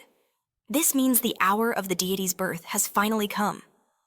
The system confirmed it the source of the deity had consumed a vast amount of faith and had completed its growth. The god of usurpation was now watching him. The being inside the gray sphere was about to emerge. The deity born from that sphere is not an Hanji incarnate body, Tianma warned. It is a true deity. Its body possesses tremendous power. Se-Yun smiled faintly, confident that in his current state, he could stand against a god. But suddenly, an overwhelming energy erupted from the sphere. Se-Yun was stunned by what he saw. A god emerged from the sphere and spoke. So, you were the one who was bothering me while I gathered my power. He pointed a hand toward him. Does any of that matter? Now I have achieved my goal, so I no longer have any use for this world. Immediately after, the ground under, Se-Yun's feet began to collapse as the god bid farewell to the challenger from the tower. The system screamed in alert. The divine power of destruction was activating. The world itself was being destroyed. A blindingly strong energy appeared above the planet, a light so bright it was visible even from space. This beam of pure power began to annihilate the planet. The system announced the divine power of destruction was in use, with a recovery, time of 100 years, a cooldown that could not be reset by any effect. Because of this cataclysm, a new item was activated. The system declared that the exclusive effect of the old wristwatch, of the returned SSS Rank Plus, the return of the deceased, was activating time began to rapidly rewind to the moment, just before the Earth's destruction. Se-Yun was stunned by this turn of events, his expression filled with worry. This is unbelievable. The system notified him that he had obtained the returned achievement and the B Rank Plus. Skill, time control resistance, had been created, Se-Yun asked with a troubled look. Does that mean this world is just going to be destroyed? Is that even possible? Tianma didn't understand. What world destruction are you talking about? Se-Yun realized she wouldn't know. That he had returned from a future where the world had already ended. Tianma looked at him. What's with that expression on your face? Why are you so nervous? Se-Yun immediately turned away, his mind racing. In that case, there was only one path left. He needed to enter the real. But before the deity could fully transform, a system alert rang out. Skill Steel Wing has been activated, Qianmu shouted, her voice laced with frustration. He's ignoring my words again. But Se-Yun paid her no mind, his focus absolute. He had to get inside before the crimson hue deepened. A system window flashed. The skill combat concentration had been activated. The user's focus instantly surged tenfold. Skill mastery hit 100%. And just like that, the rank of combat concentration leveled up. The power of the blood. Heavenly energy awakened within him. Se-Yun swung both swords, launching himself onto the sphere. As he prepared to strike, the system messages flooded his vision. The C rank imprinting skill, blood enhancement plus sword ego, was now active. The B rank imprinting skill, will enhancement plus sword ego, had been unleashed. The A rank imprinting skill, divine power enhancement plus sword ego, had been triggered. The exclusive effect of the demonic sword, mixed sword skill, activated, initiating a devastating double strike. His divine power was consumed, amplifying the skill's force by 5 times. Se-Yun began a relentless assault on the sphere. With a grim expression, he rained down blows without pause, praying for it to shatter. He didn't stop for a single second. With every ounce of his will, he drove his swords forward, piercing the barrier. The system announced the activation of a new skill, the Heaven Destruction skill. In that moment, Se-Yun shattered the sphere. The system confirmed he had obtained a new achievement, Destruction of the Origin of Divinity. A more potent effect of the instant magic charge power was now unlocked. Se-Yun plunged through the hole he'd created. As his feet hit the floor, a new notification appeared. He had entered the domain of the divinity of usurpation. Looking around, he wondered. The status window hadn't appeared. Did that mean he'd broken in before its growth was complete? A voice echoed. It has been a long time since I've seen such an interesting creature. A twisted smile spread across the god's face. Should I say it's a pleasure to meet you? The system confirmed it. The god of usurpation was mocking him. The god sneered, his smile widening. You stinking dog chosen by the tower?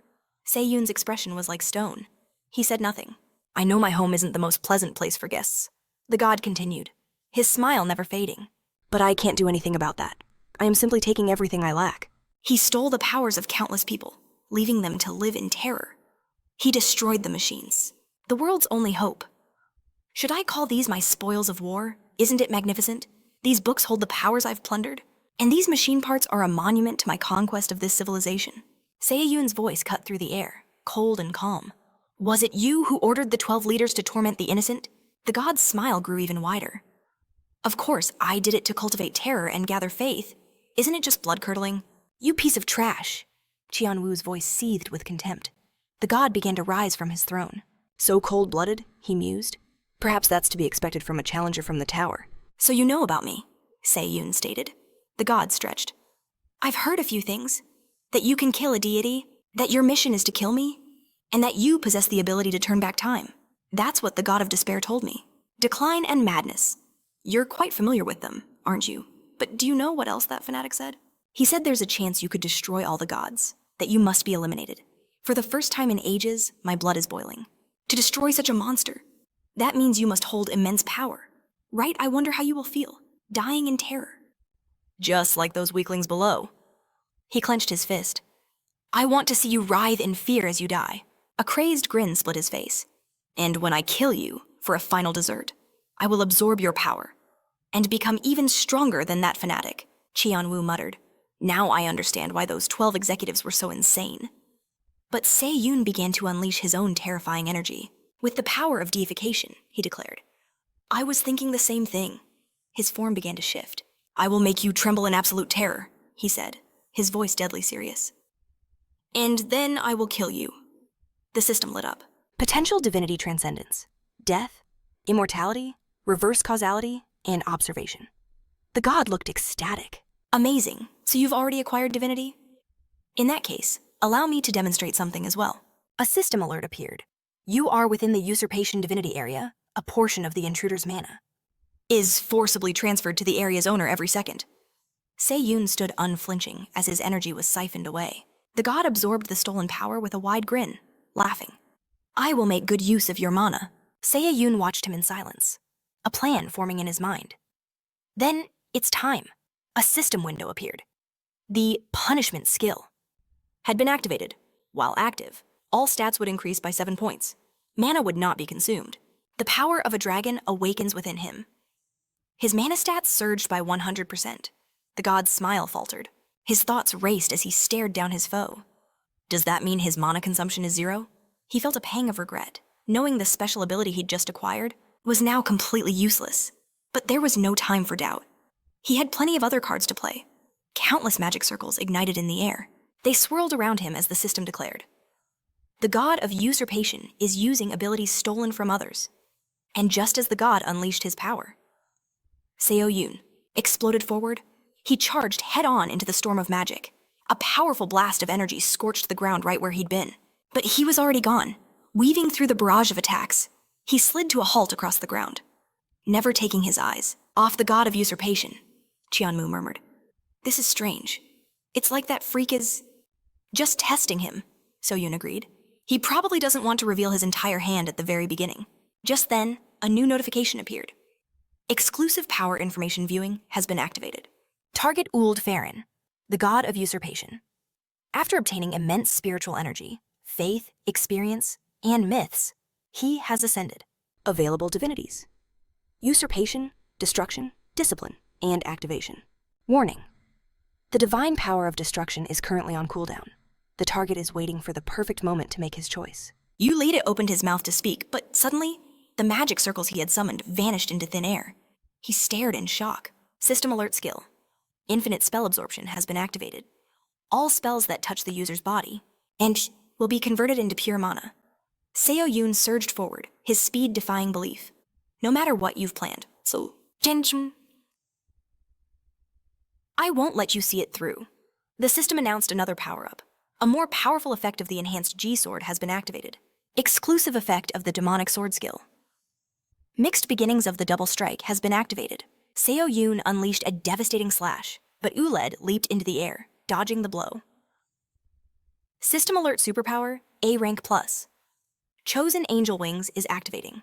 A pair of brilliant wings erupted from his back, lifting him skyward with a triumphant smirk. Se-Yun gazed up, his expression grim. And just where do you think you're going? System alert exclusive effect of the SSS plus rank, returning old wristwatch. Attack reset is activating. Superpower, A rank plus, chosen angel wings. Has returned to its state before activation due to the attack reset effect. Exclusive effect, attack reset, is now on a 30-minute cooldown. The power of instant steps has been activated. This power will remain active for 10 minutes. allowing instant movement to any desired point using divine energy. In a flash, Seo Yoon appeared directly behind the fallen god. He immediately unleashed a vicious strike with his sword. The attack landed true on Uled's neck. Or so he thought. He stared in disbelief at the result. What is this? He had clearly severed the god's arm, but he was certain. He had aimed for his neck. Uled twisted in midair and delivered a bone-shattering kick to Seo Yoon's stomach. The impact sent the main character hurtling back towards the earth, crashing into the floor with devastating speed, but he was back on his feet in an instant. Uld landed gracefully before him. "That's for you," he mused. "Although I dislike close combat, I never threw away my body enhancement skills." In a flicker of light, his severed arm was fully restored. "I collected all of this precisely for situations like this." Seo Yoon activated his ashen blood skill, and his damaged helmet began to repair itself. "Surprising," Uled remarked. "Even after a direct physical blow, you recover so quickly. You stand at the pinnacle of physical enhancement users. I have a general idea of your power now. I wonder, how will you respond to this?" System alert. New rules are being created in the sacred area of divinity usurpation, using divinity discipline. Discipline 1. All battles within this divinity area are to be fought at a distance. Discipline 2. All beings entering this area lose 90% of their physical attributes. When engaging in close combat, one of their abilities will be randomly transferred to the area's owner. Discipline 4. Most abilities related to close combat are sealed and cannot be used. Discipline 5. The use of all items within the divinity area is prohibited. Uled beamed with a wide smile. "In this space, neither of us can rely on our physical might. We're fighting on equal terms now." "So don't be too upset. You should be having a good time," Seo Yoon simply asked. "So these rules apply to us both." He began to gather the energy of divine light magic. "If that's the case, Cha-ass," he declared, "I hope nothing changes until the very end," unleashing a blinding torrent of pure energy toward the heavens. The beam slammed into the dome of this dimension, and a cataclysmic explosion of magical force erupted. Yeled looked up, watching as fractures spiderwebbed across the ceiling. Because of that single attack, the sky of this world shattered, flooding the space with brilliant light. He stared, a look of utter shock on his face. Siyun sneered. "You mistakenly believed you held some kind of advantage, didn't you? The rules of this trivial area don't apply to me. I can destroy everything here." But Yeld replied with a calm smile. "You intend to destroy my domain? That's useless." Just then, the system's voice echoed out. The area of the divinity of usurpation was returning to its original state through the myth of the god of usurpation, the destroyer of machine civilization. Yeled's magic flared, manipulating countless constructs. "I knew something like this would happen. That's why I gathered this army. As long as you're in my territory, you can't do a thing. In response, Siyun used the holy light skill again, bellowing, 'Then I will simply destroy every single machine you possess.'